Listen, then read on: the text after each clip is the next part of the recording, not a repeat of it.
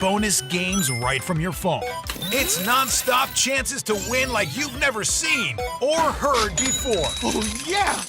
Big money! Visit nclottery.com to get in on the action. Must be 18 to play. See prize and odds charts at nclottery.com/digital-instance for details. Problem gambling helpline 877-718-5543. Hey, Greater Triangle area. Chick-fil-A wants to invite you to enjoy an iced tea on us in the Chick-fil-A app. Join us this week, March 10th to the 15th, to get your reward for a free iced tea by downloading or signing into your Chick-fil-A app with location services on in the Greater Triangle area. Redeem when you order through the Chick-fil-A app at a participating Greater Triangle area Chick-fil-A restaurant from open to close. Offer subject to availability. Rewards are single use only. Limit 1 per person per Chick-fil-A 1 account. See further details in the app. Attention! Have you racked up $10,000 or more in credit card debt?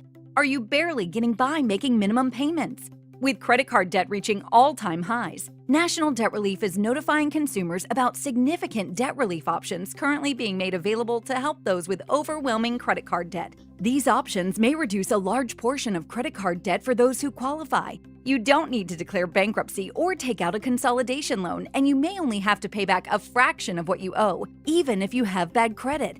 National Debt Relief has already reduced the credit card debt for more than 550,000 consumers, so don't wait. If you owe $10,000, $20,000, or even $100,000 in credit card debt, you can now take advantage of this financial debt relief as the cost of living continues to skyrocket. To check what debt reduction you may qualify for, call 800-848-4499.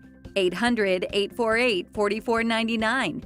Again, that's 800-848-4499. In World War I, American fighter pilots covering a plane's rear position coined the phrase, "I've got your six," to mean "I've got your back." Through their service, veterans have our backs. Now we should have theirs. Learn more at gotyoursix.org using the number 6. For a limited time at Verizon, you can get our best price ever. That's 4 lines on unlimited welcome for just $25 a line per month with autopay plus taxes and fees. You'll also get the new iPhone 16 Pro, 4 of them for the entire family when you trade in up to 4 phones from our top brands. That's a new phone for everyone, only on the network you can count on. Verizon. Visit a store today. 20 monthly promo credits applied over 36 months with a new line on unlimited welcome. In times of congestion, unlimited 5G and 4G LTE may be temporarily slower than other traffic. Domestic data roaming at 2G speeds. Additional terms apply for phone offer. See Verizon.com for details.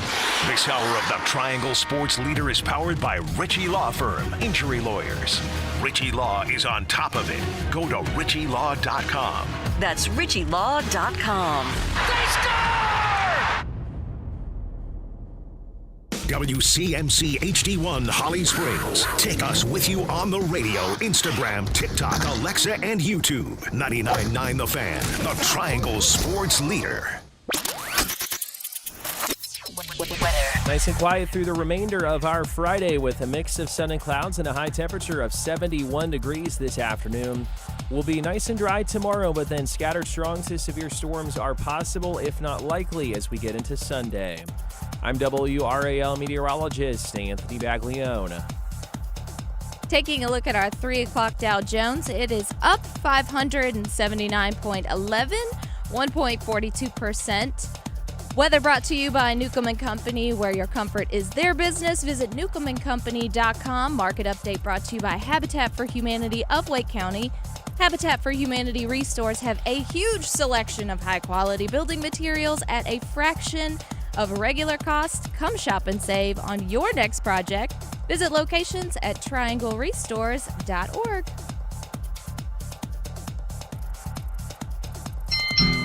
It's up to Proctor, but Cadeau gets back and blocks the shot off the backboard. It sets the screen for R.J. Davis. He passes over on the right corner. Oh, tough three by Ian Jackson, and he rattles it home. As they get it back out to R.J. Davis, 13 on the shot clock. Crossover, step back, triple, count it! Oh, yeah. R.J. Davis dribbling on the perimeter. He's just going to force up a mile-long three and switch it home. The Drive with Tim Donnelly on 99.9 The Fan. The Drive with Tim Donnelly here on 99.9 The Fan from Charlotte, inside the Spectrum Center.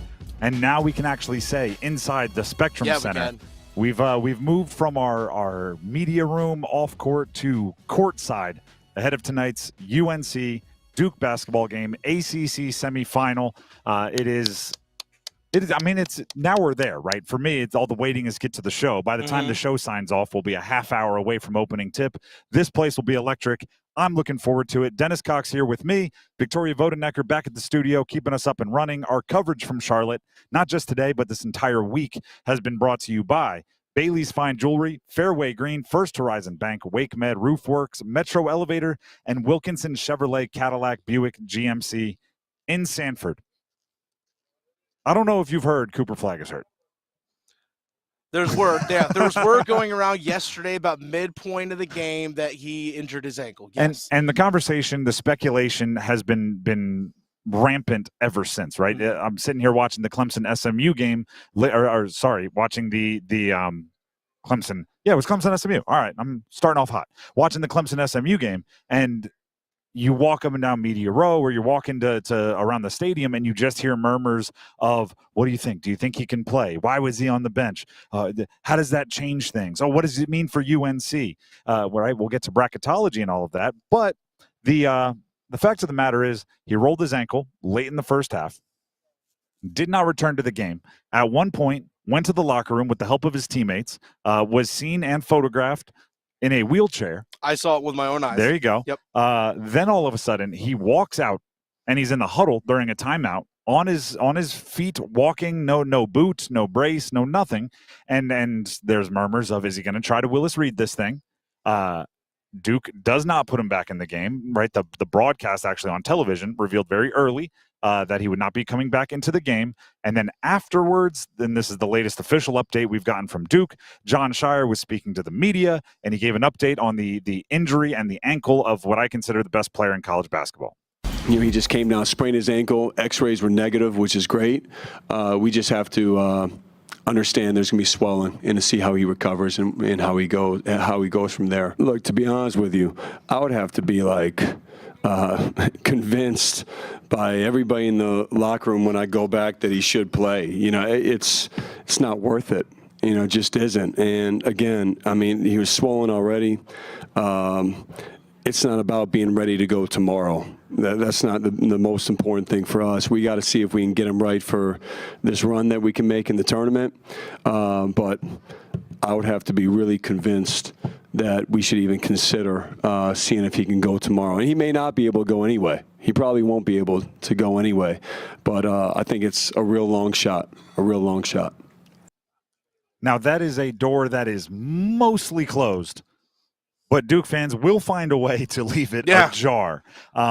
It's not locked. Yeah, the door's not locked. Exactly. It might be closed, but you're right. It can be opened, right? Long shot is not no shot. It's not worth it does not mean we won't do it anyway. Here's the I mean, basically the question is it worth it? You heard him say it's not. I still think Duke has the depth. I still think they have the talent to be a contender for the ACC and even a contender for the national championship without him. But you can't have the best player in the country get hurt and not have it impact everything, right? Mm-hmm. Their own team, the teams they're playing against, UNC's chances of making the NCAA tournament. I guarantee you Louisville and Clemson are feeling like it's a more wide open ACC tournament, at least their fans are. Duke has a really interesting priority list to deal with, right? Is the ACC tournament enough to risk it, to put him back in there so fresh off an injury? Or is the NCAA tournament what they're really caring about? Is the NCAA tournament enough to risk it, meaning risk being maybe not healthy leading up to the NBA draft and all of the workouts and processes that go towards that for what is expected to be the number one overall pick? Who's watching? Who's in that decision-making process? There's a lot going on. I can give you this as a side update. Todd Gibson, sports reporter for WNCN in Raleigh, tweeted this out earlier. Duke is at the arena this was earlier today. Duke is at the arena for a shoot-around. All roster players are here, including Cooper Flagg, who walked in just like he walked in before yesterday's game, not even a hint of a limp. Todd did then go on to clarify that does not include Malik Brown. Malik Brown also hurt yesterday, dislocated his shoulder again. That is more of a closed door than a door closed and not locked. It's an interesting deal. It will impact everything. Just the pop in this room that would occur when Cooper Flagg jogs out for warm-ups would be noteworthy if he did that. it would be absolutely outlandish. The other thing is the rest of the team has to prepare, right? How high can Con Knipple fly now that he has a little bit more room to spread his wings? He had 28 points yesterday, career high in assists, closed out the game. He was the best player on the floor in the second half. Isaiah Evans, Tyrese Proctor, can they do more with a little bit more room? That's a question. John Shire was asked how much he had to change his offense with Flag not playing.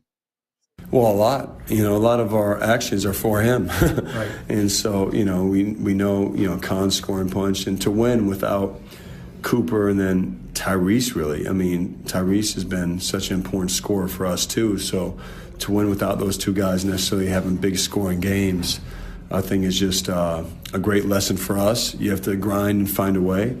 And we did that. The offense changed. I'll give him that. It didn't necessarily get worse. No. Right? The changing is style rather than quality, right? Their offense after Cooper Flag went out immediately actually kind of got them back into the game and rolling, and that second half 12-0 run to start the half that gave them the lead and really kind of solidified things. Cooper Flag was out for all of that.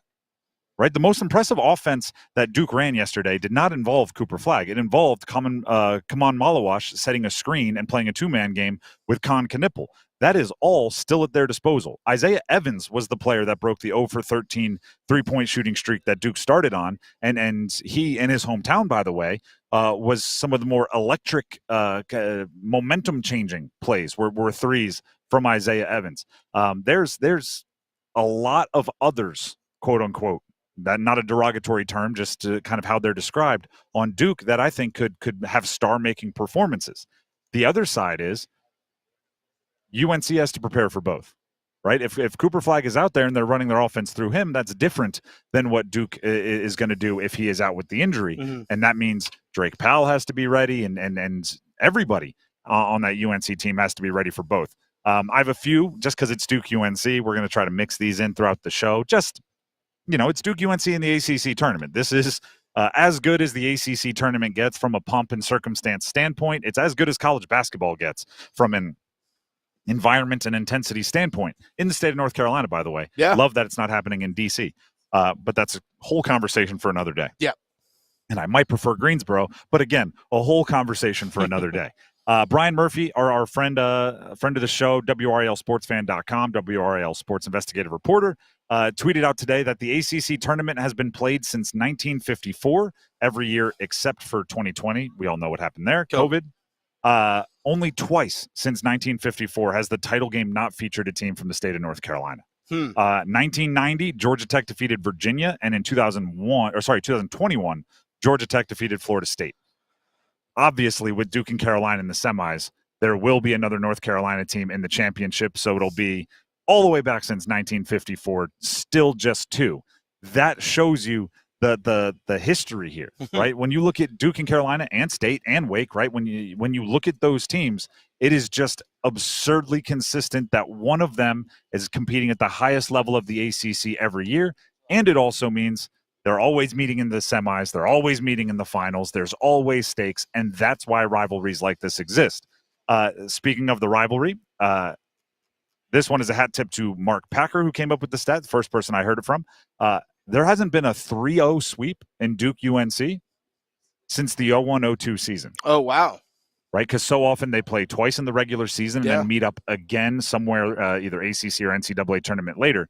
There hasn't been a 3-0 sweep in the series since the 01-02 season. And just to put that in kind of your memories timeline, that would be Jay Williams, Carlos Boozer, Mike Dunleavy, Chris Duhon, the national championship squad, sweeping a Matt Doherty UNC squad led by Jason Capel as the leading scorer. Interesting. That's a while ago. That's a long time ago. That is a while ago. These kids weren't alive for that. Gosh, when you say it like that, it's 100%. Actually, there's one kid for Auburn that was maybe. Yeah, exactly. 25-year-old for Auburn. You know, the Cormac Ryans of the world may have been around. But you're right. The squad and these two teams weren't even alive the last time it happened. So, UNC playing. If they beat Duke, that streak will continue. No 3-0 sweeps in their lifetime. which is again, history, intensity. You're going to see a rivalry. It's just not going to be on either of their home floors. It's going to be here in Charlotte, inside the Spectrum Center, and we'll be here along for the ride. It is The Drive with Tim Donnelly, 99.9 The Fan. Before we go on, and we have to look UNC side. We did a lot of talking about the Cooper Flag injury. That seems to be what everybody's buzzing about. But UNC has an opportunity and maybe a necessity to get a big win for their team. We'll look at their side coming up. Oh, by the way, a little correction here. Appreciate Adam Gold. Oh, yeah. The 01-02 season didn't win it all. Lost to Indiana in the Sweet 16. My memory must have been telling me maybe the year before with all those guys on the title, because Battier would have been a part of that one. Appreciate Adam Gold for the correction there. All the Duke and UNC, when they're both good, it all bleeds together.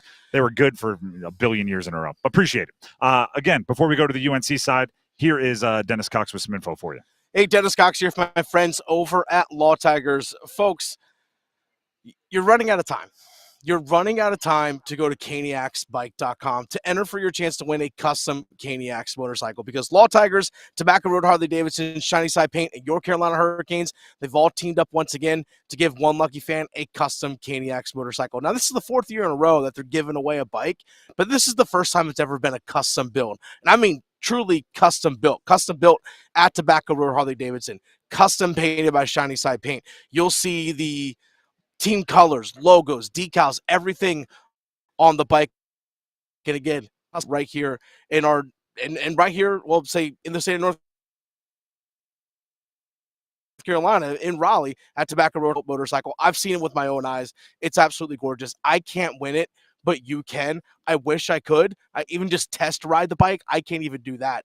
But, folks, you can win it as long as you go to caniacsbike.com to enter for your chance to win. Again, caniacsbike.com. Law Tigers is a network of independent law firms who are members of the American Association of Motorcycle Injury Lawyers. Law Tigers is not a law firm. It is a big game anytime Duke and UNC get together today.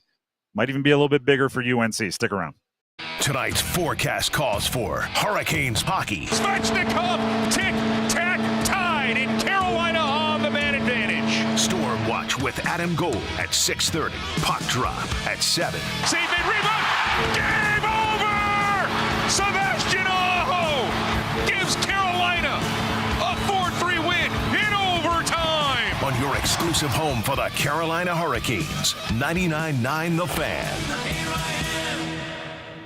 Hey, Greater Triangle area. Chick-fil-A wants to invite you to enjoy an iced tea on us in the Chick-fil-A app. Join us this week, March 10th to the 15th, to get your reward for a free iced tea by downloading or signing into your Chick-fil-A app with location services on in the Greater Triangle area. Redeem when you order through the Chick-fil-A app at a participating Greater Triangle area Chick-fil-A restaurant from open to close. Offer subject to availability. Rewards are single use only. Limit 1 per person per Chick-fil-A 1 account. See further details in the app. Attention watch enthusiasts and collectors. Bailey's Fine Jewelry invites you to an exclusive pre-owned Rolex event happening for 2 days only, March 21st and 22nd at their Village District location in Raleigh. Discover North Carolina's largest selection of vintage and pre-owned Rolex timepieces featuring sought-after models like the Daytona and Submariner, and collector favorites like the iconic Pepsi and Hulk. Whether you're a seasoned collector or searching for your very first Rolex, this is your chance to explore an unmatched collection March 21st and 22nd only at Bailey's Fine Jewelry in the Village District. Visit BaileyBox.com for event details. Your perfect Rolex awaits. You know what you deserve? The joy of a remote start.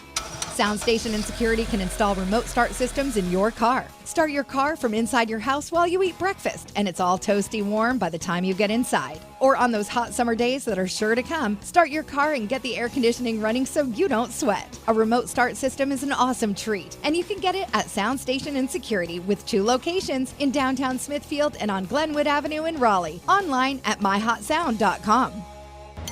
Welcome to Take 5 Oil Change. Thanks. Got my seat cushion, crossword puzzle, and can't forget the hand sanitizer. Okay, show me the waiting room. No need for all that. You can stay in your car. I'll stay in my car? Get out. Yep, you stay in. It'll just be 10 minutes. 10 minutes? Get out. Go ahead, sit back and relax. Well, I guess I'll save all this for the DMV. If only they took 10 minutes, am I right? I'm sorry. Take 5. The Stay in Your Car 10-minute oil change. Adam Gold in studio with my man Patrick Day from the Aluminum Company of North Carolina. Everything for the exterior of your home, but it's also everything for the peace of mind of the customer. Talk to me about the trust factor and everything else that you guys offer. I got to tell you, I think one of the biggest things for us is we don't take any payment from you for any of your home improvement needs until we're done with the project. I hear stories all the time about people putting down deposits with companies, 25, 50% of the project total overall, and they don't even know, they don't show up. Right. You've lost whatever percentage you put down, that's how much power you lost already. Right? Right. So with us, you pay nothing until we're done. Typically we're not the least expensive, and we're certainly not the most expensive. You get 3 or 4 estimates, we're going to fall right there in the middle. But, you're going to have a warranty that's lifetime, transferable for 10 years on any of the products we sell typically. And we've been around since 1961. You can trust us. We've been around forever. It is about trust. And I think you guys are the most trustworthy business that I know. Aluminum Company of North Carolina, aluminumcompany.com. Organize easy. Organize tough. Customize your work truck or van with upfit solutions from Van Products. Steel and aluminum shelving, toolboxes, data files, cabinets, drawers, conduit carriers, ladder racks, everything safe and secure. Everything built as unbreakable as you by Adrian Steel. Backed by the best warranty in the business. 3 years, 36,000 miles. Everything custom installed by Van Products so you know it's done right. From a single work rig to a fleet, choose custom installed upfit solutions from Van Products. Hey, bud, why the long face? Got laid off again, like the 3rd time since the plague. You should move back in with your parents. What? Well, let's go to Sharky's. Now that's a good idea. Hey, they hiring?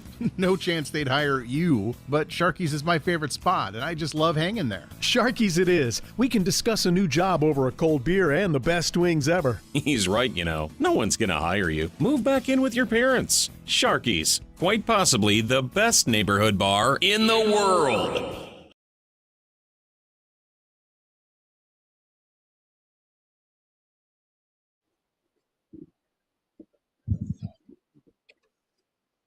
The Drive with Tim Donnelly, 99.9 The Fan. You know why I'm playing this, right? Well done, Victoria, on the song, Thank by the you. way, because it's Thank Pi you. Day. Yes, Oh. it is. Yep. I Our picked that up fearless right away. leader V. just talked about it, so kudos to him, too. I was unaware it was Pi Day, but you're darn right, 3.14. But it should be, obviously Pi Day, it's a thing, right? A little elementary school, everybody gets real excited for it. It should be a holiday just because it's Duke UNC in the ACC tournament, right? And sorry, Pi Day, you're going to take a back seat today. Is a holiday in North Carolina for a different reason. Speaking of elementary school, if I hear one more person that went to elementary school in North Carolina joke about wheeling in the TV to watch the ACC tournament, if I got a nickel every time, I'd be a billionaire. That's how we did that in Virginia, too. That's how important it is. We did not in New Jersey, but well, why would you? That explains things. Hey, I don't know. I was big. It's Duke North is what they say. That's a staple here, Tim. Yeah, I know, it is. Jay Will was from nearby. I grew up 20 minutes from the University of Virginia. They wheeled that card in or had the TV in the corner. And then the whole deal. You definitely weren't doing it for football season. No. The Drive with Tim Donnelly, 99.9 The Fan. Not sure where the joke lies. Tennis Cox here with me, Tim Donnelly at the ACC tournament in Charlotte. We are courtside in the Spectrum Center where not 10 feet from where we're sitting, Duke and UNC will tip off the semifinals of the ACC tournament at 7 o'clock. Victoria Vodenecker back at the studio, keeping us up and running. Quickly, a chance for you to win some tickets. Text keyword TOAD, T-O-A-D, to 919-860-5326 for your chance to win a pair of tickets to see Toad the Wet Sprocket at Coca Booth Amphitheater on August 21st. Keyword TOAD to 919. Text it to 919-860-5326. Here's the challenge for UNC today. They're playing a really good team. But if you get to the next level, the challenge is I think they have to try to make a game with monumental stakes, monumental intensity, monumental historical importance, and try to make it feel like just another one of their last 8 games.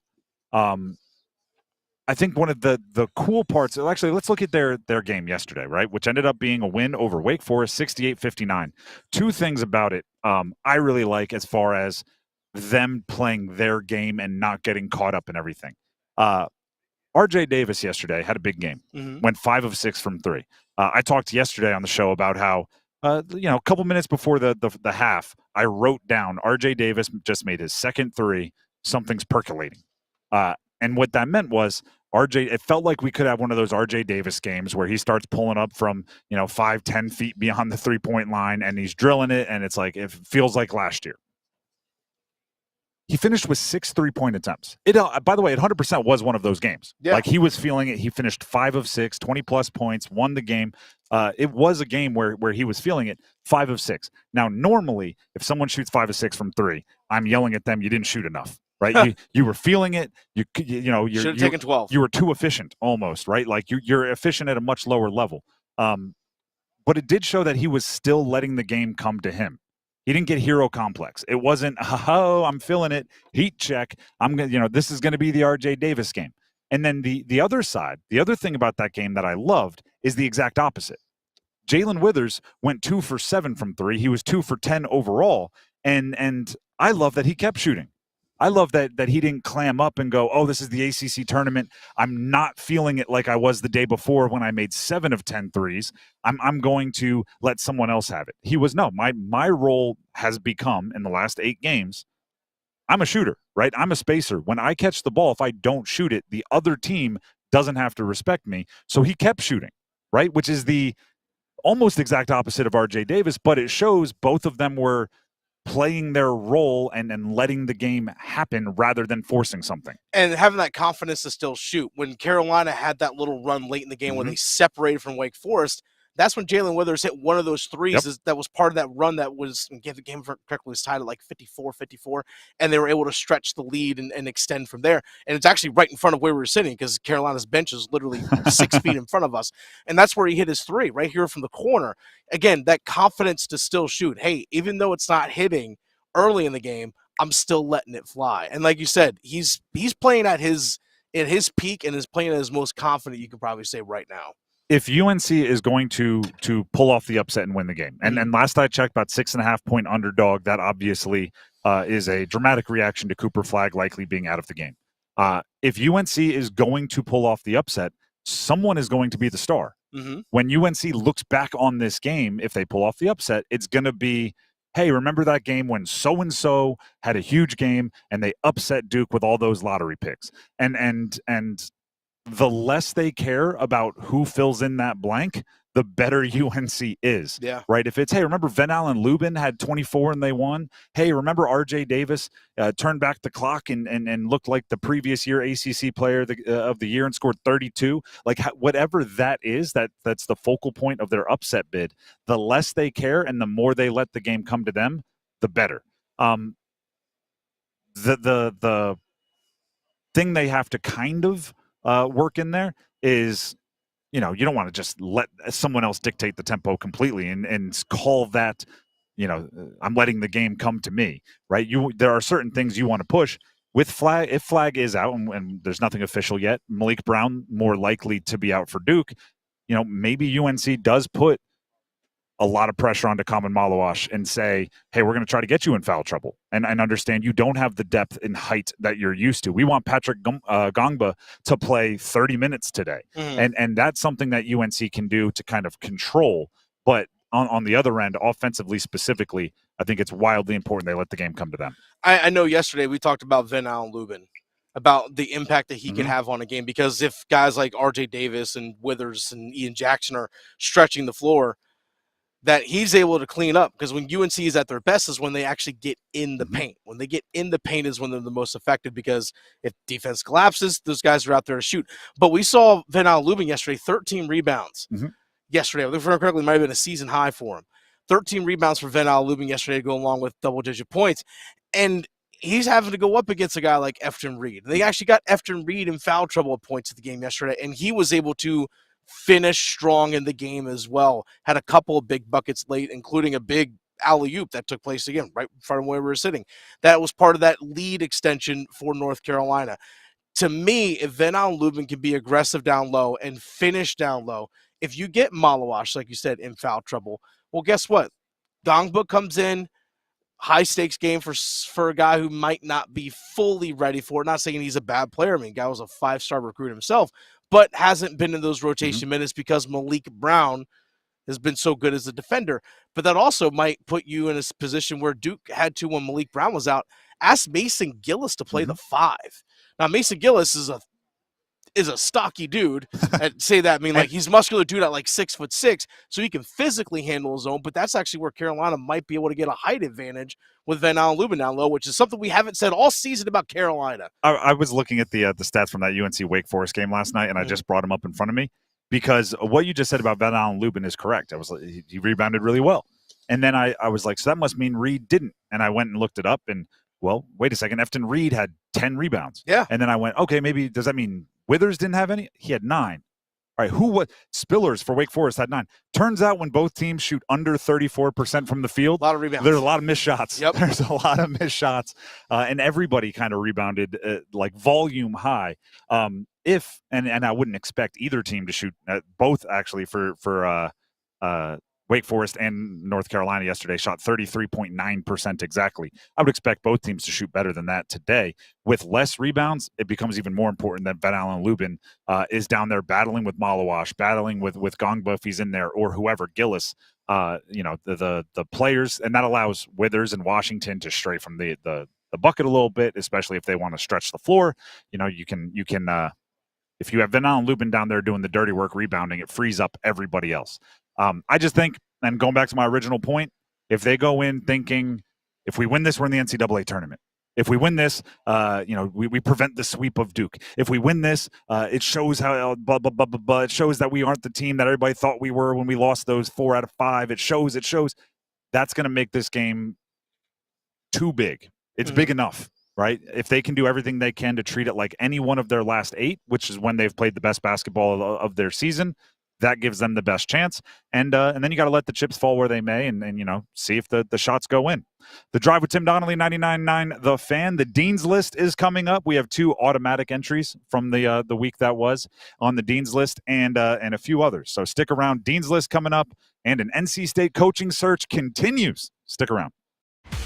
If Heineken Silver was a 60-second radio ad, it'd tell you all the stuff you need to know in only 30 seconds to keep things light and refreshing. Seriously, time me. Heineken Silver, a world-class light beer that's surprisingly crisp and refreshing. Made with only premium quality ingredients and just 2.9 grams of carbs and 95 calories. All without compromising on taste. Heineken Silver. Order now at Heineken.com/silver. Must be 21 and older to purchase. Enjoy Heineken responsibly. Whew. 30 seconds. That's it. Done. Peace. This St. Patrick's Day weekend, let's keep our community safe from drunk driving. If you celebrate a little too much, don't rely on the luck of the Irish. Use a rideshare or designated driver. From your friends at 99.9 The Fan and Ritchie Law Firm Injury Lawyers. Are you suffering from chronic joint pain or just struggling with daily activities because of discomfort in your knees, back, or other parts of your body? Well, I've got great news. It's called DaVita Med Spa and Wellness, a solution that can help you get back to feeling like yourself again without the risks of invasive surgery or long-term prescription drug use. DaVita Med Spa and Wellness is a regenerative medicine clinic. Their innovative treatment options address the root cause of your pain to promote healing and prevent re-injury for long-lasting pain relief. If you have arthritis, joint pain, sports injuries, or other conditions, their highly trained medical providers will develop a cutting-edge treatment plan tailored just for you with little to no downtime. DaVita Med Spa and Wellness can get you back to doing the things you love. Call DaVita Med Spa and Wellness today, spelled DVIDA. Call 984-333-1313, 984-333-1313, 984-333-1313. Global Golf is Carolina's largest pre-owned golf store. March 14th and 15th. You're invited to the 2-day sidewalk sale this Friday and Saturday. Don't miss huge deals like drivers starting at $50, name brand apparel starting at $25, shoes starting at $40, and golf bags of all kinds starting at $50. You're invited to the Global Golf Retail Store Sidewalk Sale, located on 7320 ACC Boulevard, North Raleigh. Global Golf, home of the best deals in golf. It's time for the Coastal Scholar Athlete of the Month. Hello, Creighton Blackwell here at Coastal Credit Union 99.9 The Fan, and we're here to celebrate yet another Scholar Athlete. This month, we're at Middle Creek High School, where we celebrate our newest Scholar Athlete of the Month, Kristen Norton. My parents have always been there for me, And then my teammates, they really helped me with like the mental part of it. So they really helped like bring me up when like I make mistakes or something and just keep me like grounded. She's just a great person. She's a great leader by example and also vocally. She's just that type of person. It doesn't matter what the situation is, anything that can help the team. She's a great young lady. It's amazing to have on the team. She's a really good role model and a leader on the team. She's always first to step in and try something new to help the team. What does winning this award mean to you? It just means that like all my hard work has like really shown. Some days I'm like, what have I done? Like, what have I accomplished? But getting this was like, people have actually seen my improvements and my accomplishments. So it's good. It's really good. Yeah. Congratulations, Kristen. For over 20 years, 99.9 The Fan and Coastal Credit Union have been recognizing scholar athletes at Triangle area schools. If you'd like to nominate a high school athlete, text AWARD to 919-860-5326. That's AWARD to 919-860-5326. The Dugout Tavern and Grill is the #1 sports bar in Apex and your March Hoops headquarters. Stars of our games, fill out a bracket to win big prizes from New Belgium Brewing, $5 Modelo on game days, daily drink specials, and late night buy one get one half-off appetizers. We've got a 16-foot video wall and over 30 other big screen 4K TVs inside and out with state-of-the-art sound always on so you can catch all the hoops action at the Dugout. 1413 Kelly Road, Apex, and the DugoutTavern.com. Breaking news, and this one is almost unbelievable. Yeah, it's all about new customers at Bet365 because they get $150 in bonus bets when they bet $5, win or lose. And even better, bonus bets can be used on the spread, totals, and player props. There you have it. Bet $5 to get $150 in bonus bets, win or lose. And see why it's never ordinary at Bet365. 21 plus only. Must be physically located in North Carolina. Gambling problem? Call 1-877-718-5543 or visit morethanagame.nc.gov. T&Cs apply.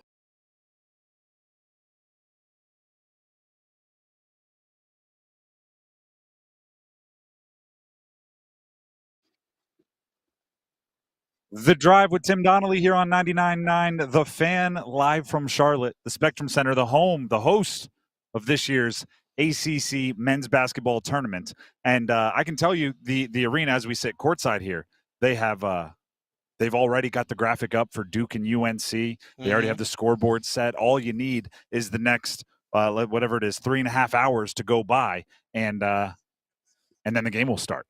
By the way, you can listen to the game on Buzz Sports Radio. So we're actually going to go live all the way to 6:30. We're going to pick up Storm Watch with Adam Gold because the Canes are in action tonight taking on the Detroit Red Wings. So have your first goal scorer predictions ready to go. But on Buzz Sports Radio, that's where you can listen to the Canes game. So that's 99. That's where you can listen. Listen to the Duke UNC game. There's too much going on. There's a lot going on. Listen to Duke Carolina on Buzz Sports Radio. That's 99.9 HD2 or 6:20 a.m. Or you can stream it on WRLSportsFan.com. Listen to it that way. But that is where you can listen to Duke UNC tonight. Is over there. Our coverage here from Charlotte leading up to the ACC semis, as it has been all week, is presented by Bailey's Fine Jewelry, Fairway Green, First Horizon Bank, Wake Med, Roofworks, Metro Elevator, and Wilkinson Chevrolet Cadillac Buick GMC in Samford. It is about 3:35, which means it's time for the Dean's List. Let's put a little class in session. There's the opening bell. We do have, for those of you that don't know, the Dean's List is where we acknowledge, we praise those in the college sports world doing things the right way, doing something great, and maybe the ones that fall under the radar a little bit, we try to give them a little shine. We do have 2 auto qualifiers. We said at the beginning of the week for the ACC tournament, if you score 25 or more points and your team wins that game, it's not up to us. This is like winning your conference tournament. You're going to the NCAA tournament. If you score 25 in a win, you are a Dean's List member. We have 2 auto qualifiers.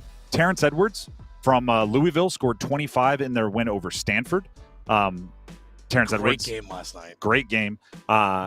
Ends up being a buzzer beater. That person might also be in the Dean's List from the committee choice. But Terrence Edwards, I mean, he's just a good scorer, man, and he's confident and he finds ways to impact the game. And against Stanford, a team that I thought had maybe upset written all over him and had a lead late, he was part of that comeback. So give Louisville's Terrence Edwards a little Dean's List mention. And Con Knipple from Duke, 28 in the win over Georgia Tech. He almost was an auto qualifier in the second half alone, as he scored 22 in the second half for Duke. So Con Knipple, an automatic qualifier. We'll be talking about him a whole bunch leading up to the Duke-UNC game later on. Dennis, do you have a Dean's List member you'd like to throw out there? Well, I think you teased him already from Louisville, Chucky Hepburn. But I actually will throw this in there as well. NC Central. Okay. Led by head coach Lavelle Moten. They got a 79-77 win yesterday over Delaware State. They take on South Carolina State today, actually. So that was a 6-seed NC Central in the MEAC, taking on a 3-seed. So they're actually in the semifinals today. I like shout out NC Central. The enemy of my enemy is my friend. Del State was one of our kind of like our little brother when I was at the University of Delaware. Yeah. And so if you beat the old Hornets, I'm all for it. Way to go. Perry Smith Jr., 22 points. Hey, almost. For NC Central. Almost. Hey, congrats to NC Central. I'm going to go with the player you teased and I teased. I'll tease it one more time. Yeah. Chucky Hepburn from Louisville. I think it's awesome, the game that he had yesterday offensively, because he was the ACC Defensive Player of the Year selection from earlier this week, and it immediately became a point of contention, right? Some thought it should have been Cooper Flagg. There's a National Defensive Player of the Year where there's 8 finalists. Cooper Flagg is one of them. Chucky Hepburn is not. Fans use that as a, ha-ha, I told you it shouldn't have been Chucky Hepburn. So I love that Chucky Hepburn's like, who cares if people think I am a deserving Defensive Player of the Year? Watch my offensive game win this game for us. And he hit the game winner, buzzer beater versus Stanford last night. It was, as you said, a wildly competitive game. And it was that's a true shot-making shot, right? That was a confident rise up from a Defensive Player of the Year in the conference to offensively win the game for his team. So I like that kind of rebuttal to all of the riffraff, if you will, all of the scuttlebutt going on around your Defensive Player of the Year award. Take care of it offensively. And then finally, I have one more here, and this one's going to be a little serious, right? Going to be a little serious here. John Feinstein passed away yesterday at the age of 69. Legendary sports writer, columnist, author of many books. I'm sure there's a ton of remembrances and celebrations and articles and tweet threads and everything else out there about John Feinstein, and you're going to hear both. He wasn't always the most pleasant guy, and I've been on the receiving end of that in interviews. If you ask a question that he doesn't particularly want or think he needs to answer, you're going to get the gruff. But despite that, I was always kind of cool with him because of, in his addition to his love of golf, which we always kind of got along with. You may never find a bigger champion for the beauty of college basketball, and more specifically, the conference and tournament we're watching today. How many best-selling authors have this kind of a lineup? A Season on the Brink, which is a book about Indiana and Bobby Knight. Last Dance, behind the scenes of the Final Four, which was about a specific Final Four. The Last Amateurs, which was about the Patriot League a handful of years ago. A Season Inside, which was about the 1987-88 basketball season. And this is where it gets really, really apt to all of these celebrations of his career and life being this week during the ACC Championship and one day before UNC Duke. He wrote a book called A March to Madness, an inside look at the 1996-97 basketball season in the ACC, featuring segments on each of the 9. How about that? 96-97, there were 9 ACC schools. Oh, how things have changed. Featuring segments on each of the 9 schools in the conference. And, as history sometimes does, just to make the book more interesting, it was the final year of Dean Smith's career. So he writes that book. He also writes Forever's Team, which is a look at the 1978 Duke basketball team. That's how in deep this guy was to ACC basketball. The 1978 Duke basketball team, the reason he wrote about it, and if you read the book, you know this, but I'm a nerd, so I'll pass on just a log line. Duke made it to the national championship and lost in 78. The team was made up, their main characters, as I call them, were largely freshmen and sophomores. Everybody assumed they were going to win maybe 2 national championships because these young guys, they never got back. And it became a whole thing, and the book kind of tells the burden of expectations and everything else that comes with that in a conference like the ACC. And then maybe the most recent and kind of best encapsulation of why the ACC tournament means so much to John Feinstein's career and why John Feinstein means so much to this book recently, 2016, recently by his standards. Book called The Legends Club, Dean Smith, Mike Krzyzewski, Jim Valvano, and an epic college basketball rivalry. It looks at, I mean, this is like wheelhouse stuff for the ACC tournament. And you know, like I said, he may not have always been the most cuddly person to talk to, but he was out for a story, and so often that story was involving the ACC. So when you are that much of a champion for ACC basketball, we're here at the ACC tournament, you get a Dean's List nod. Just think about that last book that you mentioned, The Legends Club. Dean Smith, Coach K, Valvano. Just like, I'm just trying to picture what the ACC today, of like if you still had those three guys, you know? Oh, but I know we had Roy that came in after. Well, like Jim Valvano might be sitting next to us because a microphone is turned on, and he's like, I saw you guys had a microphone on. I've got some time. And you know what? I'd sit him right down next to us. Like, here's the mic. I would give him my headset. But I'm just trying to think of, imagine if the ACC got back to that level of lack of a better term, stardom when it came to their head coaches. Imagine if the ACC had that still going on right now. Maybe eventually Shire and Hubert become that. Who's that third? And speaking of NC State, there you go. It's a gravitas thing. We talked about it yesterday. Kyle Smith of Stanford made a suggestion on how the ACC might schedule going forward. Yeah. And mostly that's like a 12-hour news cycle, like few references in an article. Can you imagine if one of those three guys made a reference to changing the scheduling of the ACC? It would be as if it came down from like some mountain on high. Dean Smith says that the ACC needs to change their scheduling. We'd still be talking about it. So, as you mentioned, who's that third, right? If it is John Shire, if it is Hubert Davis, who will be playing here in the Spectrum Center in just a little bit. It'll feel like no time at all. Who's going to be for the NC State side? Who could potentially fill that role? The Jim Valvano side of that triangle? Well, let's go ahead and dismiss the Dean's List and start that conversation. The Drive with Tim Donnelly here on 99.9 The Fan. The NC State coaching search is in full steam ahead mode. We are getting reports of conversations. The first I saw was from Will Brinson. It was then confirmed by Corey Smith of Pack Pride.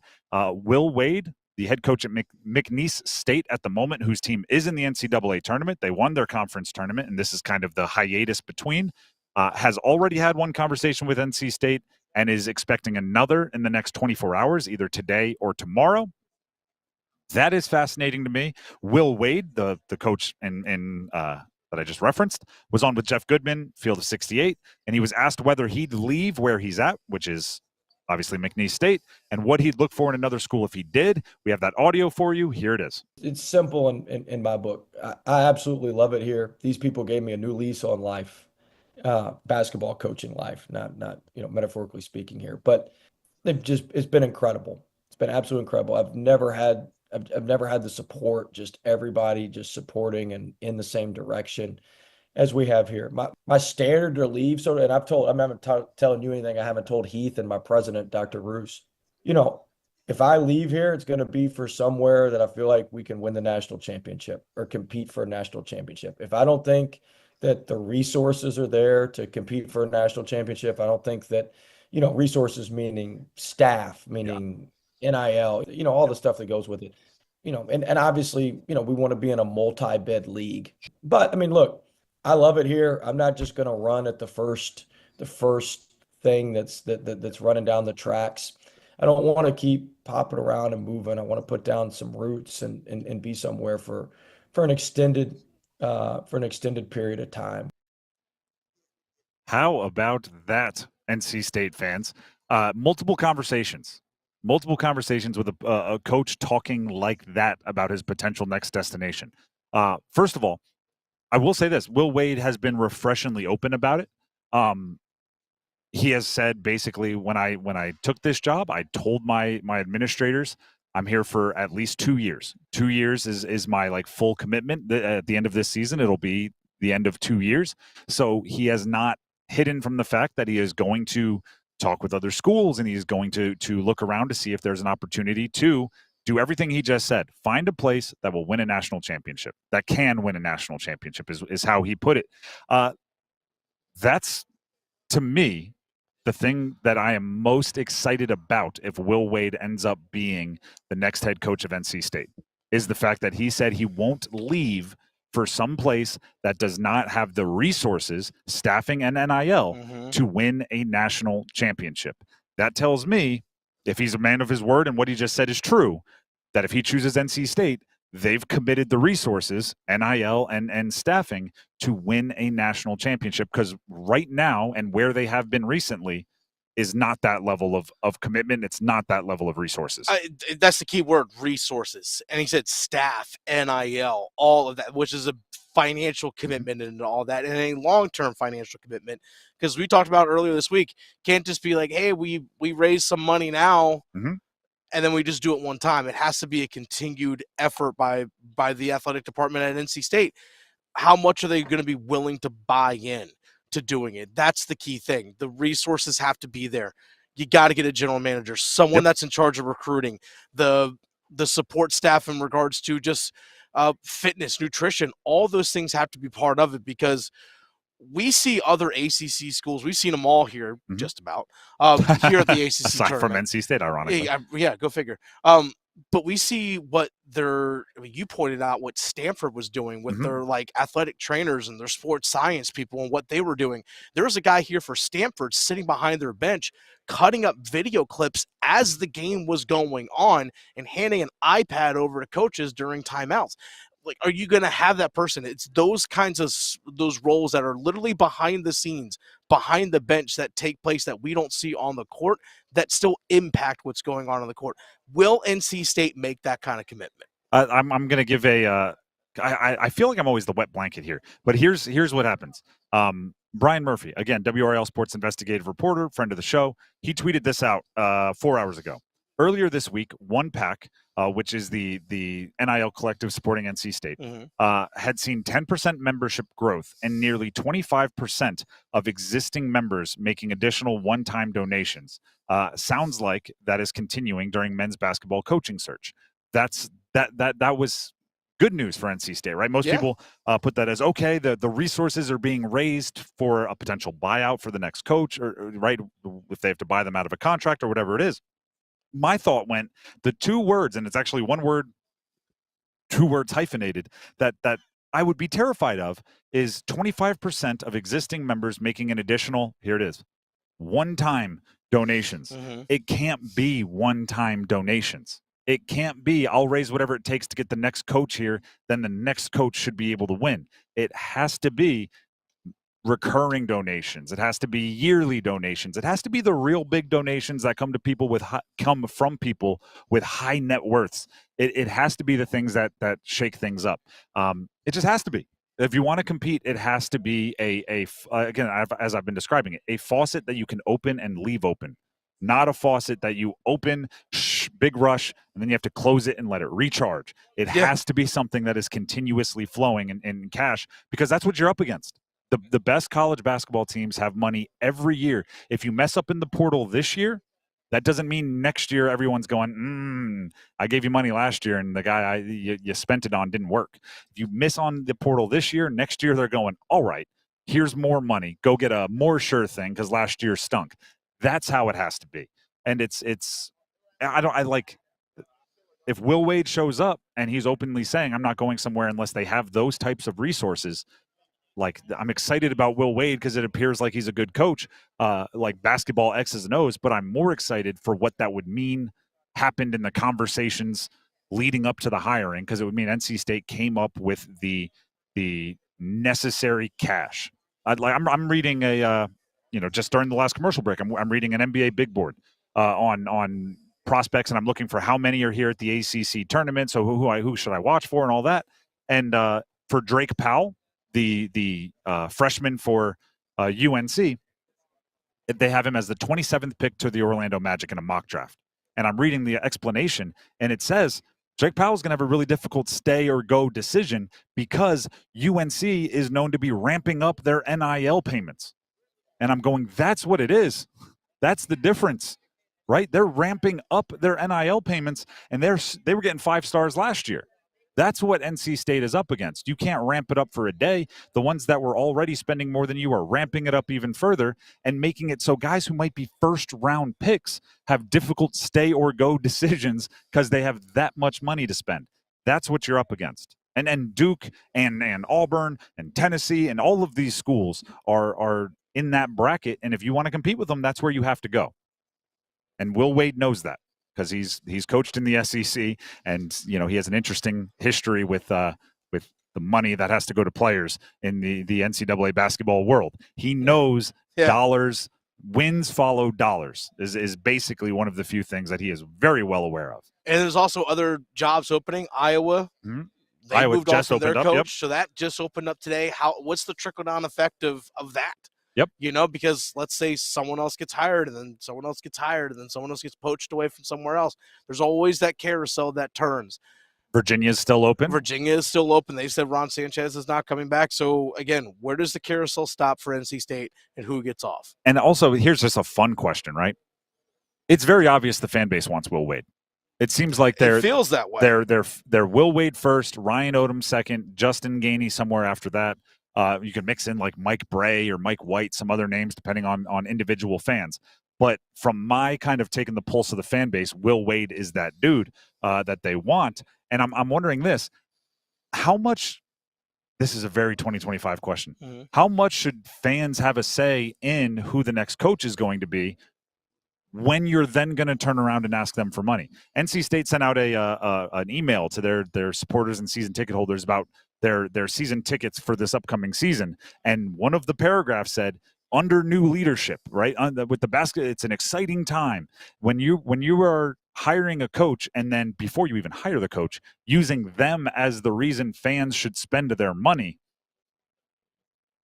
I don't know. Is it like the Pro Bowl where it's like, all right, you're going to have input from the media, the coaches, and then like 30% is going to be a fan vote? Is it like, all right, we got to talk to the administration, the athletic director, we got to talk to the board, and then 30% is going to be a fan vote to make sure they're included, because you're going to be turning around and asking them to spend their hard-earned cash? It's tough. It's a tough decision, but guess what?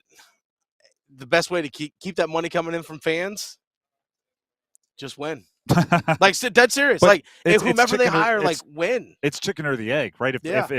If winning follows money and then money follows winning, you got to do one of them before the other shows up, right? If you have to spend money to make that first winning season, then you can let that winning drive the money. Like, at some point, you're either going to have to win without cash, or you're going to have to give cash without winning just to start up the cycle of, hey, we had a good season, please give us money. All right, you gave us money, now we're going to have a good season, and then better and better and better and better.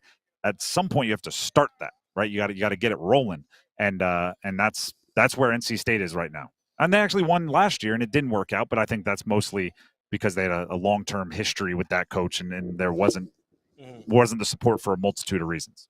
The Drive with Tim Donnelly, 99.9 The Fan, and also the super big money donors, they've always been heard.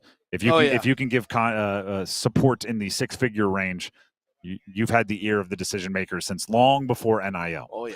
The Drive with Tim Donnelly, 99.9 The Fan. We are here in Charlotte at the Spectrum Center, getting ready for Duke UNC and the rest of the ACC semifinals.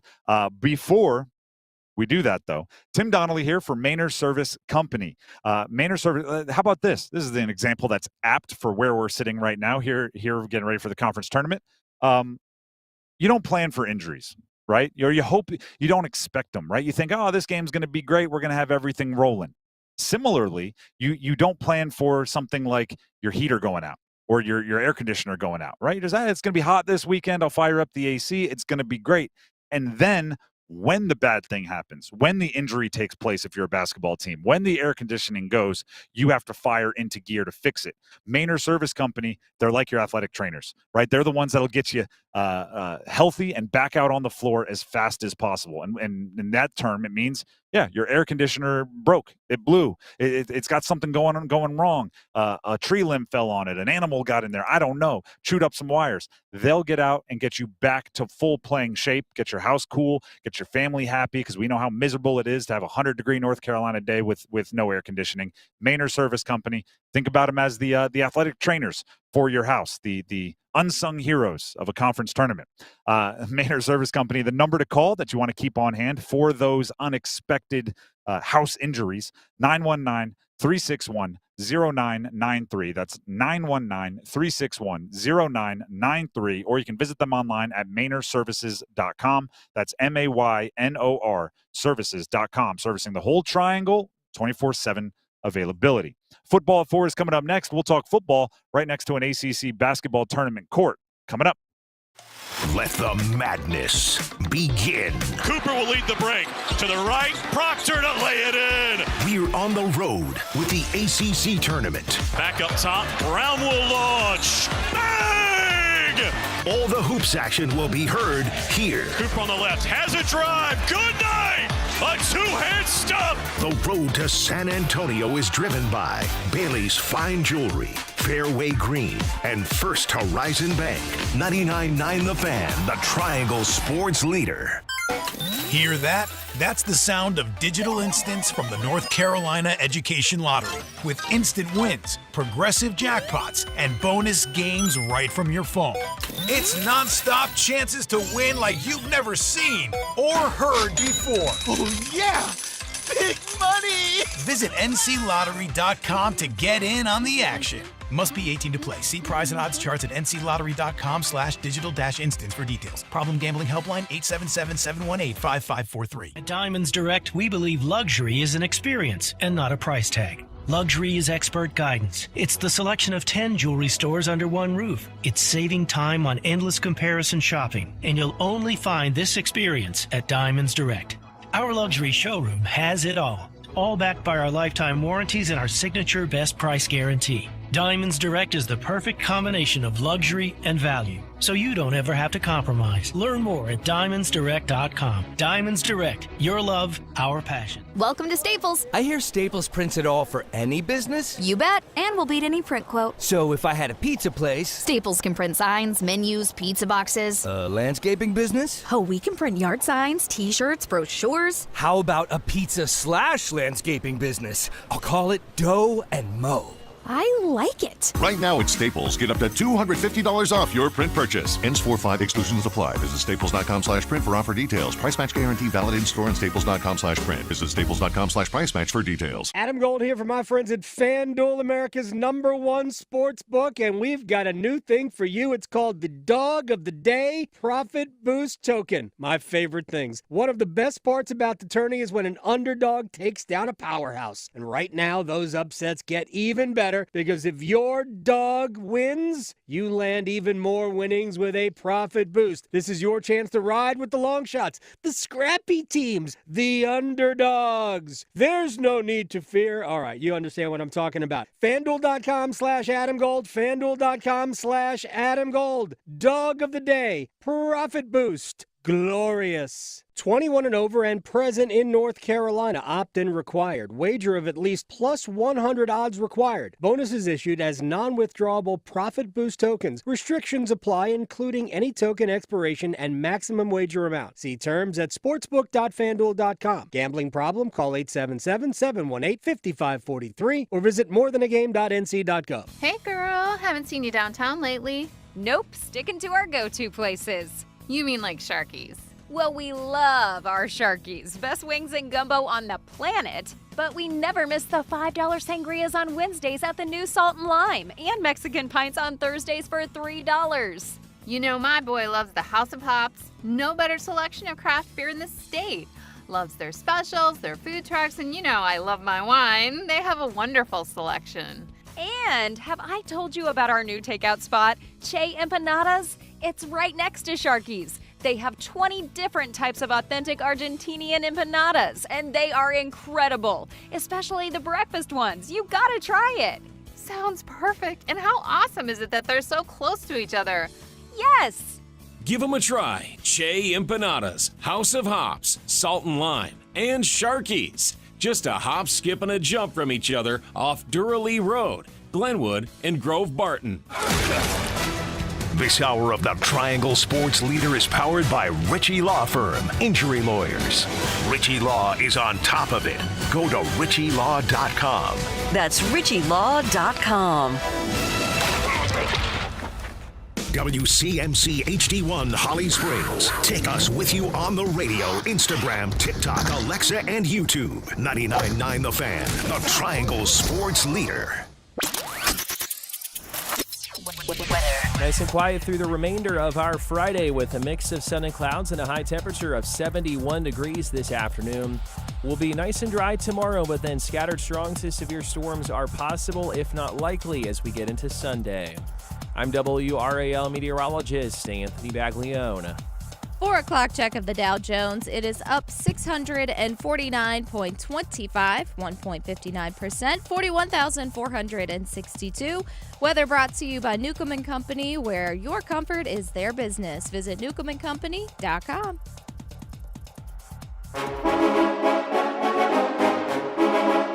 Let's move the chains. Time for football at 4. The Drive with Tim Donnelly, 99.9 The Fan. It is time for football at 4, and we are, I guess it'll be basketball at 7 for UNC and Duke. Coverage in Charlotte, which is where we are, the ACC Men's Basketball Championship this week, presented by Bailey's Fine Jewelry, Fairway Green, First Horizon Bank, Wake Med, Roofworks, Metro Elevator, and Wilkinson Chevrolet, Cadillac, Buick, GMC in Sanford. The Panthers. How about this? We're going to frame this around the Rico Dowdle signing. Okay. But it's a bigger conversation. I like what they're doing ahead of the draft, and this could be a dramatic way to put it. Mm-hmm. Matter of fact, it is. Okay. So just be dramatic. Let's do it. A little grain of salt. Don't take it that seriously. We're in Charlotte. They're making it so they don't have any "or else you die" positions going into the draft, right? Because the thing you don't want going into the draft is to have a position that you are so in need of that regardless of how the draft falls around you, you are forced to make that selection, right? Even if we don't really like this guy, but if we don't get a fill in the blank position, our team is incomplete. We won't be able to do what we want to do. So Rico Dowdle, running back out of Dallas, coming over from Dallas, it's a nice signing. Okay, I don't.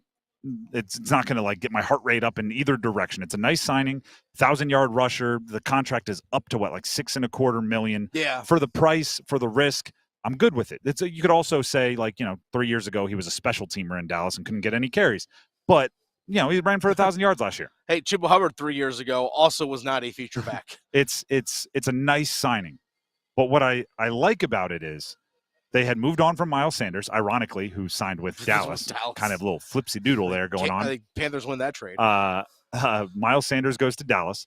Raheem Blackshear was moved on from. Jonathan Brooks obviously will not be available this year. They needed a running back. And so much so that when we talked about the draft, we were like, all right, they absolutely need to grab a running back in the draft, right? Maybe third round, right? Maybe fourth round, depending on how the draft falls. Now, with Chuba Hubbard and Rico Dowdle, if the draft just falls in a way that you're never up with say there's a ridiculous run on running backs in the second round and the 10 of them are drafted in the second round. You come up in the third and you're like, we planned on drafting a running back here, but now the guy we like isn't. You don't have to then go, well, let's settle for our F choice, right? A, B, C, D, E are all gone. Let's settle for our F choice. You instead can say, well, we have our two guys. We can supplement that with a veteran in free agency on the cheap, or we can wait for someone to get released during camp. We can grab a UDFA, an undrafted free agent rookie, and we can be okay, right? There's no or else we'll die positions. And I think the same is kind of true with somebody like Pat Jones, the edge rusher that they signed from Minnesota. Is he your ideal number one go get the quarterback guy? No. But again, let's say before the 8th pick, there's a run on edge rushers. Which is possible. And then potentially say Jalen Walker is there, or Michael Williams is there, or Mike Green is there, whatever it is. And it just happens to be a player that on your board, there's a deal breaker, right? There's something that your team just doesn't value about Jalen Walker. And he's the one that falls to you at 8. You don't have to make that pick. because you have Clowney, you have Wanham, you signed Pat Jones. It's not an or else you die position. And you don't want any of those, right? You don't want any of those at all. And yeah, I mean, we could go on. I could do this for like 5 positions, right? Roseboom, the off-ball linebacker, makes it so you don't need to go get somebody for depth behind Josie Jewell and maybe Trevin Wallace, or Wallace behind Roseboom, however that goes.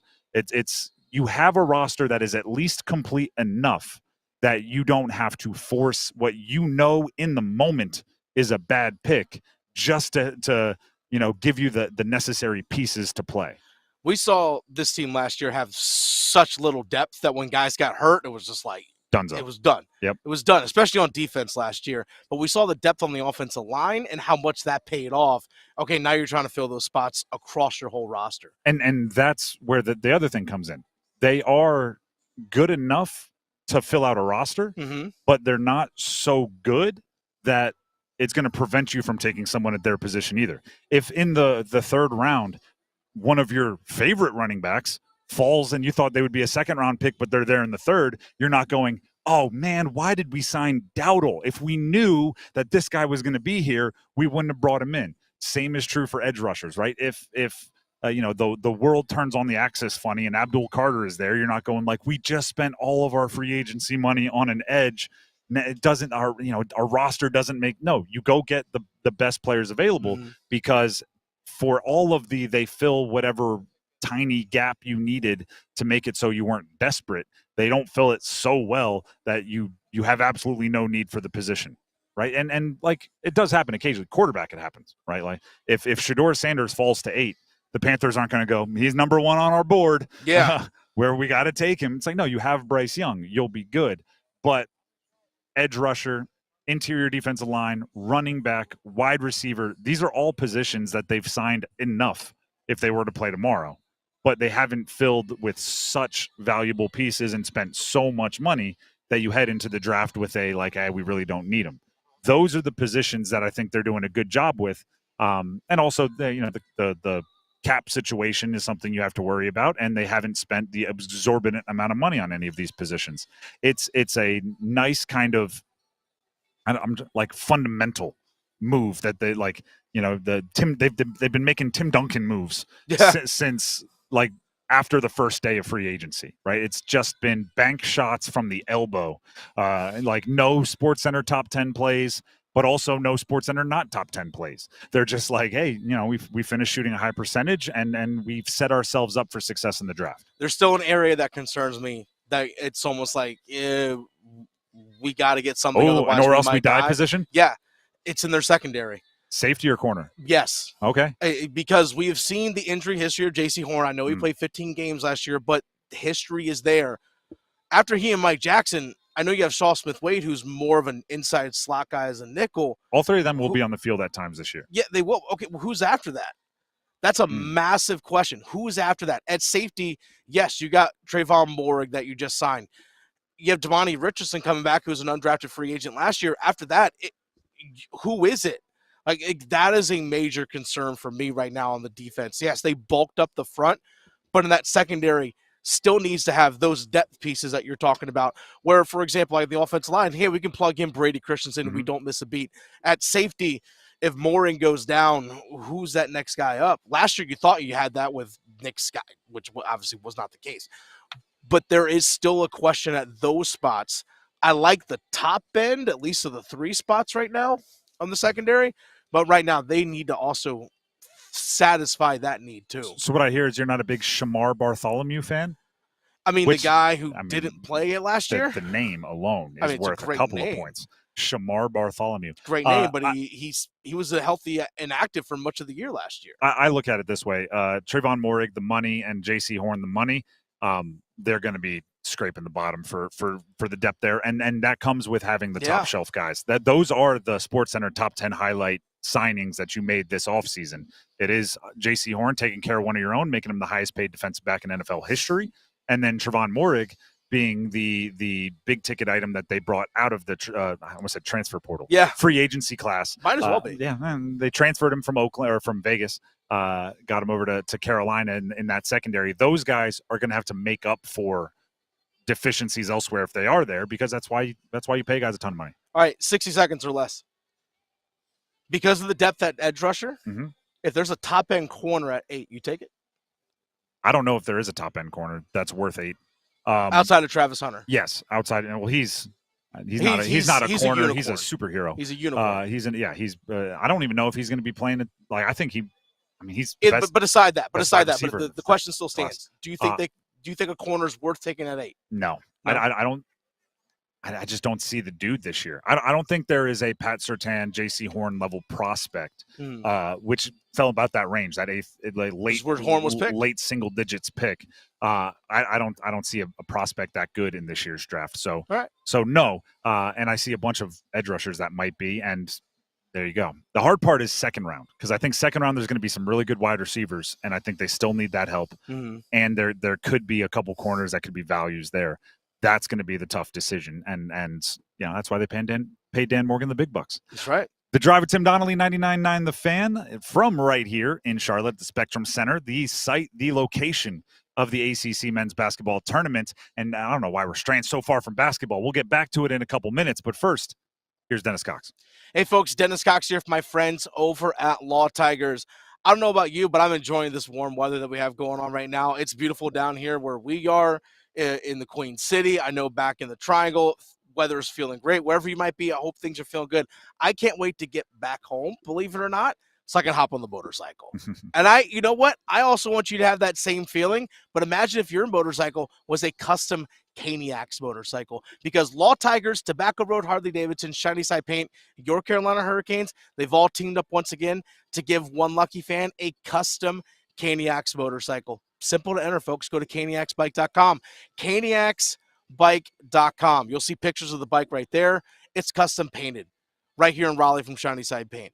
Custom built by Tobacco Road Harley-Davidson. Everything about him is custom. It is one of one, and it can be yours if you go to caniacsbike.com and enter. You have until April 6th, so don't wait, folks. You have until April 6th to enter. The bike will be given away on the ice at the last home game of the season. Imagine, think about this. Close your eyes, unless you're driving. That is you on the ice getting handed over the keys to a brand new custom-built motorcycle.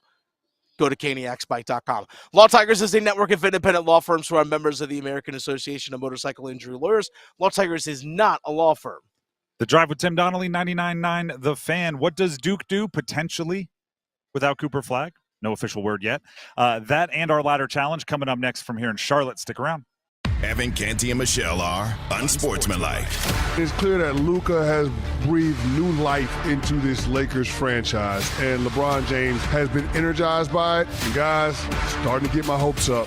Oh, no. Starting to get my hopes up. I'm starting to believe. I'm now at the place where I expect a deep playoff run, where I expect the Lakers to be in the championship round. Mornings from 6 to 9 on 99.9 The Fan, the Triangle Sports Leader. Hey, it's Adam from Counting Crows, and we were going to hire a typical route radio guy to tell you about the summer's Complete Suites tour, but I wanted to just invite you myself. Guess I should. Old songs, new songs. We'll be joined by our friends, the Gaslight Anthem. It's a summer butter miracle. Come and hang with us. Okay, your turn now. July 17th, Red Hat Amphitheater, Raleigh. Tickets on sale now at livenation.com. Presented by Live Nation. Hey, what do you say? John Forsland here for my friends at Buffalo Brothers. It's hockey season, baby. I live and work on both coasts, and here's the deal. There's nothing like Buffalo Brothers. The best wings on the planet and a great place to watch all the big games. Visit all 5 Triangle locations for great specials, including half-price pizzas Monday through Friday, 4:30 to 6, and $6 Jamesons on Sunday. Dine in, carry out. BuffBrothers.com. Aw, man, now I want wings. Mitchell Heating and Cooling. We do the job right every time. Mitchell Heating and Cooling is celebrating 51 years of trusted service. And to celebrate, get a furnace tune-up for just $51. That's peace of mind heating for only $51. Visit MitchellHVAC.com. Mitchell Heating and Cooling. Quality products and services on time from a family you trust. It's hard to stop a train. The best solutions every time. If you're 55 and up, T-Mobile has plans built just for you. 2 lines of unlimited for just $30 a line. That's a 45% savings compared to Verizon and AT&T. But don't just take our word for it. It's not just the savings that are great with our T-Mobile plan. There's all this value from all these other things that T-Mobile offers. T-Mobile has been such a savings for us. We love it. Switch today and get 2 free 5G phones like the Motorola Edge with Turbo Power charging that gives you power for the day in just 15 minutes. And customers 55 and up can get 2 lines of talk, text, and data for only $30 a line. Go to T-Mobile.com/choice55 to learn more. With AutoPay plus taxes and fees, plus $5 per line without AutoPay. Debit or bank account required. 45% off 2 lines versus AT&T Starter and Verizon Welcome. Plan benefits vary. Motorola Edge on us with 24 monthly bill credits and new line for well-qualified customers, plus tax and $35 per line connection charge. See details at T-Mobile.com. Motorola Edge requires 68-watt charger. Charger sold separately. Actual performance will vary based on usage and configuration. Tired of hearing scary radio ads about the IRS? Tax Relief Advocates is different. TRA is here to tell you that if you owe money to the IRS, whether it's $5,000 or $500,000, we have a solution. TRA can eliminate or reduce what you owe to the IRS with zero risk to you. We have over 1,000 5-star reviews on Google and an A+ with a BBB. End your tax nightmare today by visiting TRA.com or call 800-583-6681. That's 800-583-6681. Okay, I have to tell you, I was just looking on eBay where I go for all kinds of things I love, and there it was. That hologram trading card. One of the rarest, the last one I needed for my set. Shiny like the designer handbag of my dreams. One of a kind. eBay had it, and now everyone's asking, ooh, where'd you get your windshield wipers? eBay has all the parts that fit my car. No more annoying, just beautiful. Whatever you love, find it on eBay. eBay, things people love. Hello, I'm John Heister for John Heister Chevrolet in Fuquay Arena. People are asking us, how are you selling so many cars all of a sudden? Well, did you know that the Beltline has opened up the outer loop? We're only 28 minutes from Knightdale, 19 minutes from Clayton, and 15 minutes from Apex. We're now the most convenient Chevrolet dealership to reach in the Triangle. It's just one more reason to get off your keister and come to Heister. Now at John Heister Chevrolet, get up to $12,000 off a 2025 Chevrolet Silverado with Trade Assist program when you trade in a 2011 or newer passenger car or truck. Together, let's drive.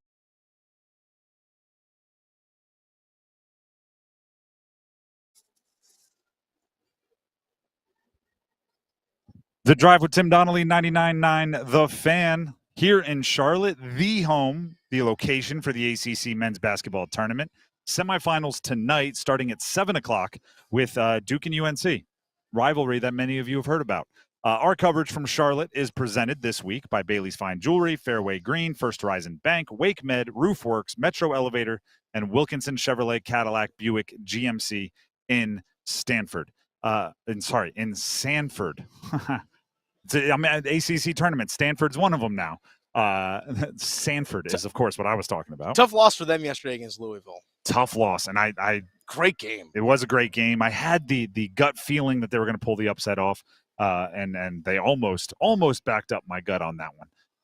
But instead, they're on their way back to the West Coast, which means SMU is the last of the new still playing, they were the last of the new still playing, and they were eliminated by Clemson last night. So it's Clemson, it's Louisville in the late night, and then Duke and UNC at 7, as we mentioned. That's it. Those are the last teams remaining, and that's all great. That's all fun competition. But let's be real. The real competition is the ladder challenge between Dennis and I. And the ladder challenge, as many of you know, and if you don't, we'll explain it. It's a competition between Dennis and I monthly. There's a trophy. Victoria back at the studio. You might see the trophy in the producer's office because Dennis is currently holding it. But that's just for now, right? That's just until March is over. It's home, right where it needs to be. 2 nights ago, we didn't get to it yesterday because we were doing the morning show, a bunch of changing of the schedules. But 2 nights ago, Stanford did come through for me. I picked them plus 7.5 over Cal.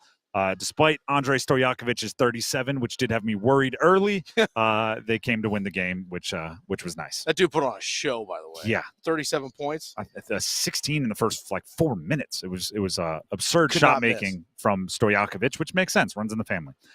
Dennis, did you win your bet? I did. I had the Detroit Red Wings at plus 2.5 in their game against the Buffalo Sabres. Detroit won 7-3, so nailed that one. I'm up to $23.20 right now.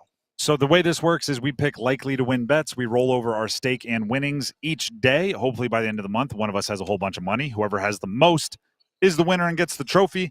Dennis, how much are you up to? I'm at $22.90. I'm at $23.20. We start with $10, so Dennis has the lead. Dennis, what are you going with tonight? All right, give me tonight Calgary Flames taking on the Colorado Avalanche. Both these teams can score.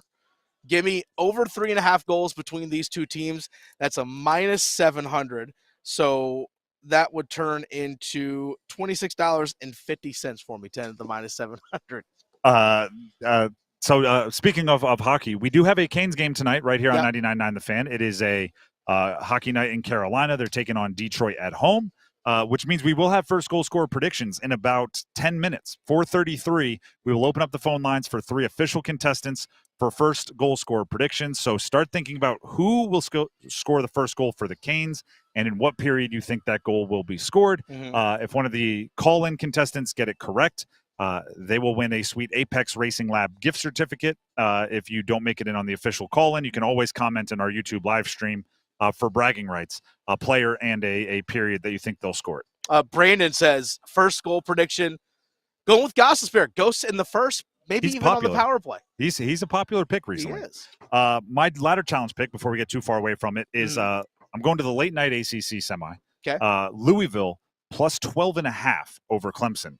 Clemson is a 1.5 point favorite, which I think that's probably right, but I don't see anyone winning this game by double figures. The ACC has been ugly competitive for most of the tournament. Only a couple games have gotten away. These teams are both playing on the second night of a back-to-back, so they're a little tired. They're both good teams. They're both prideful teams. Suddenly they feel like there's a wide-open ACC tournament with some injuries that took place. I think Clemson is probably rightfully favored, but I don't see this one being more than 7 points in either direction. So give me Louisville plus the 12.5.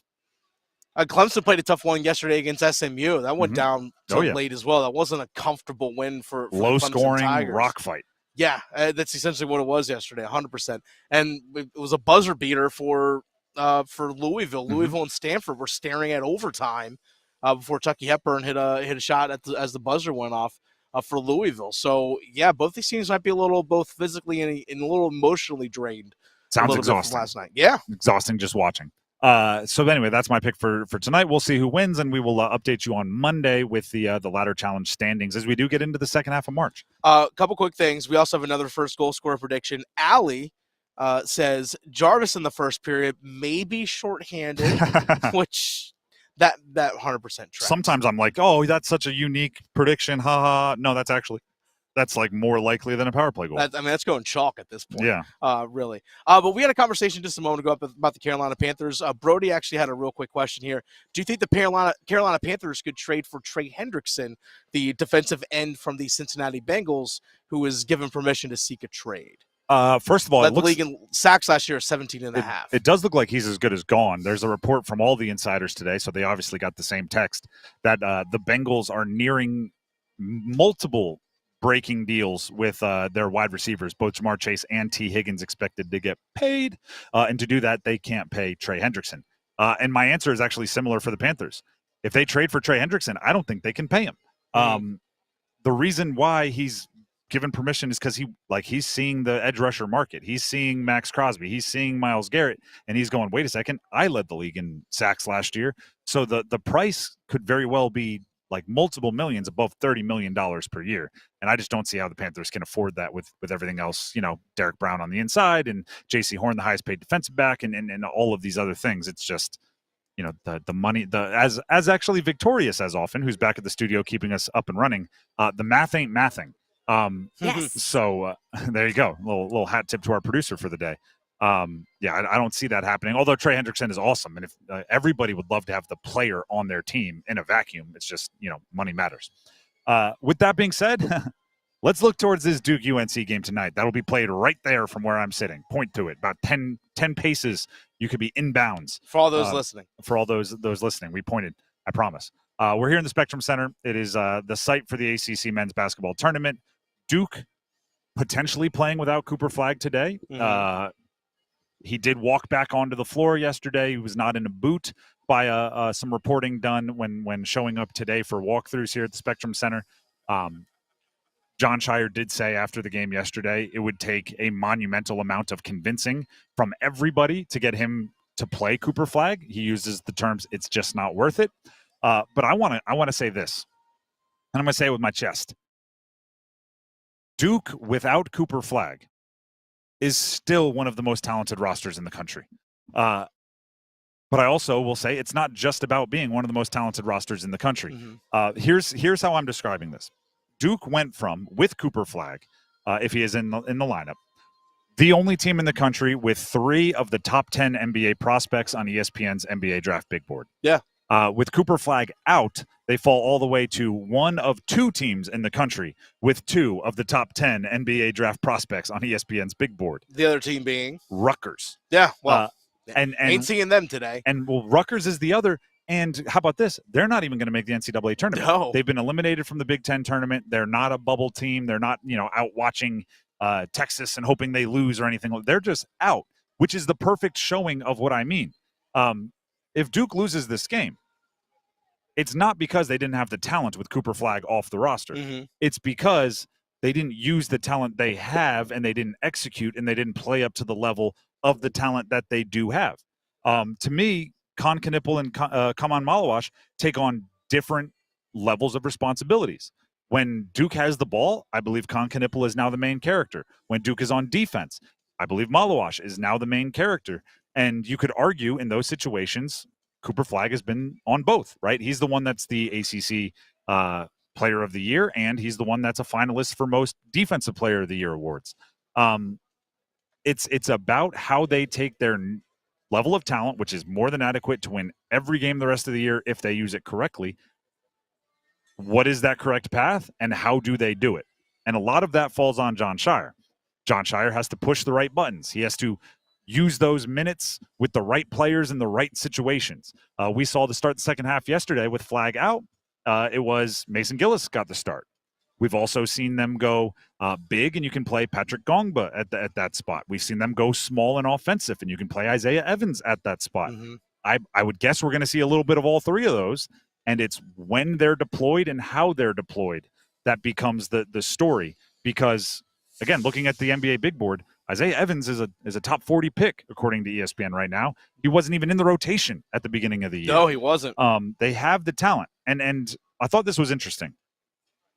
Yesterday, Duke, the John Shire began his post-game comments saying that was a different game.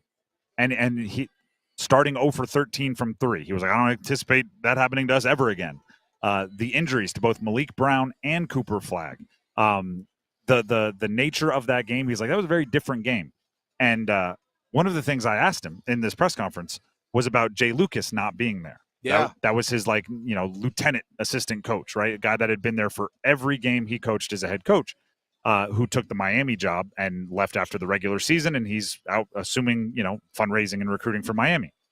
And I said, how was it facing a different game, that, by your description, with a lot of unique things, without Jay Lucas? And his focus went to, everything has to fall on me. Yep. I trust my assistant coaches. I give them a lot of responsibility, but the offense and defense has to fall on me. And I have to, he used the term, coach from my instincts. And I thought that was a really cool way to look at how that game went. He went very early to Caleb Foster, which was a player who did not play coach's decision game like 3 games ago. Yeah, Monday last week against Wake Forest. And then in the UNC game, Shire pulled him off the bench in the second half, and he sparked him a bit. And then he threw him in the first half yesterday. They went to zone at a random port, not random, but during a down portion for them yesterday. And as soon as they went zone, there was a huge block from Patrick Gongba, a huge block from Cooper Flagg, and then Isaiah Evans the next time down off of that block hit the 3 that broke that 0 for 13 streak. Coaching from his instincts it's been working, right? He's been pulling the right strings, pushing the right buttons. That is as big a deal for replacing Cooper Flagg if they do. Again, no official word. If he's not in the game, it's when and where he pulls and pushes these different lineups that becomes as big a story as, are the guys behind him on the depth chart good enough? There's no doubt in my mind they have the talent to fight with anybody, to battle with anybody, and to beat anybody. It's how they use that talent and how John Shire pulls the strings that becomes the story. And by the way, how UNC responds to those counters. And then it becomes, right, hopefully we see it a billion times, Hubert Davis versus John Shire on the chessboard, right? The game within the game. It's who guards Isaiah Evans, right? Do you go size to get a hand in his face because he's shooting from everywhere? Do you try to hide a defender there because you're really, a threat to blow by you, although he did have a 2-point bucket yesterday. Yeah. It becomes that game within a game that I think will decide in a lot of ways how this one goes and who wins for Duke and UNC. I know we only have a couple minutes here still talking about this, but for me, if I'm Shire, I think about myself as a former coach. If I'm telling my players, we know our top person is out, one of our top players isn't there, I'm telling whether it's Knipple, Proctor, whomever, don't try and be Cooper Flag.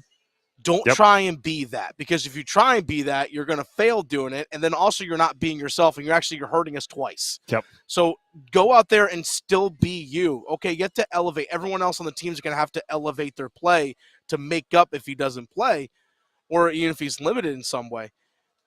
You still have to be yourself as a player. You have to still trust your instincts and do the things that you would normally do, whether he was on the floor or not. You can't try and be Cooper Flag and do all the other stuff that he does. That's something that John Shire has to be telling his players. How funny would it be if Con Knipple starts dunking on people and rolling his shoulders forward and flexing?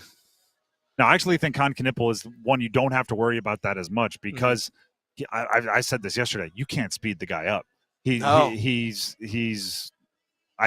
don't know how else to describe it other than he plays 25 miles an hour on an 80-mile-an-hour highway, and when people are like, "Dude, go," he's like, "No, I'm good. I'm this is the speed I drive," and he still beats you there. Exactly, and then he gets open, and it's like, all right, if that's all you need, that's all you need. There's some Luka in his game. I'm not saying he is Luka. There's some Luka in his game, and I saw someone else make that comparison, so I'm not the only one seeing it.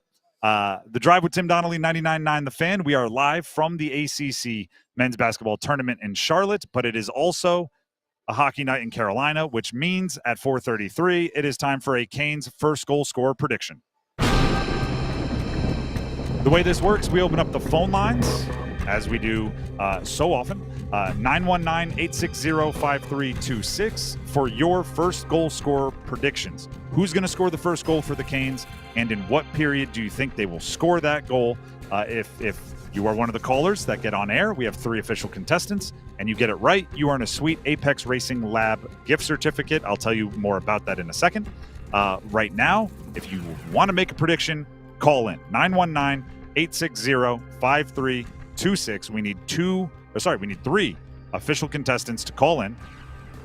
Everybody else, if you try to call in, you don't get through. If you can't call in, you can always head to our YouTube live stream, 99.9 The Fan, live stream every show. What's going on, everybody? You can see the arena behind us. But you can also comment there, a name, a player, and a period of where you think that first goal scorer will be. And if you get it right, you get bragging rights by doing it in the comments. And like I said, we have a couple predictions already. Brandon said Gostisbehere first period, possibly on the power play. All right. And we also have Allie saying Jarvie first period, maybe shorthanded. No 5-on-5 goals apparently for the Canes. It's either going to be on the power play or shorthanded, which ironically, I know Adam Gold in our 2 Minutes of Gold earlier this week said how the Canes have a better shorthanded goal percentage than they do power play goal percentage. Over a certain period. It's over the last since 2025 or something like this that. calendar year. So that's where we currently sit right now. It's pretty remarkable to see where we are in terms of this Canes team right now. As the phone lines continue to fill up, again, 919-860-5326 for our first goal scorer predictions. I'll let you know a little bit about the prize on the line for our official contestants. The ultimate sim racing experience at Apex Racing Lab. Rev up your engines at Apex Racing Lab, the Triangle's largest sim racing destination. Experience the ultimate thrill with 20 cutting-edge simulators, expert instructors, and world-class virtual tracks located in Carries-McGregor Village and Greater Raleigh. Visit Apex Racing Lab today and unleash your racing passion. Learn more at apexracinglab.com. Once again, that is apexracinglab.com. We did have a winner earlier this week in Monday's game where they beat no, they didn't beat the Winnipeg Jets. They beat Tampa. They beat Tampa Bay. Yes, they beat the Jets before that. We did have You know it's good when Someone the wins are bleeding together. They have 5 straight of them. I know. Sometimes I get them jumbled up. It's kind of nice. Kind of nice having all these wins in a row. But they had Jarvis in the first period, which I think they predicted power play, but it ended up being a shorthanded goal. But They nonetheless, didn't say whose power play. That's a good point. It was a beautiful goal by Jarvis, by the way. I know. That pass by Aho. Take that, Vasilevsky. Taylor and Holly Springs is up first. Our contestants are locked in. Again, if you missed the opportunity to get on air on the phone lines, comment on our YouTube live stream for bragging rights. But the official contestants will start with Taylor and Holly Springs. Taylor, thank you. Welcome to the show. Thanks for calling in. Who scores the first goal for the Canes tonight against Detroit, and in what period will it be scored?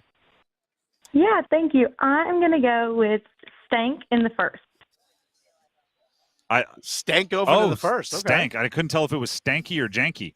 You're going Stankoven in the first. Do you want to add any details just for bragging rights? Is it power play? Is it a one-timer? Anything like that? Yeah, let's go power play. All right, little power play action for there it Stanky, is. the new guy. Thank you very much, Taylor. We have you locked in. Go ahead and stay on the line. Victoria will grab some info from you to make sure you get your prize if you do get it correct. And we'll go to the next caller, Sam in Raleigh. Sam, welcome to the show. Happy to have you. Go ahead and make your first goal score prediction. Hey, what's going on, guys? Yeah, power play's been an issue. I think we're going to turn it around tonight, though. I'm going to go Aho, get us started early, first period goal on the power play. So you and for bragging rights, you're throwing power play on there. You think he gets it done with the advantage? Yeah, let's go with that. All right, I like it. I also just speak it into existence, right? Just put that thought into the universe. Maybe it'll come home. Yeah. But all you do need is Aho in the first in order to win the prize. Sam, appreciate you for calling in. Stay on the line. Victoria will grab that info. And Liam and Carey is up next. Liam, you are our last official contestant for today. Who scores the first goal for the Canes and in what period? Seth Jarvis, and I think he'll score a short-handed goal. Shorthanded. We do need a period from you to figure. In the first. In the first. All right. We have Jarvis shorthanded in the first. If you would have made that prediction last game, you would have been spot on. So maybe it is a back-to-back night for Jarvis. Liam, appreciate you for calling in. Stay in the line. Victoria will grab that info. When you win, when you win, you get your prize. Dennis, here from the ACC tournament, we need a hockey prediction from you. Who scores the first goal and in what period? I'm curious to see if this person's going to get some power play time today. He's getting more ice time lately. Believe it or not, actually scored a goal this last game. My guy, Sean Walker in the first period. Sean Walker gets on the score sheet today. He's getting more ice time because Dmitry Orlov being out, it allows he and Shane Gostisbehere to get more ice time. He's been getting more ice time. He's been getting power play time as well because we still don't know the status of Andrei Svechnikov. Doesn't feel like he's going to play today. Big part of the story. So which it is. So Sean Walker getting some time on that second power play unit, which is something that he did previously when he got to Colorado last year after being traded at the trade deadline. Did it in Philadelphia as well. Did it some with the LA Kings a little bit with their second power play unit at times. Give me Sean Walker. I think he's been playing his best hockey for the Kings over the last 2 months or so, and he's ramping it up. I think he gets another one today. Goals in back-to-back for Sean Walker. Are you officially saying power play? No, I'm not saying power play, Okay. but I'm saying the added ice time, I think, is allowing him to get just more scoring opportunities. I'm going to go with the 5-on-5 goal. 5-on-5 goal after an offensive zone faceoff, Sean Walker. All right, mine is, and I have it written down. So again, no changes here. I'm going Jackson Blake in the first. Oh, dig it! I am trusting my gut on this one. I didn't trust my gut yesterday, picking Stanford to upset Louisville, and I thought I was going to regret it, but then Louisville hit the buzzer beater. I don't have a ton of hockey reason for this, other than he has been buzzing a little bit, has been playing well. I think Jackson Blake is due for a little bit of a breakout. I think the rest of this regular season / postseason is going to be a very good run for Jackson Blake, just playing a hunch on this one. And I think it starts with an early goal in the first for Jackson Blake. Okay, here's something that's interesting about seeing Jackson Blake play lately. He's always around it, like always around the puck in a good way, like whether it's creating scoring chances, in the offensive zone, retrieving pucks, whatever. He's always seems like he's been around it, but just the points haven't really been there, you might be right. He might be just needs to see one go in the net, and then all of a sudden things just kind of take off. And I think that's going to be tonight against Detroit. I like it. So locking in the official contestants, Taylor has Stankoven in the first. Sam, the caller, had Aho in the first, and Liam has Jarvis in the first. Those are the official contestants. If they get it right, they'll get the Apex Racing Lab gift certificate. Victoria, I know you're usually on the Adam Gold show. There's a ton of Canes talk there, but you're pulling the doubleheader and producing our show today. So I'm putting you on the spot. We need a first goal score prediction from Victoria as well. So right, I was prepared because we have placed your bets. So I feel like it's going to be an Aho night. I'm feeling Aho. I typically go Jarvie, and Jarvie was the first one to score last time. So I'm trying to put the Aho energy out there. But I love Blake. In the first? Are we going first? Yeah, why not? Okay. Especially if Mrazek's in goal, because I don't know if you guys know this, but Mrazek is back with the Red Wings now again. So yeah, all right. I think we could do it this time. Do you want it? We always give the opportunity. So that's the lock in. That's the bare minimum. If you're good with that, you're good with that. But we always give the opportunity for more details for bragging rights. Is it a power play goal? Is it a backhanded goal? Do you want to give us some more details? You know what? I mean, I think it's going to be him and Jarvie tandem. I think it's going to be an assist with Jarvie. We'll go with that. All right, I like that. We'll see that. Deal. We'll lock it in, and if you get it right on Monday, we'll give you your just bragging rights. Oh, there we go. Your just due. That was Cane's first goal score predictions. Again, if you missed out, feel free to comment on our YouTube live stream your first goal score predictions for those very same bragging rights and just due that we just promised to Victoria. Our coverage from here at ACC Tournament, the men's basketball tournament, will continue at the Spectrum Center with real, bold predictions. Coming up next, stick around. At Wells Fargo, we know what got you into your business, whether it's manufacturing, running a restaurant, or your business from home. What you didn't get into your business for was banking. But luckily, Wells Fargo offers business checking, payments, and lending all in one place, in your neighborhood and on our app, so you can focus on doing what you love. Wells Fargo, you're good at business, we're good at business banking. Learn more at wellsfargo.com/business. Terms apply. Wells Fargo Bank and a member FDIC. Hey everybody, Paul Ihander from 99.9 The Fan for FanDuel. This week, FanDuel's bringing you a Dog of the Day Profit Boost token. One of the best parts about the tournament is when an underdog takes down a powerhouse. And right now, those upsets can get even better. Because if your underdog bet wins, you'll land even more winnings with a profit boost. It's your chance to ride with the long shots, the scrappy teams, the ones that refuse to go quietly. If you've been waiting to join FanDuel, there's no better time. The app is easy to use, and when you win, you get paid instantly. Just visit FanDuel.com/Paul, Paul with a capital P, and download America's #1 sportsbook today and back your dog of the day with a profit boost, because after all, anything can happen in March. 21 plus and present in North Carolina. Opt-in required. Wager of at least plus 100 odds required. Bonus issued as non-withdrawable profit boost tokens. Restrictions apply, including any token expiration and max wager amount. See terms at sportsbook.fanduel.com. Gambling problem? Call 877-718-5543 or visit morethanagame.nc.gov. Global Golf is Carolina's largest pre-owned golf store. March 14th and 15th. You're invited to the 2-day sidewalk sale this Friday and Saturday. Don't miss huge deals like drivers starting at $50, name brand apparel starting at $25, shoes starting at $40, and golf bags of all kinds starting at $50. You're invited to the Global Golf Retail Store sidewalk sale located on 7320 ACC Boulevard, North Raleigh. Global Golf, home of the best deals in golf. Hey girl, haven't seen you downtown lately. Nope, sticking to our go-to places. You mean like Sharky's?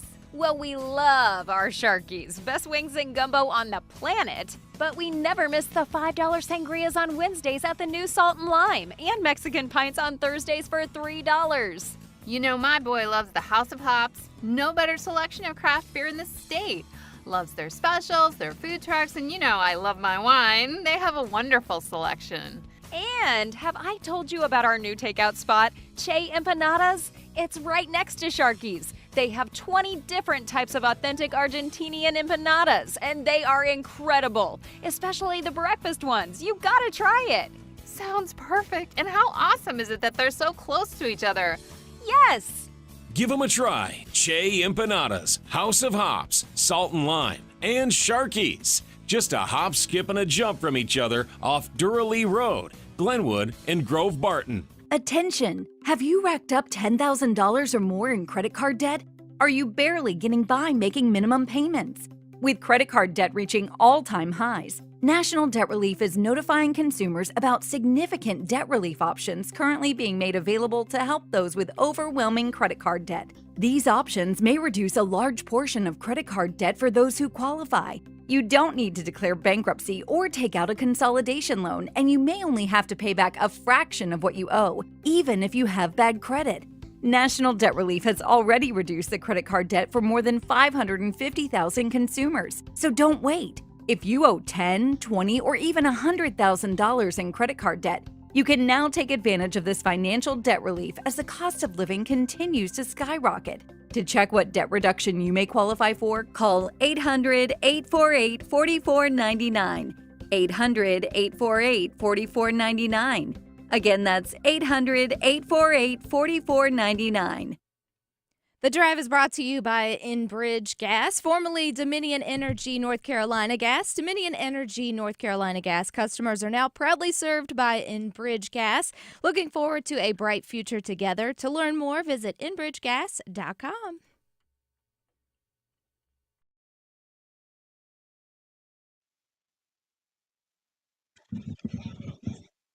The Drive with Tim Donnelly here on 99.9 The Fan, live from Charlotte, the Spectrum Center, home of the Charlotte Hornets. But this week, it's been the home of the ACC men's basketball tournament, and we're getting excited for it. And it's always important to keep the pulse in mind, right?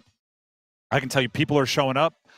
Duke and UNC, they're not scheduled to tip off until 7 o'clock. You can hear it on our sister station, Buzz Sports Radio. But the energy in the room. Fans not here yet, but the workers show up a little bit early for a game like this, right? The media shows up a little bit early for a game like this, and everybody's kind of joining us here, and the energy is going up.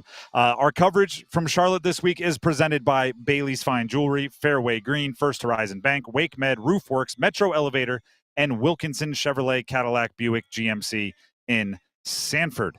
Victoria Vodenecker is back at the station producing the show today. She is, you know her mostly from the Adam Gold Show.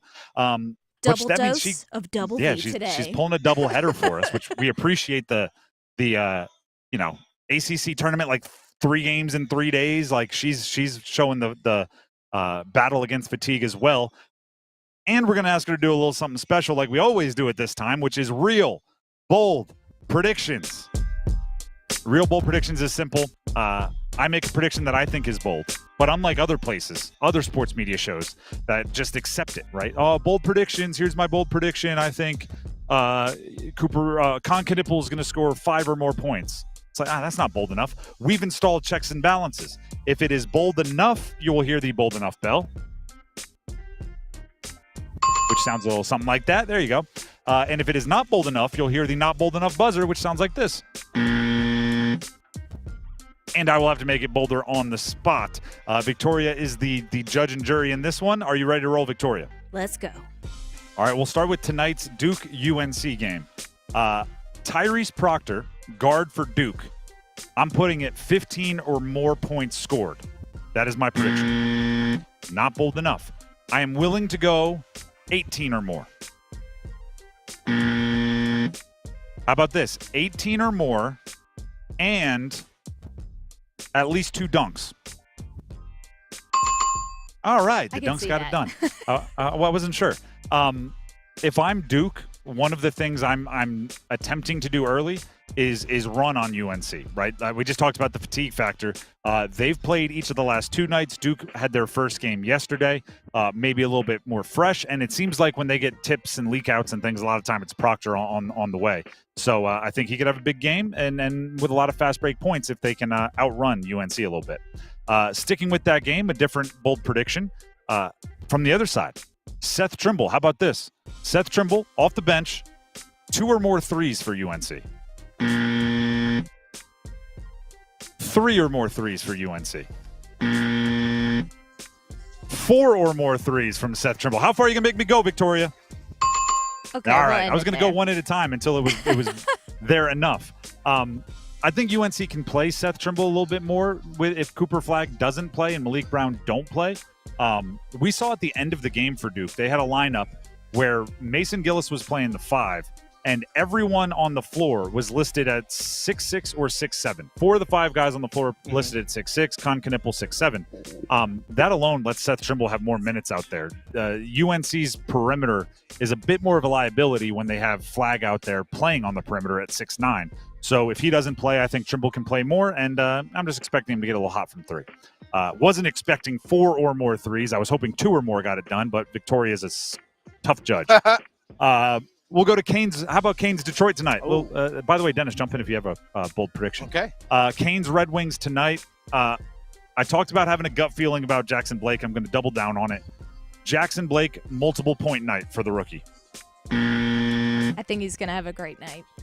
Okay. All right. So we're in a line there. I'll go. Be more specific. I'll go 3 or more points for rookies. Because then I get to throw in a little Scott Morrow assist or something in there as well. Okay. For Jackson Blake and Scott Morrow to combine, I mean, they're playing for their roles down the stretch, right? They want to be involved more. Morrow, when guys get healthy and everything, he wants to be in the mix. I'm thinking they're in the mix today, and that's what I'm rolling with. If Morrow even gets some ice time. Louisville Clemson. How about we go a little Louisville Clemson late night ACC action? I'm going Ian Shefflin, if you're unaware, the chef, little more of a dad bod in the ACC tournament post play. Ian Shefflin for Clemson, double. I'll go at least 15 and 10. 15 points, 10 rebounds. 15 and 12. All right. Here's why. My justification. Everybody's going to be tired. Clemson played a rock fight of a game yesterday. Louisville played an emotionally draining, come from behind, buzzer-beating win against Stanford. Everybody's going to be tired. Shefflin is he's like a optical illusion to me. He looks like he's the least in shape guy on the floor, but when you watch, he's putting the most effort in. He's like the best motor of anybody. It does. It makes it doesn't add up, right? It's like one of those optical illusions where they have 2 lines in a drawing and they say they're the same length, and you're like, there's no way, that one's much longer. Then you get the string or whatever and you judge it, or the ruler out, and you're like, yeah, they're both the same length. I don't know how but he is the best in shape guy on the floor. Everybody else can be tired. He'll be high motor. I mean, he looks like the guy that in about 6 months you'll see him at the Y and be like, well, there's a pickup game going on. Hey, we'll take that guy because he's tall, and then all of a sudden he's hooping on you. Like, wait a second, who's this guy? And then that group of people leaves, and there's another group that comes in, and he's still at the Y being like, hey, I'm ready to get some run in. Yep. Like, that's what he looks like, and that's how he plays. Like you said, the motor is nonstop, and he's a pretty good basketball player. Like, it's just very good, very skilled. Very good basketball player. So I just think if everybody's dragging a little bit, it might be a mental thing. He might be like tired and just refuses to let himself play like he's tired. So whatever it is for Ian Shefflin, I think Shefflin has a big day for Clemson.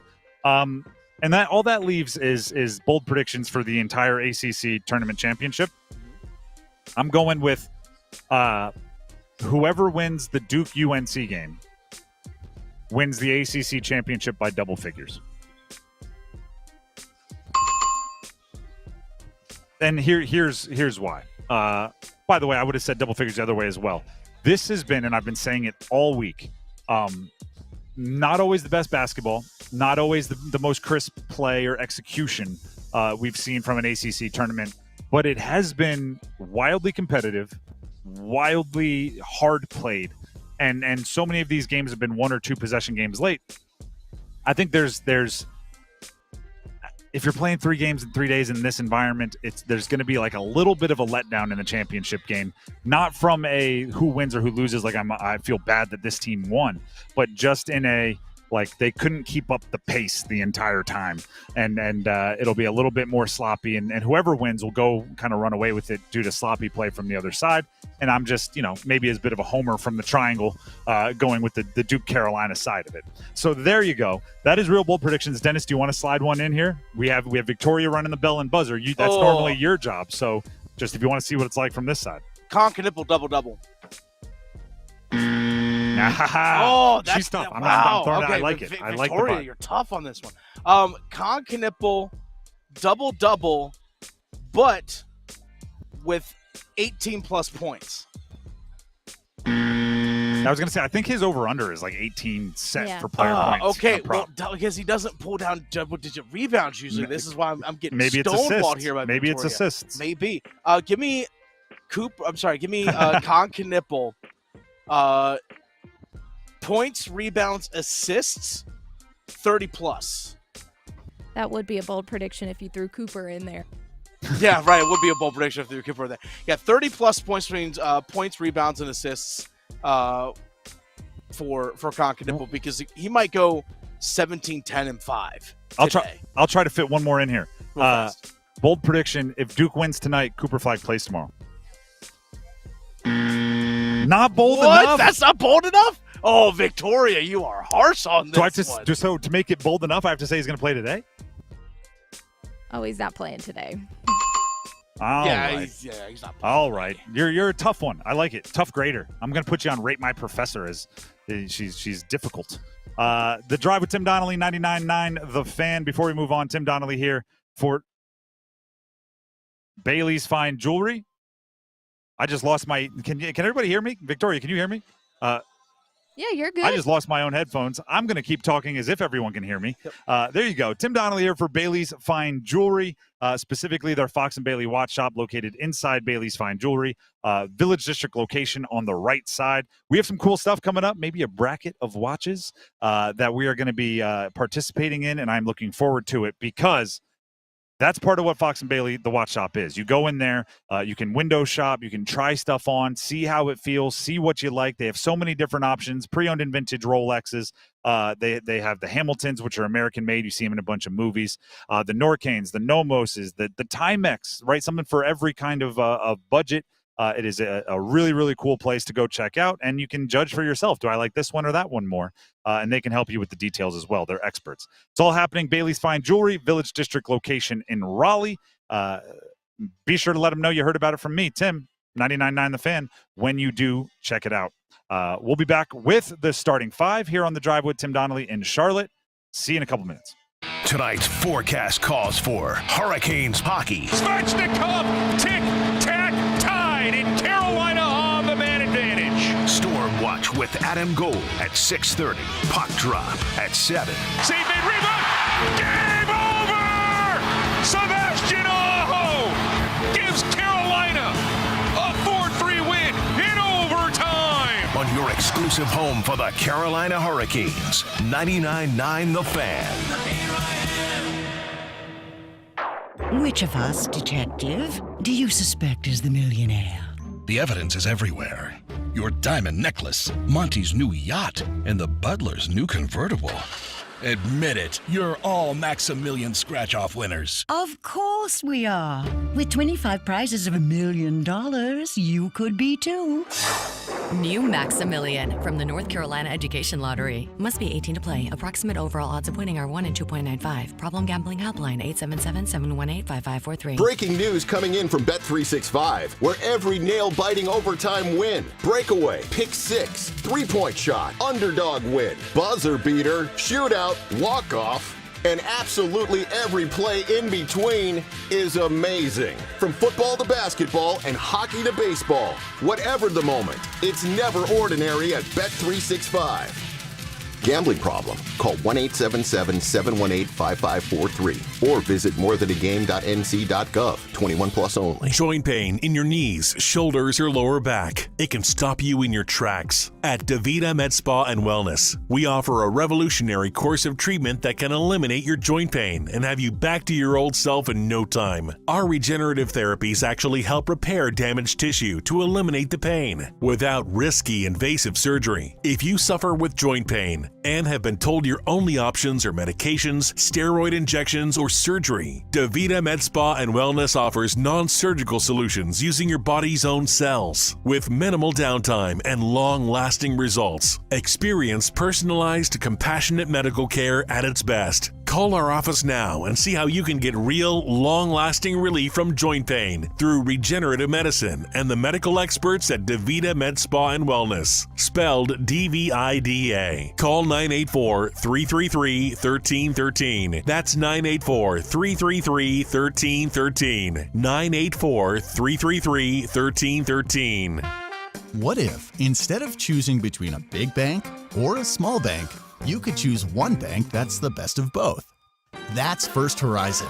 With big bank reliability and small bank resolve, you get 160 years of financial strength and stability and an enduring commitment to personal service.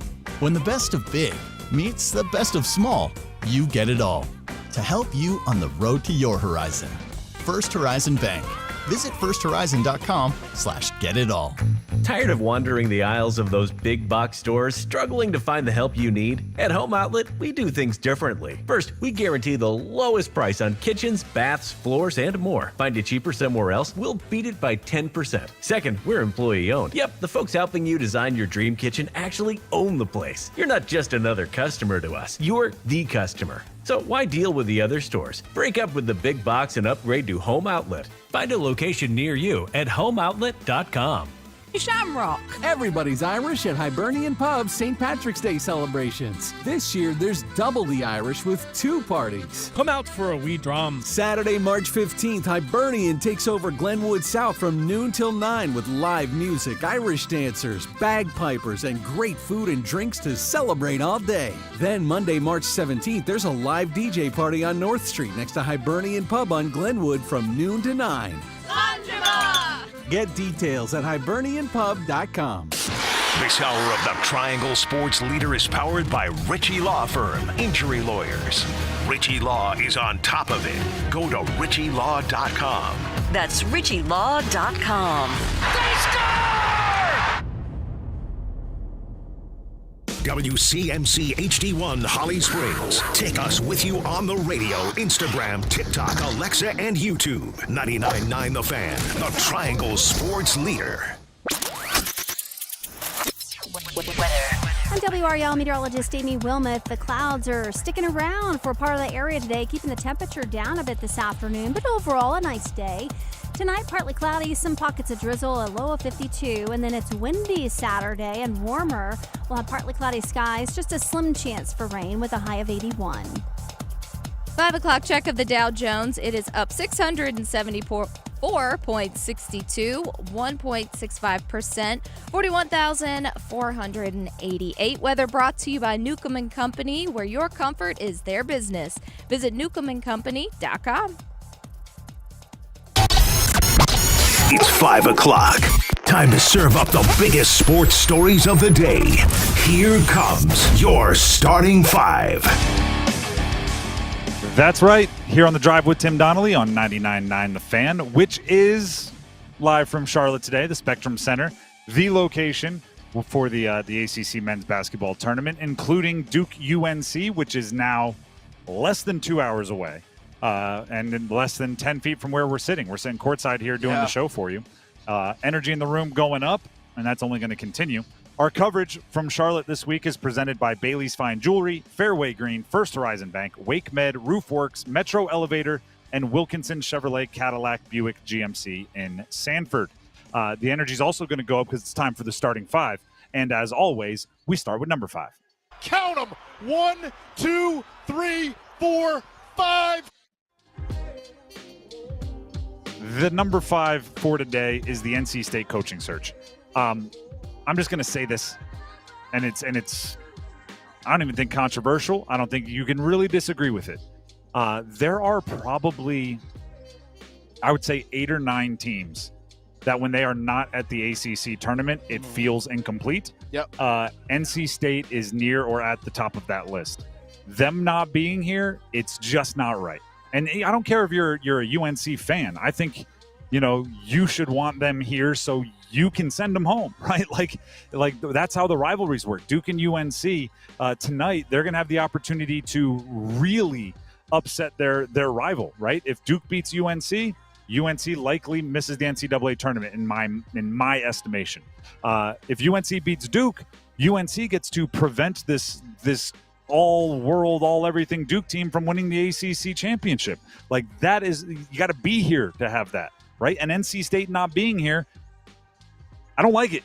And I would say the same for, like I said, there's probably 8 or 9, but all 3 of the Triangle teams are near the top of that list. And because of that, I want NC State to get this hire correct. Right? It raises the stakes. I don't want there to be a bunch of ACC tournaments that feel incomplete because the correct teams aren't here. Yeah.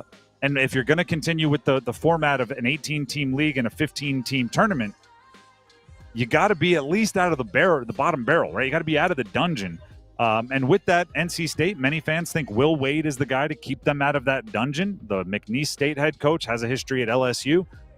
He was on with Jeff Goodman, the Field of 68, and he was asked whether he'd leave McNeese State and what he'd be looking for if he did leave McNeese State. Here's that audio. It's simple in my book. I absolutely love it here. These people gave me a new lease on life, basketball coaching life, not metaphorically speaking here, but it's been incredible. It's been absolutely incredible. I've never had the support, just everybody just supporting and in the same direction as we have here. My standard to leave, and I'm not telling you anything I haven't told Heath and my president, Dr. Roos. If I leave here, it's going to be for somewhere that I feel like we can win the national championship or compete for a national championship. If I don't think that the resources are there to compete for a national championship, I don't think that, resources meaning staff, meaning NIL, all the stuff that goes with it, and obviously, we want to be in a multi-bid league. But look, I love it here. I'm not just going to run at the first thing that's running down the tracks. I don't want to keep popping around and moving. I want to put down some roots and be somewhere for an extended period of time. That's a lot of words to say this. I think he's leaving McNeese State. That sounds like a guy who, I love it here, and then when you thought that much about leaving, you got one foot out the door. McNeese State, by the way, in the NCAA tournament, they won their conference, so he's going to finish that out. Listen, if NC State wants to get Will Wade, and the fans, by my account, majority do, if NC State wants to get Will Wade, they're going to have to pony up some cash, not only to Will Wade, but it appears to fund their program. And that can't be a one-time deal. That can't be a one, like, hey, we raised money for a buyout. That has to be a commitment to money over time for NIL, for staffing, for general manager, and so much more. It's becoming a financial question in college basketball, and NC State's going to have quite a bit of financial answers if they are going to bring in a coach like Will Wade. And by the way, Ryan Odom, who's another popular name mentioned, Justin Gainey, these are other coaches that are mentioned with NC State a lot. They should want the same, because the expectation at NC State is to compete for ACC titles and compete in the NCAA tournament later weekends often. And if those are the expectations, there is a certain amount of support you need. So whether it's Will Wade or anyone, they should be asking those same questions about NC State. That's number 5. Let's go ahead and jump to number 4. 1, 2, 3, 4 all together. Number 4, the free agency wheel continues to spin in the NFL. Panthers, we talked about it earlier. Rico Dowdle, a running back, kind of the latest splashy signing they made. Deal up to $6.25 million, which might as well be probably not $6.25 million. That's up to. That's what up to tells me in any NFL contract. Here's where the Panthers are. The names that are remaining that are big names, I don't believe are names that the Panthers should be interested in. Cooper Kupp, I think he's just at a different point in his career than where the Panthers are. I think he wants to go somewhere he can win a Super Bowl now and add to that growing legacy he has. Aaron Rodgers, the quarterbacks, we're staying out of that. Thank goodness Bryce Young had a good second half last year, or we might be sitting here debating Aaron Rodgers or Russell Wilson. God. So that sounds like a headache already. Shout out to the second half from Bryce Young last year. For the most part, the hay is in the barn, right? That's how I describe it. For the most part, the work is done in free agency for the Panthers. Now it's deals on the fringes. It's deals to fill out the roster, and you're looking for your diamonds in the rough.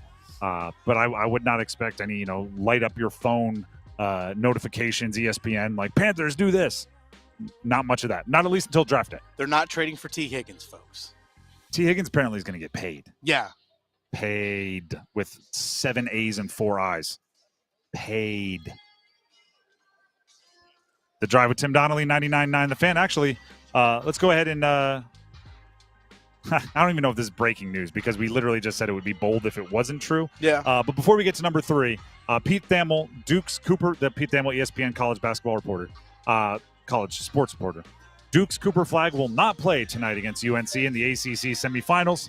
He sprained his left ankle Thursday night against Georgia Tech and was deemed a long shot. So there you go. He will not be playing today. I'm not surprised. Nope, not surprised at all. But we can say, and I actually retweeted if you follow me at Donnelly Sports, we did see him walk in with the rest of his team. No boot, no apparent limp with the ankle, but there's something going on there enough that he will not be playing. And we are seeing Duke players start to make their way out to the floor for some warm-ups here at the Spectrum Center.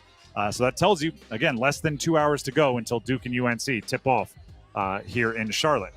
By the way, Malik Brown did walk in with a sling on. He did walk in, though, which shows he's dealing with maybe the pain a little bit more. That was, what was it, number 4? Let's go ahead and jump to number 3. Duke UNC is one half of the semifinals for the ACC. The other half, Louisville Clemson. And you know, it was yesterday. I thought it was really well put by Damon Stoudemire, the head coach of Georgia Tech. He was asked in his post-game press conference after the Duke loss, did any of, and the players were there as well. Actually, the players were asked, did you get any flash of hope when Malik Brown and Cooper Flag got hurt that it's like, hey, we might be able to pull something off here? And Damon Stoudemire, actually, the head coach of Georgia Tech, cut it off and said, my players aren't going to answer that. That's a disrespectful question. Mm-hmm. Nobody wants to see the other team get hurt. And we were always focused on beating Duke. And he handled it the right way. There is weird, cynical parts of you that go, ooh, that's different when an injury happens, right? The game changes. And that's a credit to Cooper Flag, right? He is the best player in the country. If he's not available, that changes. Louisville and Clemson will do everything they can to focus on tonight and to not act like everything's different. But the ACC tournament did become a little bit more open, right? It'd be the spread on Duke winning, the odds did shrink a little bit. So Louisville and Clemson are playing tonight with what they think is a high leverage, as it always is in the ACC, high leverage opportunity to play in the ACC championship. We talked about this earlier. Conditioning tested in Louisville, Clemson, mental and physical. Louisville needed a buzzer-beating game winner from their ACC defensive player of the year in Chucky Hepburn to advance over Stanford, and Clemson in their game against SMU, affectionately described as a rock fight. Low scoring, close, contentious, every possession with a lot riding on it. So they come into today, I would say, physically and mentally fatigued. And who handles that best and is able to execute at a high level will end up being the winner there. As I'm sure some of you can hear, they are warming up the national anthem singer. Yeah, everyone's getting warmed up out here. We actually just saw John Shire was sitting on the bench in front of us and just walked down the court. So we saw that. I mean, Sion James is actually doing some stretching and stuff actually about 20 feet in front of us right now. There you go. So if you hear the music in the background, that's what's going on. And all of that as we continue to mix and shuffle up the starting 5. That was number 3. Let's get to number 2. Just the two of us. Canes are also playing tonight. Hockey night in Carolina. They're taking on Detroit. A very loud national anthem coming through. Oh, yeah. Very nice rendition. I look forward to this later. We are at the location of the ACC men's basketball tournament, if you're just tuning in. The Canes tonight, their game is interesting. First of all, Andrei Svechnikov, Dmitry Orlov not playing in that one. Updated from Walt Ruff, the team reporter for the Canes. Rod Brindamore says he hopes Svech can return next week and still calls Orlov day-to-day. Okay. That's where they are with those two players. I'm wondering, being day-to-day for Orlov, they have a game tomorrow. They're on the road in Philadelphia. If it was almost he's going to play one of those? If he's going to play one of those, you make him play the second game. That way his first game or first time back is not a back-to-back. Because the Canes don't play again after today and tomorrow. They don't play again until Thursday next week. Now they got to go on the West Coast. They got to play San Jose and play a few teams out there in the West. But that might be the best opportunity to get, if you want to get Orlov back in, it's tomorrow, so he gets a game under his belt, and then you have 4 days off before you got to play again. And hopefully for Svetch, same thing. Takes today off, takes tomorrow off, and then once Thursday next week rolls around, he can be back on the ice. And they haven't played since Tuesday, so they're like this. There are some gaps going on here, and I actually think that's part of the players that will play. Last time we saw them, vibes through the roof. Right, they had beaten they're on a 5-game win streak. They had beaten Winnipeg, who you could argue is the best team in the NHL. They had beaten Tampa, who's always a quality opponent. And like I said, vibes. The new guys had the big game against Winnipeg. The returners had the big game against Tampa. I'm kind of looking at it like this: are those vibes still there? Right, from Tuesday to Friday. And I drew up some little like this and that. Last time we saw the Canes, Rod Brindamore had recently been defiant in his comments about Mikko Rantanen, right? He gave us 4 teams, and he said we weren't one of them. Since then, those comments from Rod Brindamore have been challenged by Mikko Rantanen's agent, essentially saying they are incorrect, which changes the vibe a little bit. Which an agent's going to do. Yep, defend your guy.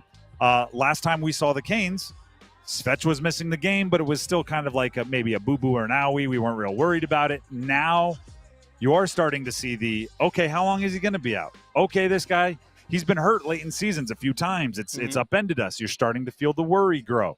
Last time we saw the Canes, and this is just on Tuesday, I'm not talking about like 2 months ago. Last time we saw the Canes, I think the new was still very much there for Stankoven, Jankowski, it was still very much fresh out of the box, maybe a little beginner's luck, right? Like everything was just fresh and brand new. Now they're settling in. It's back to the grind of an NHL season. You have this game, and then you have the back-to-back not too distant into the future. It's all kind of adding up. Last time we saw the Canes, they were playing 2 of the best teams in the NHL. It's easy to get up for Winnipeg and Tampa. Easily. Tonight, they're playing one of the worst teams in the Atlantic Division. Little different sense of big gameness, right? We're always ranking them out of 10. The previous 2, you could say were, 8s. This one, maybe a 4. It's a different beast. So does any of that change the vibe for the Canes, or is the new energy just the new Canes? You got to be careful with games like this today. I don't know if you know that, but you got to be careful with games like that today, though, because the Red Wings are right on the cusp. They're still trying to get their last hope out there, but these are the scrappy 100%. Ones that you got to worry 100%. about. Actually, yeah, Victoria, since you jumped in, let me hear from you. It's obvious that the 6 weeks with Mikko Rantanen, it was dour, right? Big time. Resting mad face for the team. He was like a cancer. And then the 2 games since, high vibes. Can they sustain the vibes at the level they were for Winnipeg and Tampa? I think they can, because they've proved to themselves that they have the ability to. So, and I feel like the guys are meshing with each other, and the more, practice they get with each other, the more comfortable they'll feel. And I also feel like it's a Kane vibe to be the underdog, even when you're not supposed to be the underdog. So it's like they have that mentality of I got to prove this again. Let's go. Strap them on. So, yeah, I think they will. I think all of the guys, too, want to be there. And that is so different and so important, because they want to be there on that team with Rod, with those guys. So you can see it on the ice. That's why you can see why Mikko didn't want to be on there. Any players mention that recently every time they're interviewed? That exactly. That everybody wants to be there. It is definitely a rallying thing. They took it personal when people started saying nobody wanted to play in Carolina. That's why Spicy Jarvie came out. Yep. I mean, as spicy as we've seen, as seriously spicy as we've seen Jarvie. We've seen playful spicy, but that one was there for sure. That's number 2. Let's go to number 1. Couldn't be anything else on a day like today. Number 1, UNC Duke. It is coming up 7 o'clock on our sister station, the Buzz Sports Network. The warm-ups have started right in front of us. Sion James for Duke, Caleb Foster warming up, getting ready for their 3rd of the season, by the way, matchup with UNC. through the roof as far as energy and everything here, and it should be. It's an ACC tournament game and one of the best rivalries in sports. I mean, they just played 7 days ago. They played teams. 7 days ago. It'll be their third time in 42 days. It is, we talked about it earlier. No one has swept 3 games in this series in the same season since the 01-02 Duke squad with Jay Will and Mike Dunleavy and Boozer and Duhan swept a Matt Doherty coached UNC squad during that 01-02 season. Since then, there have been plenty of opportunities for a 3-game sweep. They've matched up in ACC tournaments and NCAA tournaments since then, but it's always been a split series, 2-1, or if they played 4 times or whatever it is, could have been split even more. So looking at this game tonight, it is, quite frankly, hard to beat a team that knows you this well 3 times in a season. Yeah, there's that, but also here's the factor into all this is that you mentioned Pete Thamel of ESPN saying, hey, Cooper Flagg not playing today. That is something that was posted by him, and then also reserve Malik Brown, also not going to be available today as well. So the math has changed. The chess pieces are different now. Which changes ironically, exactly what I'm going to call it a Canes thing. It's exactly what Victoria just said is a Canes thing. Yeah. To be the underdog even when you shouldn't be. Duke gets to come into this game with, again, according to ESPN's latest big board, the 7th pick in the NBA draft, the 8th pick in the NBA draft, and I think they had 3 or 4 second-round picks in the latest mock draft. And they get to come in today with a chip on their shoulder and something to prove, as if they're some kind of an underdog, right? Because everybody thinks Cooper Flagg being out is going to affect this game in such big ways. And Con Knipple should take that personally. And Common Malawash and Sion James and Tyrese Proctor should take that personally. And on the flip side, UNC can't think like that. If they show up with, this is some kind of wounded animal we're going to play, they'll get thrashed. And just like in any point of this rivalry, if one overlooked the other, a thrashing was going to occur. This is one of those few games where Duke gets to come in and say, I think people are doubting us a little bit, despite the fact that we're the number 1 team in the country with multiple NBA draft picks. Take Cooper Flagg off this Duke team. They're still easily a top 25 team. I will say that without a doubt, even without Cooper Flagg on the floor, they're still a top 25 team. I don't know how far better than, I might say they're still a top 10 team. They might be. They're 100%. I mean, at worst, top 15? Yeah. That's the kind of level of talent that is across the board, top to bottom on this Duke team, even with Cooper Flagg off the floor. And so if I'm North Carolina, I can't be like, we're good. Yep. We're good. No, you still got to go out there and play, because the guy that you mentioned that's going to potentially start, whether it's Mason Gillis, was a 6th man of the year in the Big Ten last year, or if it's Isaiah Evans, who is moving up draft boards. I mean, depending on who you look at, might be a top 25 pick at this point. That's who's coming off the bench for them. Yep. You can't overlook that if you're North Carolina at all. Duke is still one of the best teams in the country, even with Cooper Flagg not on the floor. Yes, it changes things, but they're still damn good. And also, flip side, Duke has to remember that first half in the Dean Dome 7 days ago, where UNC gave them everything they could handle. RJ Davis had 15 in the first half. They were the team that was shocking everybody. This is not the same team that Duke played 42 days ago. Yeah. Right. That team was reeling. They've shown something special as far as improvement over the last 8 games, including the game in the Dean Dome against Duke. And also go back to the game, like you mentioned, Cooper Flagg was in foul trouble in that game against Carolina. And as tough of a first half as Duke had, they still led by 1 at halftime in that game. This is going to be, and there's also, having talked to players in the locker room for both Carolina and a little bit of Duke, but hearing from Carolina the last couple games that they've won, there is a level of desperation from this team because they fully understand what's at stake for them. They know they have to win games. And there's the personal of the rivalry. We have to win. There's a lot riding on this for Carolina. If they don't bring their A game, shame on them. And here, I've said it, and I'm going to keep saying it. If you show up in the first 5 minutes and your A game isn't there, you just got to find a way. You got to find it. You got to find it. You got to find a way. UNC won a ACC tournament game by what they end up winning by. It was almost double figures yesterday against Wake Forest, 68-59. So they won by 9 in an ACC tournament quarterfinal against a higher seed. They shot 33.9% from the field. That game was.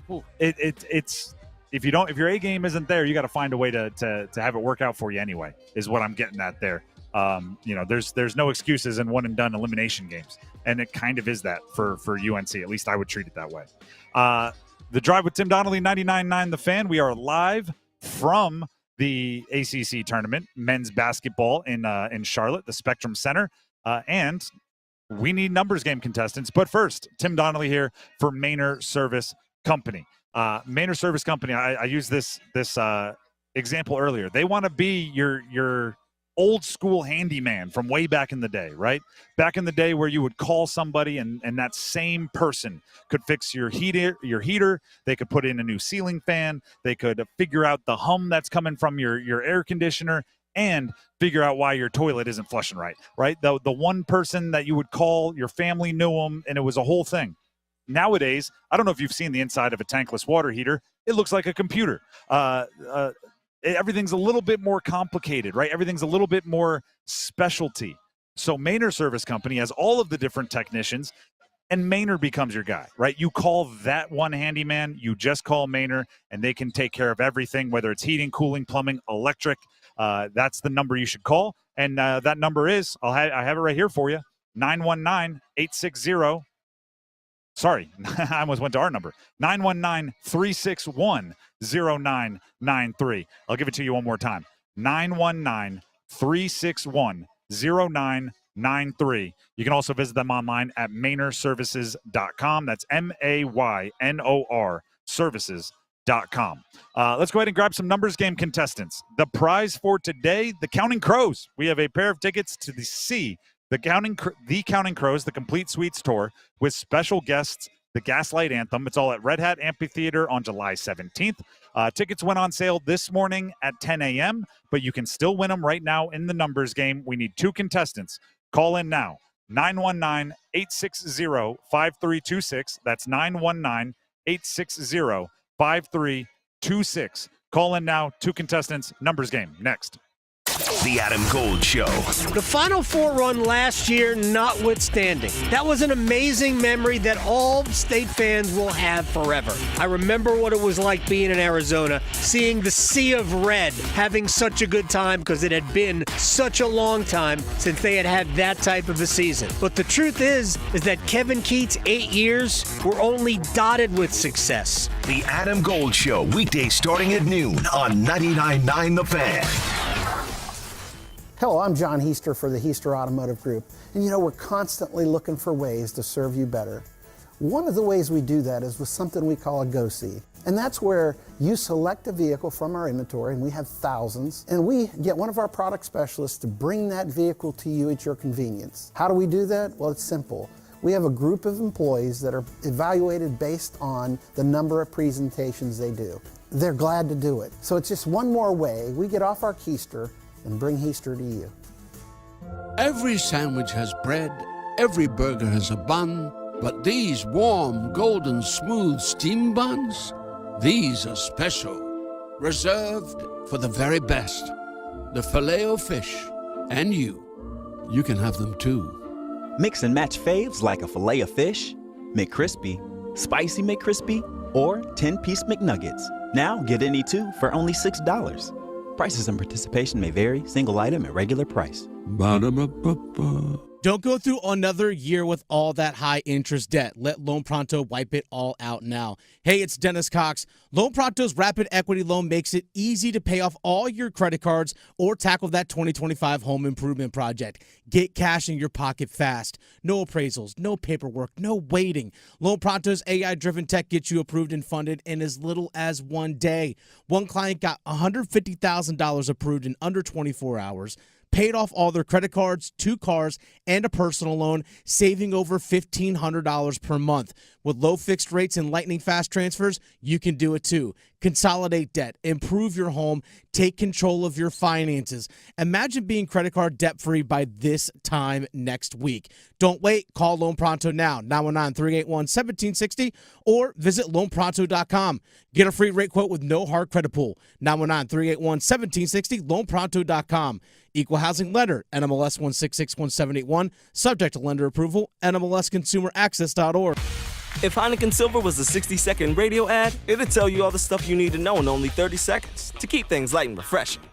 Seriously, time me. Heineken Silver, a world-class light beer that's surprisingly crisp and refreshing. Made with only premium quality ingredients and just 2.9 grams of carbs and 95 calories, all without compromising on taste. Heineken Silver. Order now at Heineken.com/silver. Must be 21 and older to purchase. Enjoy Heineken responsibly. Whew. 30 seconds. That's it. Done. Peace.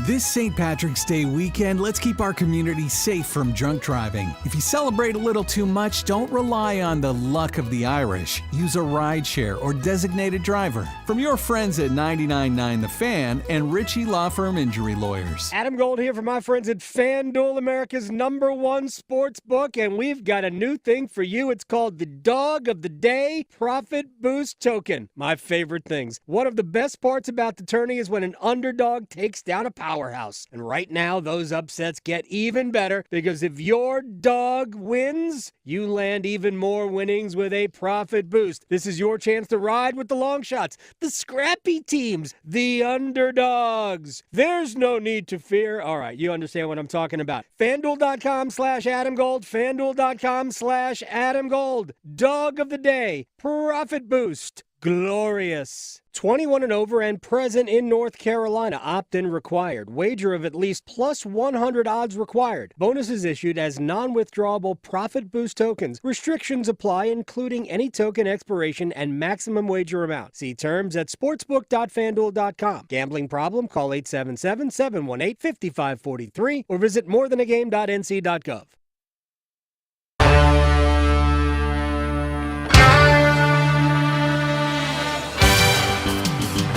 The Drive with Tim Donnelly, 99.9 The Fan. We are live from Charlotte, the home of the ACC men's basketball tournament. Duke and Carolina getting warmed up right in front of us. But it is also time for the real competition of the day. That's the numbers game between Brad from Willow Springs and Chevy in Wake Forest, where they will compete for some Counting Crows tickets. Let's go. You want to talk about high leverage rivalries. We'll start with, by the way, we ask a question. Dennis, you pick your favorite answer. That person gets to go first. Let's Victoria pick it. All right, Victoria. She's producer today. All right, Victoria, you get to pick. So listen to the two answers and decide which one's your favorite. Ooh, okay. A lot of power. Brad in Willow Springs, are you there? Yep. All right. The question, as it is on most Fridays, is there's a big weekend of basketball, big weekend of hockey, big weekend of NFL offseason. Coming up, what is the highlight of your sports weekend? What are you most looking forward to? 100% Duke, Carolina tonight. I hope that Tar Heels can pull it off. Really looking forward to the Carolina Hurricanes taking out Detroit tonight. All right. It's a fully encompassed answer. We go to Chevy in Wake Forest. Chevy, are you there? Yes, sir. All right, same question to you. Big weekend coming up. What's the highlight of your weekend? But because we're a sports show, keep it sports related. I got to go with the Duke-Carolina game tonight, and let's go Devils. All right. Oh, my gosh. So None Victoria, of you said UFC. You both lose. Like, both of them. UFC. Sometimes it is smart to play to the judge. And, I know. And if you know Victoria, or the hockey. combat sports. I know. Would have won. But we're kind of putting you on the spot. I know. There's one UNC fan and one Duke fan. So which one are you going with? I'm going to go with Chevy just because he called first. Okay. Fair. A bit of a cop-out, but we'll allow it. Chevy, are you there? You get to go first. Are you ready to pick a category? Yep, let's do it. All right. The categories are NFL players born in mid-March, NFL players mix something or other. These are all players whose first name starts with MC. NBA all-hyphen team, players with hyphens in their name, or NHL Hurricanes only. Let's go with the NFL MC. All right. Mix something or others. I will give you the team and the player. You give me the jersey number as quickly as you can. There will be 30 seconds on the clock. You have one pass if you need it. Any questions before we get started? Understood. All right. Your time will start when you hear the horn. Donovan McNabb, Philadelphia Eagles. 12. Incorrect. Christian McCaffrey, San Francisco 49ers. 22.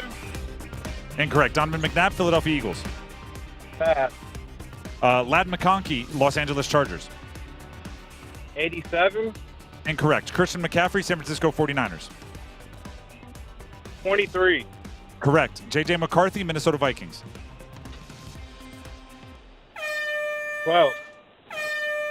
All right, you escaped from an offer, a shutout by just the whiskers on your chin with Christian McCaffrey 23. For those of you playing at home, Donovan McNabb number 5 with the Eagles, Ladd McConkey number 15 with the Chargers, and J.J. McCarthy right at the end there number 9 with the Vikings. Go ahead and stay on the line. You did get one, Chevy, so you are in the mix. We'll see if it holds up. Brad in Willow Springs, you are next up. Are you ready to pick your category? Yes, sir. I'm going to take the Hurricanes. All right. Don't even need to hear them. I like the decisiveness. I will give you the team and the player. We will say the team, even though we know it in this category, to keep it fair with timing-wise with the other categories. 30 seconds on the clock. One pass if you need it. Give me the jersey number as quickly as you can. Any questions before we get started? No, sir. Thank you. All right. Your time will start when you hear the horn. Jordan Stahl, Carolina Hurricanes. 11. Correct. Pyotr Kochetkov, Carolina Hurricanes.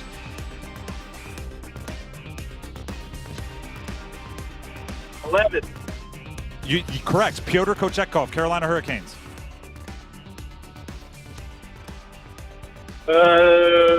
52. Correct. Derek Stepan, Carolina Hurricanes. 13. Incorrect, but you did get 2, and that's all you needed for the win. You got Jordan Stahl with 11. You got Kochetkov with 52. Stepan were number both 18 and 21 during his time with the Canes. We would have accepted either. But congratulations, you are the winner. You were able to get enough, just barely, to earn yourself the Counting Crows tickets. Sounds great. Go Heels, go Canes. All right. Duly noted. Go ahead and stay on the line. Victoria has some info she needs to grab to make sure you get your prize. There you go. Your Heels and Duke are warming up, by the way. They are warming up right in front of us. Brad's Heels, Chevy's Blue Devils, all on the floor right here, literally in front of us. We're watching these guys warm up right now. Seeing a lot of the guards for Duke out here on the floor. Proctor, Sion James, Foster. Those guys are out here on the floor. Seeing Isaiah Evans starting to come out. So just kind of going through some of their pregame routine stuff right now. Same with Carolina, guys just getting chops up. And, it's you can tell, the energy in the building is starting to grow the closer we get to tip-off. Because, Tim, when you and I started the show at 3 o'clock, I think you and I were the only ones out here outside of maybe, 2 other people. But since then, a lot more other media, all that stuff's all going around right now. Absolutely. And I would add this. It's always fascinating. And actually, going back to playing days, you remember this. I kind of like the posturing that takes place, especially in a rivalry game like this where the players are so familiar with each other. Right now, the cameras aren't necessarily on. UNC on one side, and a lot of the guys you mentioned, there's Drake Powell, there's Ian Jackson, there's Elliot Cadeau, Trimble, all warming up. And on the other side, you see Duke with Con Knipple and Isaiah Evans and Mason Gillis. These are going to be some of the main characters, some of the guys that write the story of how tonight's game goes. And the players were stretching in front of the Duke bench.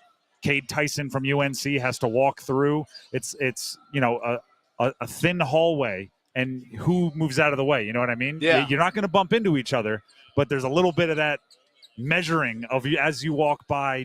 Do you make eye contact? If you do you hold it or do you look away? It's all of the gamesmanship that goes on to really every game, but especially one with the stakes as high as this between these two particular teams, Duke and UNC. It's like you said, the energy is going up, not just because more people are showing up. The energy is going up because it's less than an hour and a half to game time, and these are high level athletes that very desperately want to win this game, and very desperately want to ruin it for their opponent. That's how rivalries work. We're seeing the guards, like I mentioned, for Duke warm up in front of us. So we're seeing Knipple and Mason Gillis and Evans and those guys. And you're like, to actually be floor level, like you can physically see the size compared to the guys that we see for Carolina. Like the size it is truly noticeable when you're out there on the floor, the length and height of these guys that they have just in their backcourt. As a former football player, I will forever say Sion James is playing the wrong sport. He is, I mean, at worst, a tight end. That's awesome.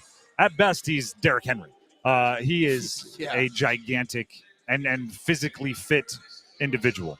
We'll continue to update you. We are live here in Charlotte all the way up till 6:30 when we will turn things over to Adam Gold for Storm Watch for the Canes game tonight because it's Hockey Night in Carolina as well. But you can hear this game, the one that we are, just feet away from, the players getting warmed up for, Duke and UNC, on Buzz Sports Radio, our sister station. So you can listen to that as well. But keep it here all the way up until 6:30. We'll keep getting you ready for it. Before we do jump back into some of that preparation, here's Dennis Cox with a message for you. Hey, folks, Dennis Cox here for my friends over at Law Tigers. I need to let you all know something. You guys are running out of time. You guys are running out of time to go to caniacsbike.com and enter to win a custom Caniacs motorcycle. That time is running out because Law Tigers, Tobacco Road, Harley-Davidson, Shiny Side Paint, and your Carolina Hurricanes, they're teaming up again to give a lucky fan a custom Caniacs motorcycle. Again, go to caniacsbike.com. Keywords I said there, custom built motorcycles. So this is truly one of one. It's not like some other pro teams that we've seen that might take a motorcycle, slap a couple stickers on it, and they call it like, a team motorcycle that we're giving away. No. They're doing this thing right. Custom built motorcycle, custom painted with Canes colors, Canes logos, everything that you want on it. White wall tires, absolutely gorgeous bike. I've seen it in person. It's at Tobacco Road, Harley-Davidson. It is gorgeous. I wish I could take this bike. I can't, but you can. Just go to caniacsbike.com. Again, caniacsbike.com. Law Tigers is a network of independent law firms who are members of the American Association of Motorcycle Injury Lawyers. Law Tigers is not a law firm. The Drive with Tim Donnelly, 99.9 The Fan. We'll make some picks, and we'll continue previewing Duke UNC. Coming up next, don't go anywhere. It's bow time. Finally, lunchtime. I'm starving. What's that? This is the Bojangler from Bojangles. With the same bold flavor as their chicken? The same. And fries? The same. Huh. Well, I've got a PB&J. Yeah, that's not the same. A crispy fish fillet dusted in Bo's famous seasoning. With cheese and tartar sauce on a fluffy bun, the Bojangler's back. Hook one while you can. It's bow time. There's no time like Bojangler time. Time to stop whatever you're doing and head over to Bojangles to try the Bojangler Fish Fillet Sandwich. You heard right, the Bojangler Fish Fillet Sandwich. A perfectly seasoned, light, flaky, wild-caught Alaskan pollock fish fillet sandwich. For limited time at participating Bojangles. Make it a combo and add Bojangles seasoned fries and legendary iced tea. Hungry for Bojangles but in the mood for something different? Then it's Bojangler time. It's time for the Coastal Scholar Athlete of the Month. Hello, Creighton Blackwell here at Coastal Credit Union 99.9 The Fan, and we're here to celebrate yet another Scholar Athlete. This month, we're at Middle Creek High School, where we celebrate our newest Scholar Athlete of the Month, Kristen Norton. My parents have always been there for me. And then my teammates, they really helped me with the mental part of it. So they really helped bring me up when I make mistakes or something and just keep me grounded. She's just a great person. She's a great leader by example and also vocally. She's just that type of person. It doesn't matter what the situation is, anything that can help the team. She's a great young lady. It's amazing to have on the team. She's a really good role model and a leader on the team. She's always first to step in and try something new to help the team. 1, 2, 3, let's sing! What does winning this award mean to you?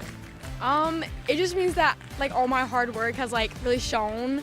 Some days I'm what have I done? What have I accomplished? But getting this was people have actually seen my improvements and my accomplishments. So it's good. It's really good. Yeah. Congratulations, Kristen. For over 20 years, 99.9 The Fan and Coastal Credit Union have been recognizing scholar athletes at Triangle area schools. If you'd like to nominate a high school athlete, text AWARD to 919-860-5326. That's AWARD to 919-860-5326. Organize easy. Organize tough. Customize your work truck or van with upfit solutions from Van Products. Steel and aluminum shelving, toolboxes, data files, cabinets, drawers, conduit carriers, ladder racks, everything safe and secure. Everything built as unbreakable as you by Adrian Steel. Backed by the best warranty in the business. 3 years, 36,000 miles. Everything custom installed by Van Products so you know it's done right. From a single work rig to a fleet, choose custom installed upfit solutions from Van Products. The soundtrack to some of your best memories comes to life on one stage. Toad the Wet Sprockets 2025 Good Intentions Tour is coming your way with special guests KT Tunstall and Sixpence None the Richer. August 21st at Coca Booth Amphitheater. The songs you love, the memories you cherish. Sing along, dance, and celebrate with friends old and new. Get your tickets now at boothamphitheater.com for one incredible night of music, memories, and good intentions. August 21st at Coca Booth Amphitheater. Hey, Green Gobbler here. So you've got a clogged drain in your bathroom. Water in the sink's overstaying its welcome. You're spitting today's toothpaste on top of yesterday's toothpaste. You hope that it go away. Yeah, clogs don't just go away. I make them go away. I'm Green Gobbler, the only clog dissolver you need. I'm bleach-free, safe for your pipes, and I work. Guaranteed or your money back. Because I never met a clog that was gonna unclog itself. Green Gobbler. Let the gobbler get At it. Diamonds Direct, our experts go the extra mile to ensure you have the tools to say I do with absolute confidence. Our promise to you is a completely risk-free shopping experience, rooted in transparency, education, and integrity. No pressure, no intimidation, just clarity and confidence in your purchase. But we're about more than just price. Everything is backed by our exclusive guarantees. Put our tools to the test against any competitor, and our expert staff will ensure you get the very best overall value and unforgettable experience. Learn more at diamondsdirect.com. Diamonds Direct, your love, our passion. The Dugout Tavern and Grill is the #1 sports bar in Apex and your March Hoops headquarters. Stars of our games, fill out a bracket to win big prizes from New Belgium Brewing, $5 Modelo on game days, daily drink specials, and late night buy one get one half off appetizers. We've got a 16-foot video wall and over 30 other big screen 4K TVs inside and out with state-of-the-art sound always on so you can catch all the hoops action at the Dugout, 1413 Kelly Road, Apex, and the thedugouttavern.com. The Drive brought to you by Enbridge Gas, formerly Dominion Energy North Carolina Gas. Dominion Energy North Carolina Gas customers are now proudly served by Enbridge Gas, looking forward to a bright future together. To learn more, visit enbridgegas.com.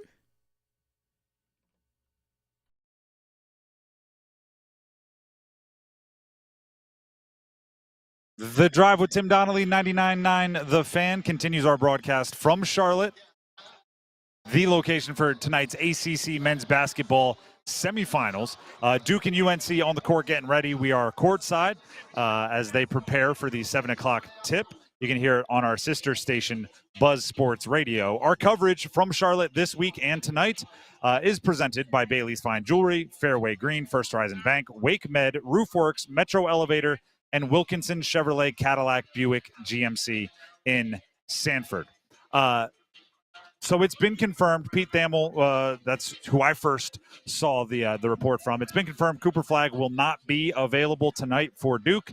He rolled his ankle yesterday in Duke's win over Georgia Tech. And while it was nearly confirmed post-game by head coach John Shire that he would not play today, it's now official, which, as well as Malik Brown, I should add. Malik Brown, another main contributor for Duke, dislocated his shoulder for the second time this season yesterday against Georgia Tech. So neither of them will be available today, which does change up the game a little bit. I still think these two teams are wildly talented. I think Duke is still appropriately the favorite in the game. But it does, like I said, it changes things. Even if it doesn't lower the quality, it changes things. And I think mentally, for both teams, the challenge becomes similar. The challenge is in part, again, mentally, we're talking about the psychology of the game. Don't press, don't try to be the hero, okay? If you are UNC if somebody wins this game, or if UNC wins this game, somebody will be the hero, right? Somebody will go down as the guy that had the big game and helped take down Duke and put UNC into the NCAA tournament, right? Because I believe that's on the line with a win for UNC this year. The hard part is you have to let the game come to you. You're not sure how Duke is going to use their roster. You're not sure if they're going to go big, right? If they're going to play Patrick Gongba more, in which case maybe Van Allen Lubin is more of a dirty work guy this year or this game than a main contributor. But also, say they play Isaiah Evans in place of Cooper Flagg more, and suddenly now they are a bit smaller and their size advantage isn't as aggressive, and Van Allen Lubin might be able to have a big day and get Malawash into foul trouble. You have to let the game come to you if you're UNC. Duke's side, same thing applies. Don't press, don't play hero ball, right? I'm going to use a football analogy because I played college football, and that's where my mind goes. I've been on offenses where everyone is comfortable with their roles, right? Somebody might be happy getting 4 targets a game until the number 1 wide receiver gets hurt. And then all of a sudden, 6 guys are unhappy. They might be getting more targets than they normally get, right? They went from 4 to 6, but they're saying, no. I'm cool not getting targets if it's going to him. I'm not cool not getting targets if it's going to anybody else. And with him out, I want 10. And I'm going like, you were comfortable with 4 targets. Yeah. He gets hurt. Now you need 10 or else you're going to throw a hissy fit. And some of that can exist here, right? If Cooper Flagg doesn't play. Cooper Flagg, by the way, has been the number 1 ranked recruit in his class for years, right? And I think since the 4th grade. He's been projected as the number 1 pick in this upcoming NBA draft for a long time, and he will be. When he's there, maybe everyone's cool taking a back seat. When he's not there, maybe everybody has dreams of being the main character, as I've been calling it. You have to make sure there aren't those things happening and you're letting the game come to you. Now, we haven't seen anything from this Duke team that would indicate there's, the selfishness that might be implied by what I'm saying. But we also haven't seen this team play without Cooper Flagg for an entire game as of yet. So both teams, I'm looking at them and saying, you got to keep hero ball at bay, right? You got to always look for the best shot, not your shot. And sometimes you can go a long time without the best shot being your shot, and you have to be cool with that. Like I said earlier, these players can't go out and try to be Cooper Flagg. Mm-hmm. Like, you can't do that. You still have to be yourself. Now, you can raise and elevate yourself, but still being yourself is what matters the most. Can't try to go up there and be Cooper Flagg. Like, all right, well, guess what? I'm going to have a 40% usage rate now. Like, no. Still be you. And from a more X's and O's schematic standpoint, right, if that's the psychology of what the Cooper Flagg absence and the Malik Brown absence might do, X's and O's, if I'm Duke, run. And here's why.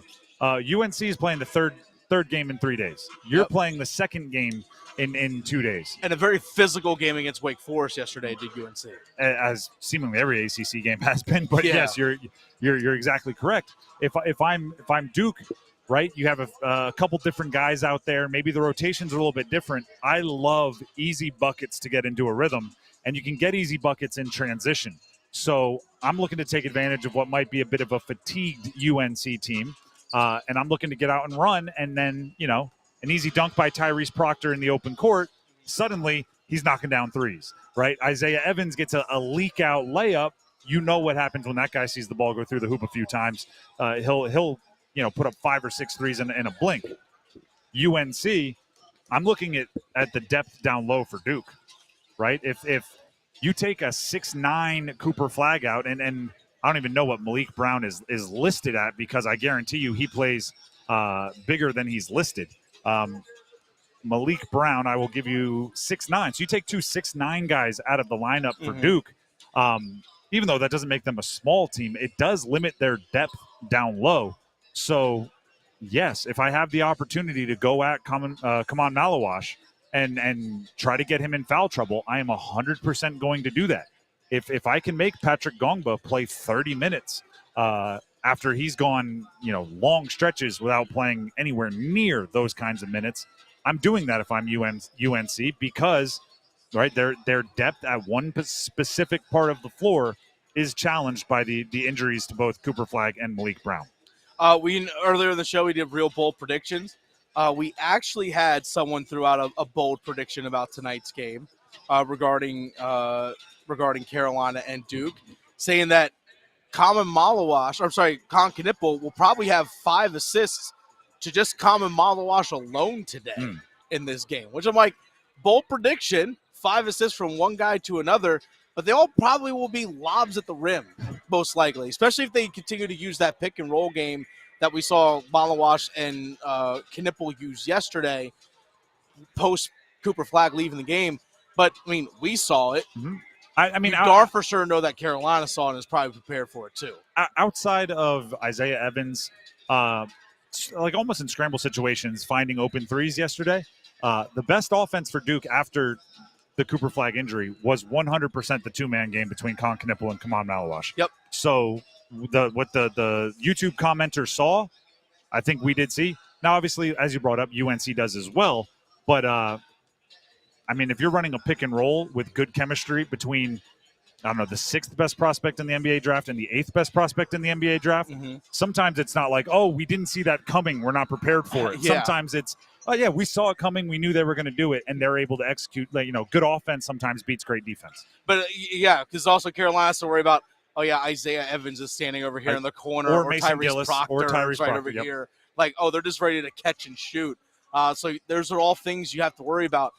To me, I've said it plenty of times this year, the lineup versatility for Duke allows them to be able to handle these kinds of situations. And a little bit less lineup versatility tonight than in others, but still, it's there. The roster is still strong. We'll continue to preview Duke UNC as we lead you all the way up to actually Stormwatch for the Canes game, and this game, UNC and Duke, will be on Buzz Sports Radio. But we'll take you right up till 6:30 with more Duke UNC talk. But before we get to that, Dennis Cox has something for you. Dennis Cox here for ESPN Bet Sportsbook. Folks, it's March. Who's cutting down the nets this year? Get in on all the tournament action at ESPN Bet Sportsbook. Go from tracking the latest upsets to placing bets in just a few taps. All tournament long, new customers can get $100 in bonus bets when you make your first $10 wager. Download the ESPN Bet Sportsbook app and sign up with the promo code Radio100 today. Again, the promo code Radio100 to get started today. Must be 21 plus. Gambling problem? Call 877-718-5543 or visit morethanagame.nc.gov. Terms and conditions apply. See app for details. The Drive with Tim Donnelly, 99.9 The Fan from the Spectrum Center in Charlotte will continue up next. Don't go anywhere. Tonight's forecast calls for Hurricanes hockey. Svechnikov, tick-tack tied, and Carolina on the man advantage. Storm Watch with Adam Gold at 6:30. Puck drop at 7. Save it, rebound! Game over! Sebastian Aho gives Carolina a 4-3 win in overtime. On your exclusive home for the Carolina Hurricanes, 99.9 The Fan. Hey, what do you say? John Forsland here from my friends at Buffalo Brothers. It's hockey season, baby. I live and work on both coasts, and here's the deal. There's nothing like Buffalo Brothers. The best wings on the planet and a great place to watch all the big games. Visit all 5 Triangle locations for great specials, including half-price pizzas Monday through Friday, 4:30 to 6, and $6 Jamesons on Sunday. Dine in, carry out. BuffBrothers.com. Aw, man, now I want wings.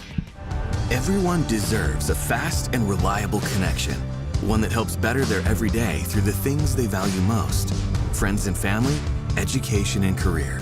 A connection that opens pathways to opportunity and builds roads to a better future. At Spectrum, we're committed to delivering just that every single day. Because with the right connection, anything is possible. That's Life Unlimited. That's Spectrum.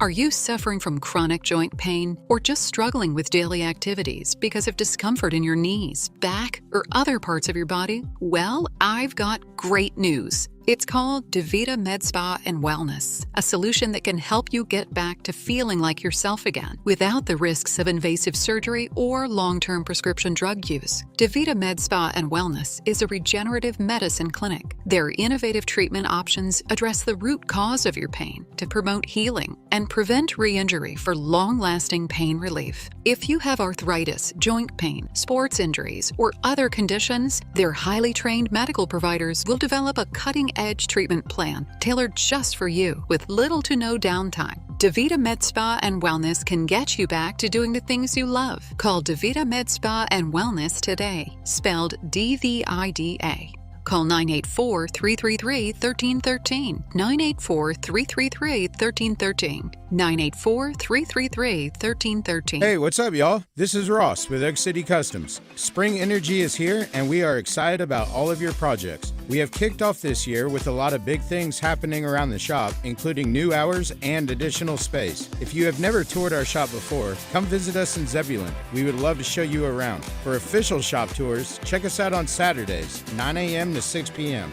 From shop services to finished products like custom tables, countertops, outdoor pergolas, and furnishings, we have you covered. To learn more, check us out now at oakcitycustoms.com. Attention watch enthusiasts and collectors. Bailey's Fine Jewelry invites you to an exclusive pre-owned Rolex event happening for 2 days only, March 21st and 22nd at their Village District location in Raleigh. Discover North Carolina's largest selection of vintage and pre-owned Rolex timepieces featuring sought-after models like the Daytona and Submariner and collector favorites like the iconic Pepsi and Hulk. Whether you're a seasoned collector or searching for your very first Rolex, this is your chance to explore an unmatched collection March 21st and 22nd only at Bailey's Fine Jewelry in the Village District. Visit BaileyBox.com for event details. Your perfect Rolex awaits. Welcome to Staples. I hear Staples prints it all for any business? You bet, and we'll beat any print quote. So if I had a pizza place... Staples can print signs, menus, pizza boxes. A landscaping business? Oh, we can print yard signs, t-shirts, brochures. How about a pizza/landscaping business? I'll call it Dough and Mo.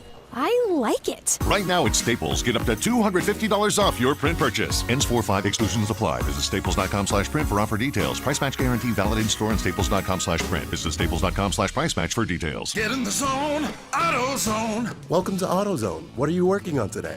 This week only, all Pro Elite wash items and accessories are buy one, get one half off. That's car wash, tire cleaner, leather cleaner. All buy one, get one half off.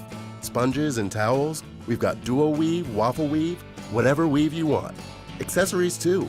Pro Elite floor mats, car covers, and more. Any Pro Elite item, buy one, get one half off. This week only at AutoZone. Get in the zone, AutoZone. Restrictions apply. This hour of the Triangle Sports Leader is powered by Ritchie Law Firm, injury lawyers. Ritchie Law is on top of it. Go to ritchielaw.com. That's ritchielaw.com. WCMC HD1 Holly Springs. Take us with you on the radio, Instagram, TikTok, Alexa, and YouTube. 99.9 The Fan, the Triangle Sports Leader.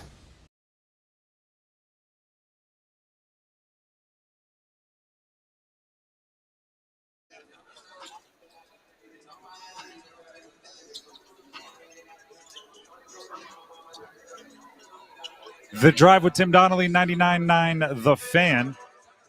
We are live in Charlotte at the Spectrum Center, less than an hour now away from the scheduled tip-off for Duke and UNC in the semifinals of the ACC tournament. Only twice since 1954 has a team from the state of North Carolina not been in the ACC championship, and that will continue again today with one of these two teams punching their ticket into the ACC championship.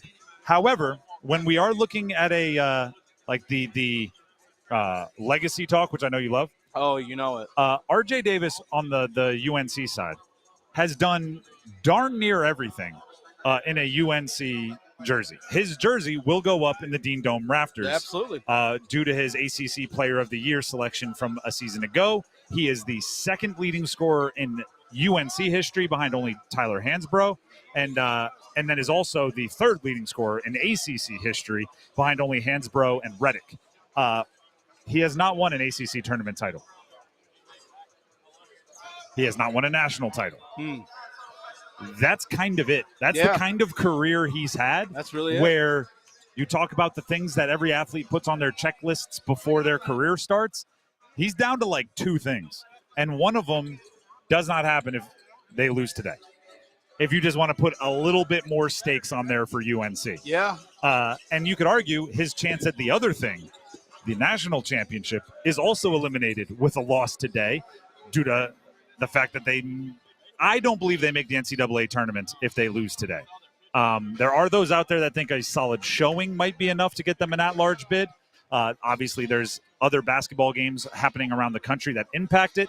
Do you have an update on some bracketology, Dennis, as our resident graduate-level studier of the dark magic that is bracketology? Bracketology 314, that's the class we were taking today here. North Carolina benefits, obviously, from beating Wake Forest, another bubble team. Benefits from the loss by Indiana earlier this week against Ohio State and the loss by Xavier yesterday to Marquette. Those benefit because North Carolina has gone from first team out to last team in to now still part of the last 4 in, but as opposed to being number 68 of 68, they're bumped up to number 66 of 68, according to Joe Lunardi of ESPN and his latest bracket projections. That's important because if there are bid stealers from a conference, let's say, I don't know, Texas, which Texas is one of the last teams in, Texas benefited from beating Texas A&M yesterday in the SEC tournament. That's a massive win for the Longhorns. They've had a couple of upsets from the 13 seed down there in the SEC tournament, Texas. But again, still a bubble team. So if, for example, if Texas goes on and gets a couple more big wins, that only raises them and potentially could elevate them above North Carolina. This is North Carolina's last chance for a big win. Texas is going to have at least one more, actually a couple more opportunities if they keep winning just because of how stacked the SEC is.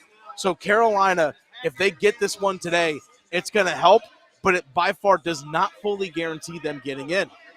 And then the stakes on the other side for Duke, they're playing for the number 1 overall seed. They're playing for obvious history, right? As a 19-win ACC regular season, that's the most in history. Granted, they did expand to 20 games in league play not long ago, but 19, the most you've seen, and they're they are doing the thing that you do when you have a team that's super talented, which is you start looking at the similar checklist what I talked about with RJ Davis, right? Winning the ACC tournament, being the number 1 overall seed, earning postseason awards like they did earlier with Cooper Flagg being the ACC Player of the Year. Like these selections and everything, they start to add up, and they, you don't go to Duke to hopefully have the opportunity to be on a good team. You go to Duke to measure yourself against the other Duke players, similar with UNC. And where is he? Carlos Boozer is back there on the ACC network set. John Shire is your coach. Right? These guys, they've been on some pretty good teams, and that's what it is at Duke, right? You're measuring yourself against them. Right? There's UNC and Duke might be the only, or one of the only, where there's like levels to their national championship teams. Right, yeah. It's like, well, you were on the national championship team, but your team didn't win the ACC tournament, right? You didn't, you lost 6 games in the regular season, so you can't really talk to me and my national championship team. You didn't even have a Naismith Player of the Year. Like there are levels to their national champions, so you have to check off those boxes throughout. Duke is playing for a ton right here. And then on top of that, as we've been discussing throughout, individually for Duke, there is the pride that comes with we're not Cooper Flagg and the Pips. Yeah. Right? It's not Gladys Knight and the Pips where there's a headliner and then we're the backing band.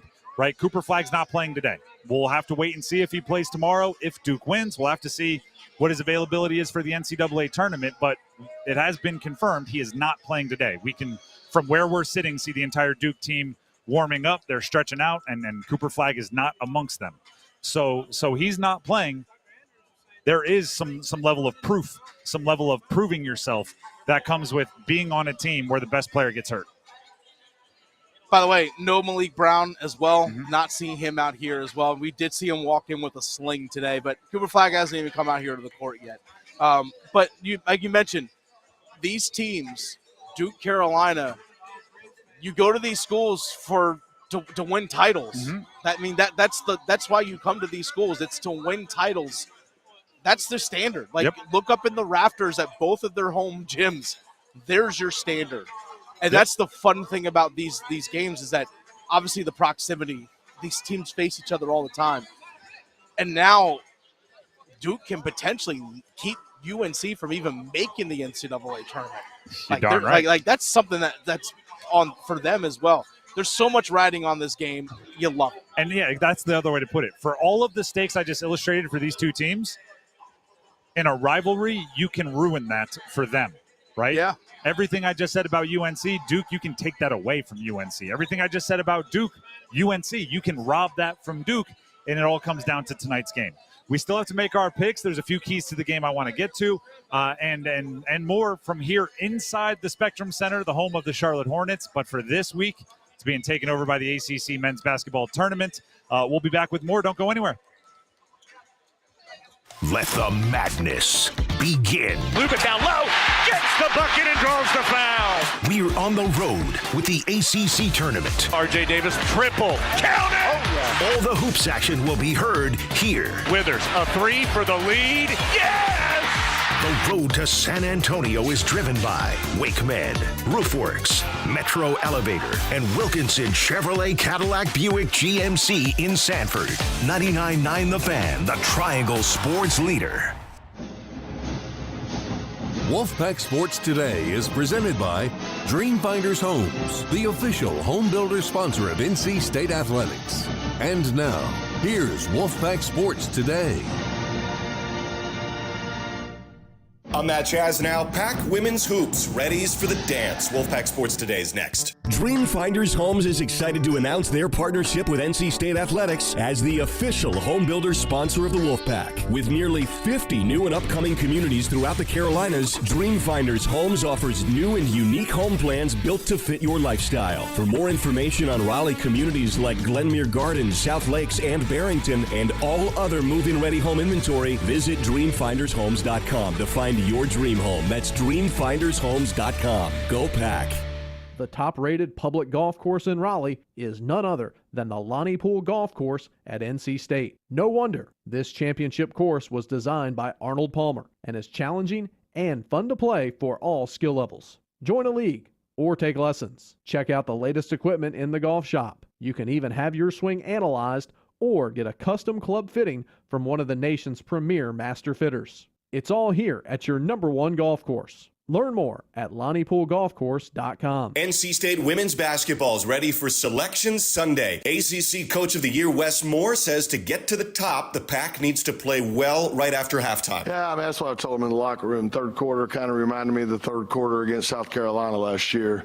I thought both today and last year in that game, we really were locked in defensively.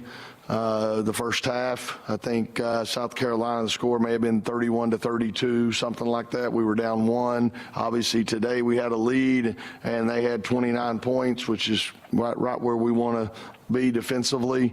But then the third quarter, for whatever reason, we kind of lost. Moore and the Pack end up with a 24-10 third quarter deficit in the ACC title game. Wolfpack Sports Today continues next.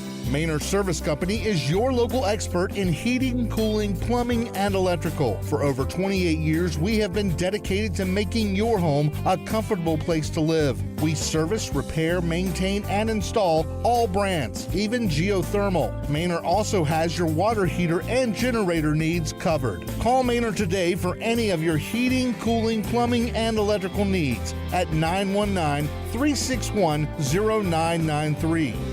Selection Sundays next. The brackets come out this weekend. This is the Wolfpack Sports Network from Learfield. You've been listening to Wolfpack Sports Today, brought to you by Dreamfinders Homes, the official home builder sponsor of NC State Athletics. Wolfpack Sports Today is a Learfield presentation of the Wolfpack Sports Network.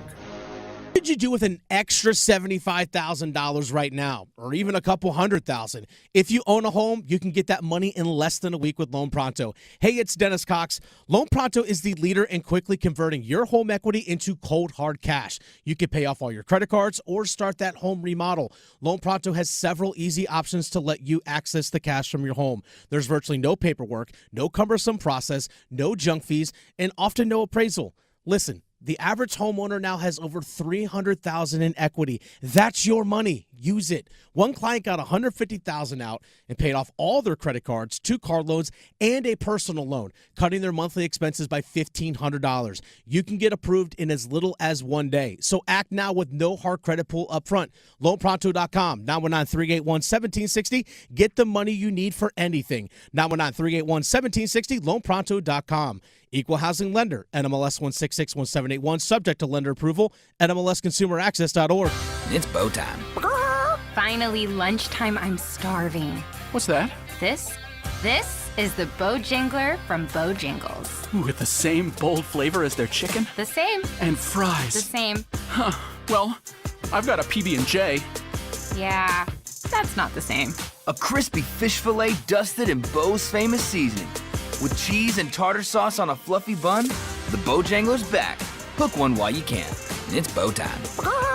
There's no time like Bojangler time. Time to stop whatever you're doing and head over to Bojangles to try the Bojangler Fish Fillet Sandwich. You heard right, the Bojangler Fish Fillet Sandwich. A perfectly seasoned, light, flaky, wild-caught Alaskan pollock fish fillet sandwich. For limited time at participating Bojangles. Make it a combo and add Bojangles seasoned fries and legendary iced tea. Hungry for Bojangles but in the mood for something different? Then it's Bojangler time. Adam Gold in studio with my man Sammy Hanna, owner-operator of the Aluminum Company of North Carolina. I tell people this all the time. If I am doing a commercial for somebody, I am vouching for who they are and what they do. You guys do great work, but your customer service stands above all the great work that you do. Adam, I truly appreciate that testimonial. And yeah, we try to take pride in our customer service and meet and exceed our homeowners' expectations on all their home improvement needs. Obviously, there's many companies out there that do what we do. If you Google home improvements, Raleigh, you're going to get many, many companies. But you're not going to find too many companies out there that have a 4.9 rating and over 800 Google reviews and over 7,000 Guild quality reviews. It takes a lot of work on our part to make sure we meet and exceed all your expectations on customer service. And we're going to continue to do so because that's why we've been in business since 1961. I have used the Aluminum Company. I have not heard anyone that had anything but incredible things to say about all of you, and that is amazing. That's a testimony to how you guys do it. Aluminum Company of North Carolina, aluminumcompany.com.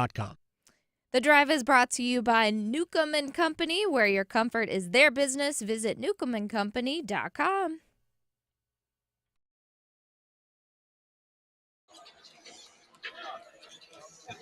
The Drive with Tim Donnelly, 99.9 The Fan. For the final time, the final segment before we pass 99.9 The Fan over to Adam Gold for Stormwatch, getting ready for the Canes game, Hockey Night in Carolina. And we start settling in for Duke UNC. We are courtside in the Spectrum Center for Duke and UNC semifinal ACC tournament. You can hear it on Buzz Sports Radio, our sister station. A few final thoughts. One, this is going to sound weird. Silver lining to Cooper Flagg being out with the injury, especially since it appears like it won't be a long-term thing. He's walking around without a boot here in the Spectrum Center.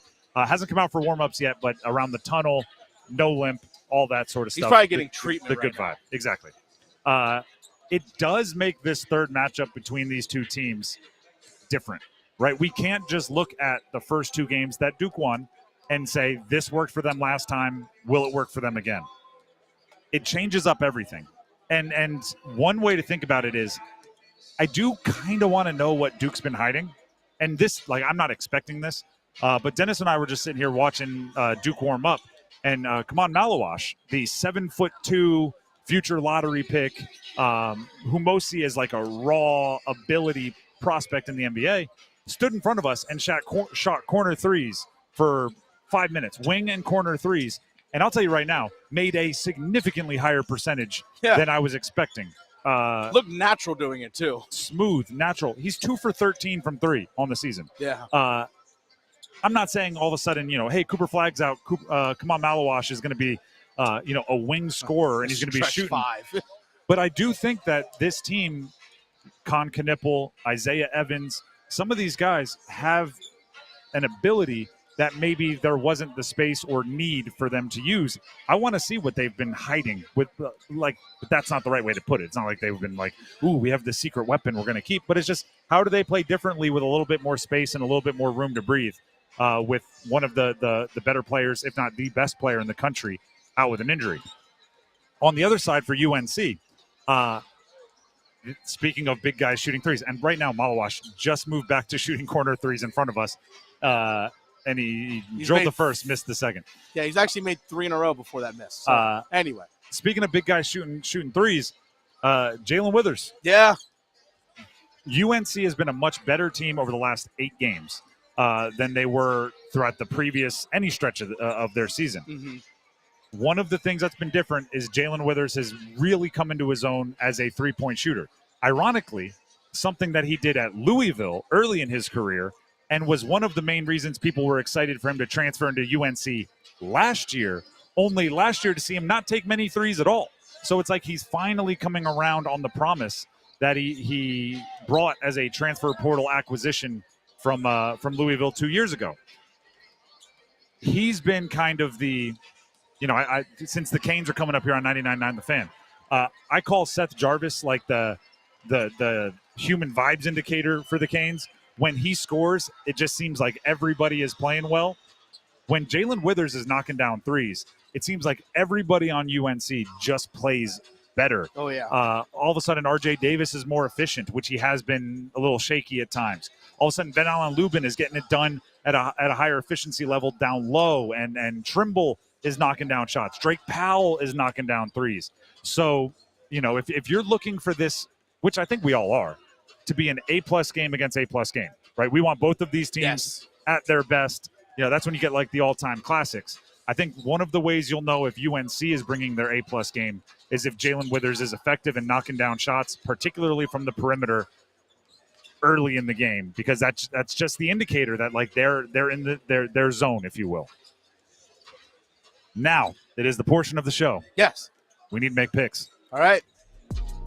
We'll go with the kind of the structure we were using yesterday, which is not just pick a winner and give us some indicators of how you think this one's going to go, some predictions on the tempo or the vibe of it all. Dennis, you can lead off. All right, 3 games. Let's actually go to the ice. Let's go back to Raleigh real quick. Canes at home tonight against the Detroit Red Wings. Give me a score and a prediction. Canes win 4-2. All right. Young guys get it done. I think it's a big Jackson Blake game. Okay. I'm going to say the power play gets on the board today. Look at you speaking it into existence. And I think Stankoven gets on the stat sheet. I don't necessarily he scores, but maybe he gets on the stat sheet in some way, shape, or form, which is great. I want to see that guy continue to thrive in Carolina. I want to see that happen for sure. I'm with you on the score, 4-2. 4-2 Canes. It's 4-1, and they give up a cheapie late. It seems like these games they've been giving up a cheapie late. By the way, Detroit Red Wings 2 points back of a wild card spot. They are a desperate team. Do not take them lightly. Caged animal. Before we get to the game that's about to play in front of us, let's go to the one that plays next. Clemson, Louisville, the 2-3 matchup in the ACC tournament.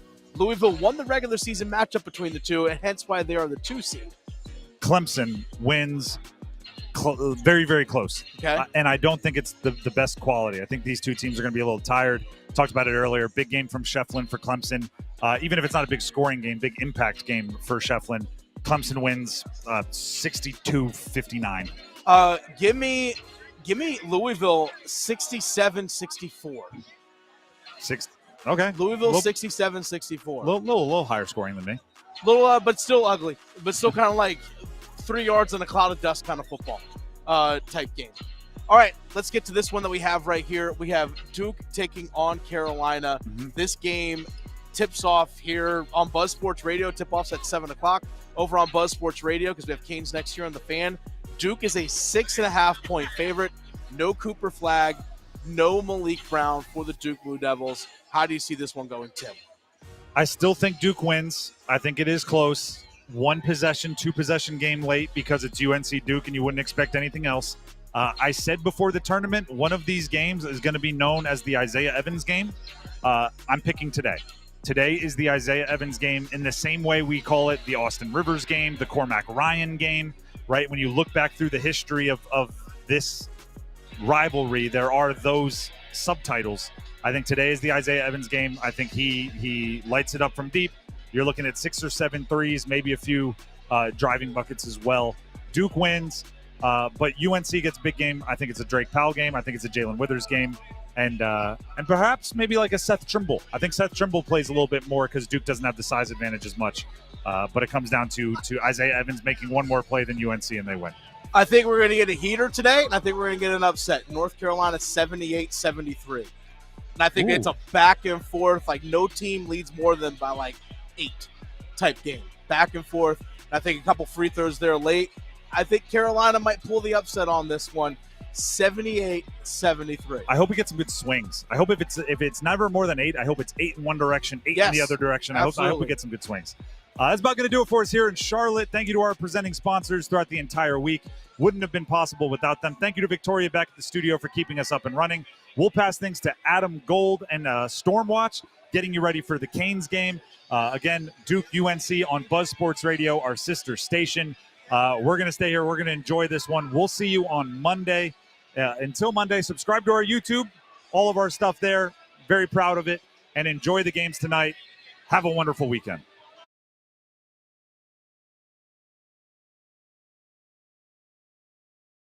Let the madness begin. Cooper will lead the break. To the right, Proctor to lay it in. We're on the road with the ACC Tournament. Back up top, Brown will launch. Bang! All the hoops action will be heard here. Cooper on the left, has a drive. Good night! A two-hand stop! The road to San Antonio is driven by Bailey's Fine Jewelry, Fairway Green, and First Horizon Bank.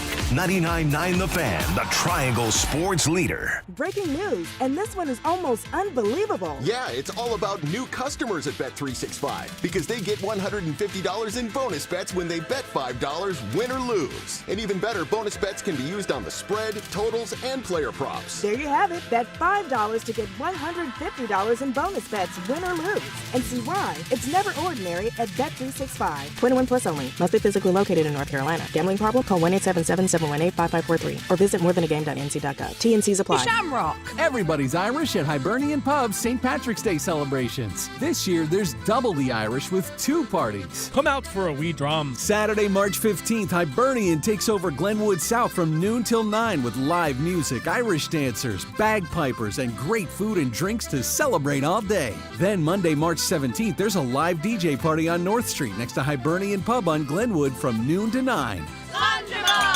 Get details at hibernianpub.com. Hey, Daydreamer. Did we catch you thinking about your dreams? With Wells Fargo Premier, a team can help you plan for them. So let's imagine your biggest dream. Not the easy one, the one behind it. The one you work towards every day and every night. Can you see it? Then we can help you plan for it. Ready to start planning for your dreams? You can at wellsfargo.com/getpremier. It's time to get that brand new Buick you've been wanting. It's the Buick Savings Event at Wilkinson Chevrolet Cadillac Buick GMC in Sanford. Up to $3,000 in discounts are available on all remaining Buicks. Plus, a GM purchase allowance and 0.9% financing is available for 36 months. All topped off with deferred monthly payments for 90 days. See dealer for full details. Buick, exceptional by design. Hurry to Wilkinson Chevrolet Cadillac Buick GMC in Sanford or online at wilkinsoncars.com. When you're hiring, have you ever felt like you're missing out on meeting truly great candidates for your roles? It seems impossible to find them, but they have to be out there somewhere, right? Well, they're not hard to find when you know where to go, and that place is ZipRecruiter. And right now, you can try ZipRecruiter for free at ZipRecruiter.com/free. ZipRecruiter helps 10 million people with their job search every day. And because these people are actively looking for jobs just like yours, it's easy to find the right person right away. In fact, 4 out of 5 employers who post on ZipRecruiter get a quality candidate within the first day. But if you're not using ZipRecruiter, you're missing out. So see what it's like when the impossible is easy. When you go to ZipRecruiter.com/free right now to try ZipRecruiter for free. Once again, that's ZipRecruiter.com/free. ZipRecruiter.com/free. Never miss out on great candidates with ZipRecruiter. So, you found the one and want to get married? Next step, you need the ring. And not just any ring, the perfect engagement sparkle that exemplifies your love. Bailey's Fine Jewelry is here to help. Our diamond experts, wide selection of high-quality diamonds, and financing make saying I do easy. We guarantee you'll love the ring or your money back. You're invited to see why Bailey's has been voted best place to buy your diamonds. Visit us today in-store or at baileybox.com to find out more. Attention! Have you racked up $10,000 or more in credit card debt? Are you barely getting by making minimum payments? With credit card debt reaching all-time highs, National Debt Relief is notifying consumers about significant debt relief options currently being made available to help those with overwhelming credit card debt. These options may reduce a large portion of credit card debt for those who qualify. You don't need to declare bankruptcy or take out a consolidation loan, and you may only have to pay back a fraction of what you owe, even if you have bad credit. National Debt Relief has already reduced the credit card debt for more than 550,000 consumers, so don't wait. If you owe $10,000, $20,000, or even $100,000 in credit card debt, you can now take advantage of this financial debt relief as the cost of living continues to skyrocket. To check what debt reduction you may qualify for, call 800-848-4499. 800-848-4499. Again, that's 800-848-4499. This is Storm Watch with Adam Gold, presented by John Heister Chrysler Dodge Jeep Ram in Lillington, on your home for Carolina Hurricanes hockey, 99.9 The Fan. Tonight, the Canes host the Detroit Red Wings at the Lenovo Center. Now, here's Adam. 5 weeks, maybe a day or two longer, but that's all we have until the start of the Stanley Cup playoffs. Are the Hurricanes moving in the right direction? Look, we know it's not perfect, but the signs are there that this team is regaining their identity, heading down the stretch. Hi, everyone. I am Adam Gold, and this is the Storm Watch, brought to you by John Heister, Chrysler Dodge Jeep Ram on 99.9 The Fan. And tonight, the Carolina Hurricanes host the Detroit Red Wings at Lenovo Center in a tale of two teams appearing to be on different tracks, while each hoping to arrive at the same destination, and that, of course, is the NHL's postseason. Carolina's won 5 straight, the second longest winning streak of the season for them, next to the 8-game run that ended in early November. And unlike most hot streaks across the league, including their own, this one was not a product of goal-scoring binge or a red-hot power play. No, they have won these games largely due to a stingy defense, a stellar penalty kill, and great goaltending. Yes, I just said that out loud. Great goaltending. Carolina's only scored 3 goals per game in the run, and 8 of those have come in the last 2. First time since December they have scored at least 4 times in consecutive games. Power play, just 1 for 22 in the last 5. But the penalty kill has turned aside 12 of 13 against some of the best power plays in the sport. And the goaltending of Pyotr Kochetkov and tonight's starter Frederik Andersen, well, it's been stellar. They've allowed just 7 goals in the last 5, and one of those was Freddie essentially passing the puck to Winnipeg's Adam Lowry for what amounted to an empty net goal in, again, what was largely a very comfortable Hurricanes win. At the end of the day, the Hurricanes under Rod Brind'Amour have always been more about goal prevention than goal scoring. And it seems they've reclaimed their identity heading into a very important weekend before a West Coast trip. All right, it's time to start, and let's get it going with the head coach, Rod Brind'Amour. Here's Window World of Raleigh and Fayetteville's view of the game. Your team has won 5 in a row. Last 2 against 2 of the best teams in the league as well. So what has pleased you about what you have watched over the last couple of weeks? Well, I mean, obviously the results. I mean, that's what the business we're in is result business. So you're always about winning games, and I like the energy, and I think we've really played pretty solidly all around. And nice to see us get some goals, that maybe it was tough to come by there for a stretch, but just overall, I think everyone's contributing, and that's the key. I'm going to ask you about a specific goal in a second. But to the last two games, you talk about goals. It's first time since December you've scored 4 goals in back-to-back games. It's hard to be as good as you guys have been without that. I mean, do you look back on that and go, I'm surprised we're where we are in the standings at all? Well, I think what it's telling you that we're doing a lot of good things, and we have been all year. Certain areas of our game have been pretty solid, and that's generally limiting chances and shots to the net, and we've done a pretty good job of that. And so you can, win those low-scoring games if your offense isn't maybe humming along like you'd like or scoring on the chances. So, that has to be a staple for us, and I think it has been really all year. All right. When asked after the game by the ESPN crew, Seth Jarvis, they asked him, how do you describe the locker room? And Seth said, togetherness. Do you think everything that has happened has galvanized this group and brought them even closer? Well, I imagine. I mean, I think it's just the natural kind of turn of events and the way things kind of played out, and more so like the noise outside. I think we were always a pretty tight group, but I think they've rallied around it, knowing that now. I think now just knowing this is the group, I think that helps too. Like there's no more speculation and guys going here or there and all that stuff. So that's all behind us, and now you got your group, and you better be together because that's all you got. How has Seth grown as a player over the last 3 years, really? Yeah, well, he's certainly rounded out, right? Like I think when he first showed up, we knew he could skate and had that offensive flair, but I don't think he really had a lot of details to the defensive side of the game, and I think he's really picked that up. As you see, he's just a well-rounded hockey player, and he's also matured, I think, as a human being. I think he's pretty comfortable in his skin right now, and he's certainly a huge part of our group.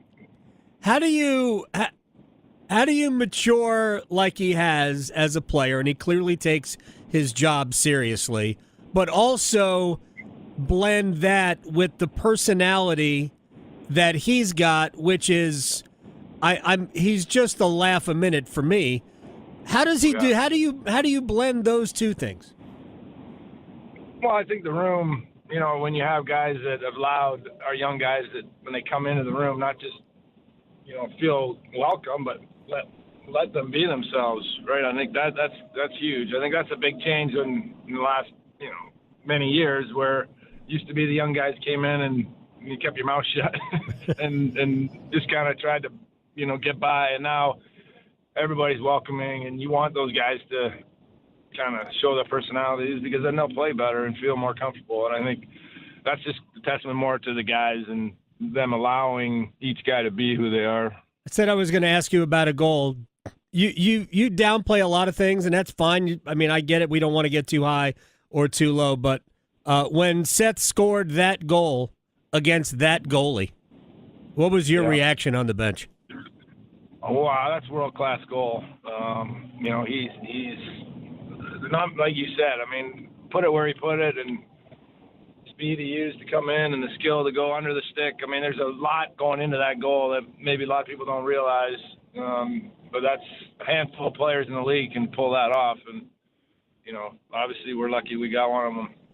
Have you tried threats to the power play units? Have you tried, isolation, dark rooms? What can we do here? Yeah, wow. Yeah, we got to get, and I'll take the heat on this. Like, I got to get consistent with the group, so we're changing it up again today, and we'll probably change it again because Fesh is out. So when he comes back in, in the past, I look back even last year where I think we were top 5 all year.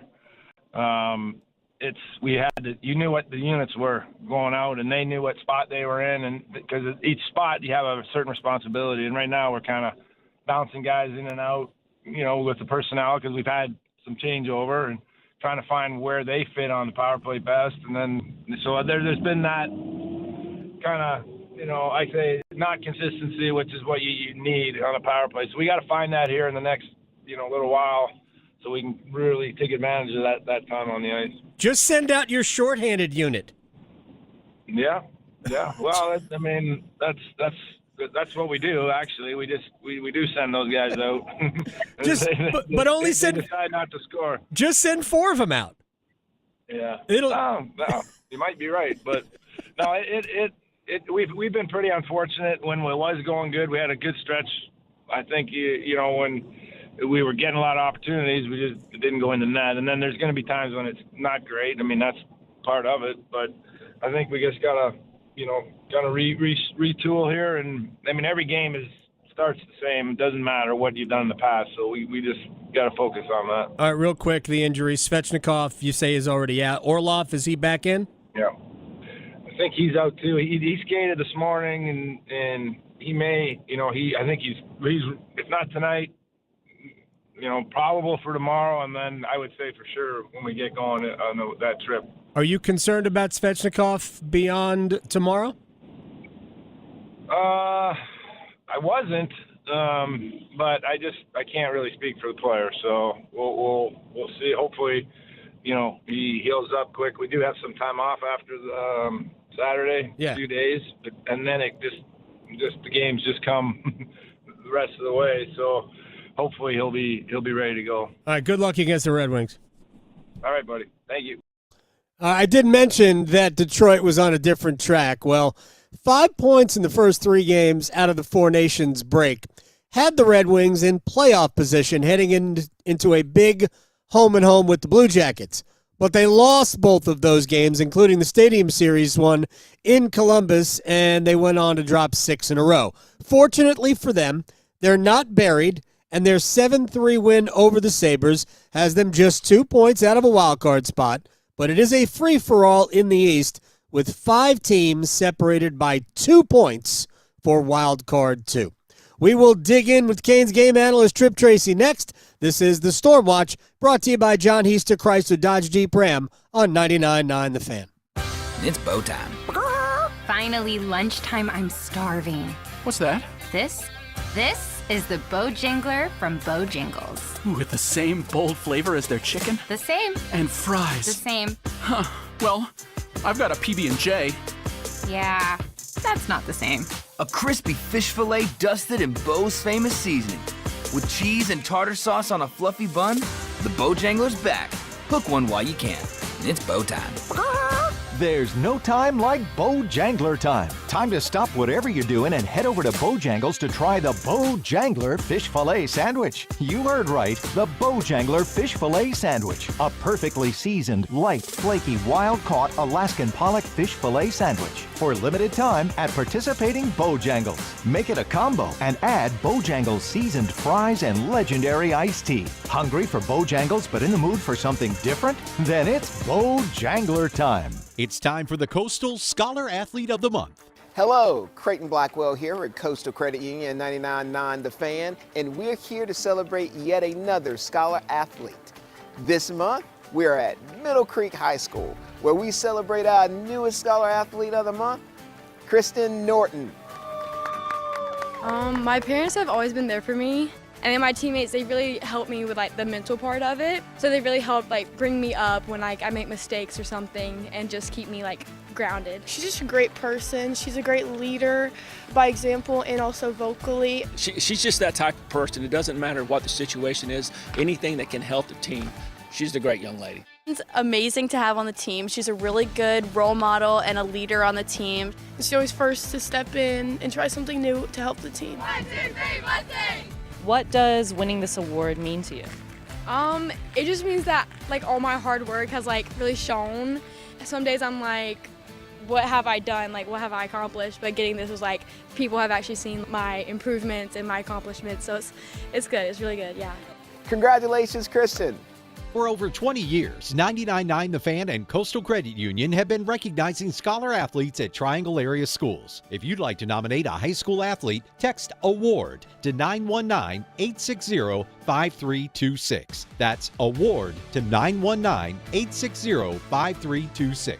This St. Patrick's Day weekend, let's keep our community safe from drunk driving. If you celebrate a little too much, don't rely on the luck of the Irish. Use a rideshare or designated driver. From your friends at 99.9 The Fan and Ritchie Law Firm Injury Lawyers. At Diamonds Direct, we believe luxury is an experience and not a price tag. Luxury is expert guidance. It's the selection of 10 jewelry stores under one roof. It's saving time on endless comparison shopping, and you'll only find this experience at Diamonds Direct. Our luxury showroom has it all backed by our lifetime warranties and our signature best price guarantee. Diamonds Direct is the perfect combination of luxury and value, so you don't ever have to compromise. Learn more at diamondsdirect.com. Diamonds Direct, your love, our passion. Hear that? That's the sound of digital instants from the North Carolina Education Lottery. With instant wins, progressive jackpots, and bonus games right from your phone. It's nonstop chances to win like you've never seen or heard before. Oh, yeah!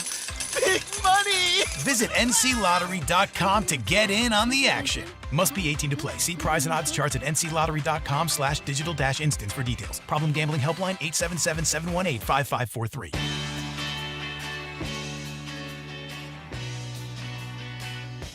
It's the John Easter Chrysler Dodge Jeep Ram Stormwatch. Hurricanes and Red Wings. Second meeting between the two. Carolina won the first one 10 days ago in Detroit 2-1. Goals from Jordan Martinook and Jordan Stahl gave him a 2-0 lead before holding on for the 2-1 win. As we dig in with Hurricanes game analyst Trip Tracy here, Frederick Anderson was good in that one, and we hope he'll be good tonight because if I'm not mistaken, it seems that Pyotr Kochetkov just keeps setting the performance bar just a little bit higher with each start. He truly has. It's been an excellent rotation. I would say that, this isn't even, a reach at all. This is the best stretch of goaltending that the Hurricanes have had all season. And you and I have spoken about it. The last thing would be the last thing on Rod Brindamore's mind right now, but I'm already thinking about, maybe it's premature to talk about it, but when you have less than 20 games left, you have the health part of it, but I'd love to see this competitive battle in rotation form continue to be there, because in my seat, I think it would be a real question as to who would start the playoffs when you get there. There's a ton of hockey to be played until then, but Kochetkov has been stellar. Freddie Anderson has been stellar against the Red Wings in his career. I think you'd say that he played as good of a game as he has all season against Detroit in the win there recently on the road. So when you're getting goaltending where you're consistently, whoever it is, Pyotr or Freddie, outplaying the guy at the other end in net, your chances of winning go up tenfold. And that certainly has been the recent story for the Hurricanes. Let me dig in, pun intended, with on the Red Wings a little bit. Last year, they were right in it. Then I think they had like a home and home with Ottawa, lost both games, and completely fell apart. And this year, I don't know, about 2 weeks ago, they had a home and home with Columbus. And at that time, Columbus and the Red Wings were both in wild card spots. And then the Red Wings lost 6 in a row. They did win against Buffalo, had 3 power play goals and a win. So they scored a bunch of goals there. But what do you think it's like for a team with some veterans to it? It's not like it's a young team. They have a lot of young pieces, but they have a ton of veterans on that team. What do you think it's like there as they have almost played their way into a very dangerous spot?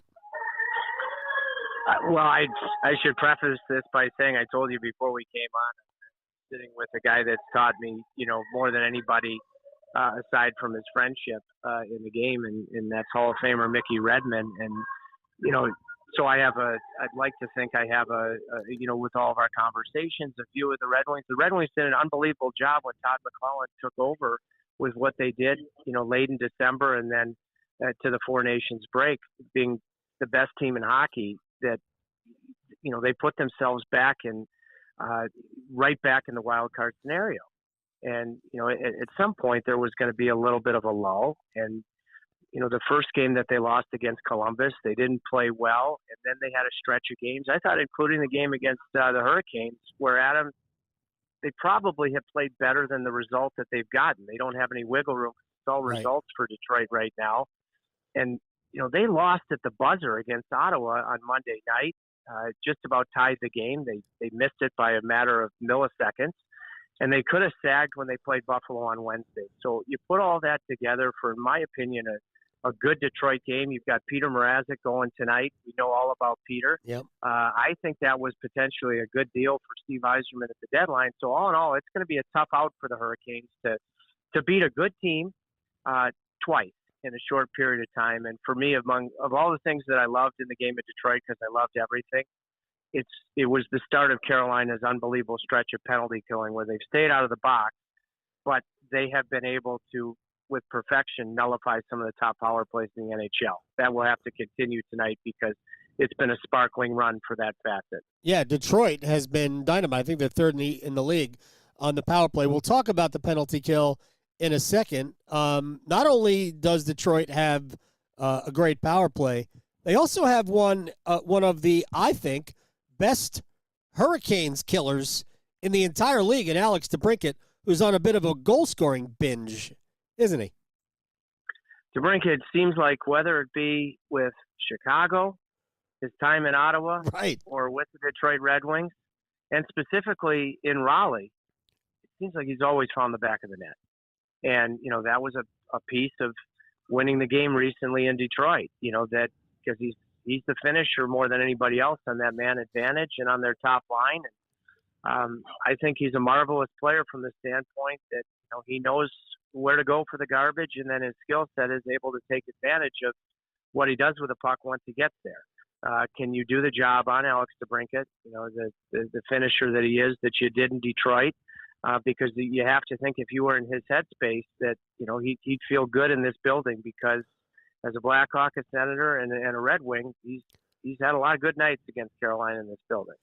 All right, this is a weird question, but it's really more rhetorical than anything.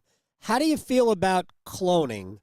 Because Seth Jarvis, I think, needs to be cloned. We need another one of those.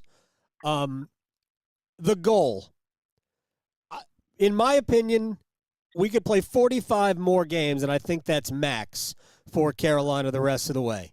No chance we see a better goal than his shorthanded marker from Tuesday night. Think about these individual efforts and the two shorthanded goals in this homestand, or recently. Right. Sebastian Aho's shorthanded goal that was just an unbelievable individual effort on 2 or 3 different occasions. And then, what Seth did, after a Tampa power play at 0-0, it may not feel like it's that important because it's early in the first period, but it's totally different if you chase the game and Tampa gets in front of it. We've seen that a million times before. He got a little help from Aho, but just what he did, even with that stick coming back, I think it was Radish, the Tampa defenseman, to even go backhand, forehand, and Andrei Vasilevsky, most times, maybe not Jordan Martinook in the second period, you're going to have to be perfect. And he went bar down, hit his spot with velocity. The reason I'm so happy you asked me about Seth is I think with his coming out party for making Canada and being used in the Four Nations, after early season injuries, I think we're seeing a player that is potentially taking the step. I don't know what the limit is. Certainly a star player in the league, and maybe even a superstar. And the part of it that I'm so impressed with is you have a lot of great leaders in that Hurricanes dressing room. And Adam, you and I have touched upon it. But, a Logan Stankoven that looks up to him, the way that the guys, they love his charisma, they love his humor. But I see Seth Jarvis right here, right now, even still at the young stage that he is in his career, with his play first and foremost, but then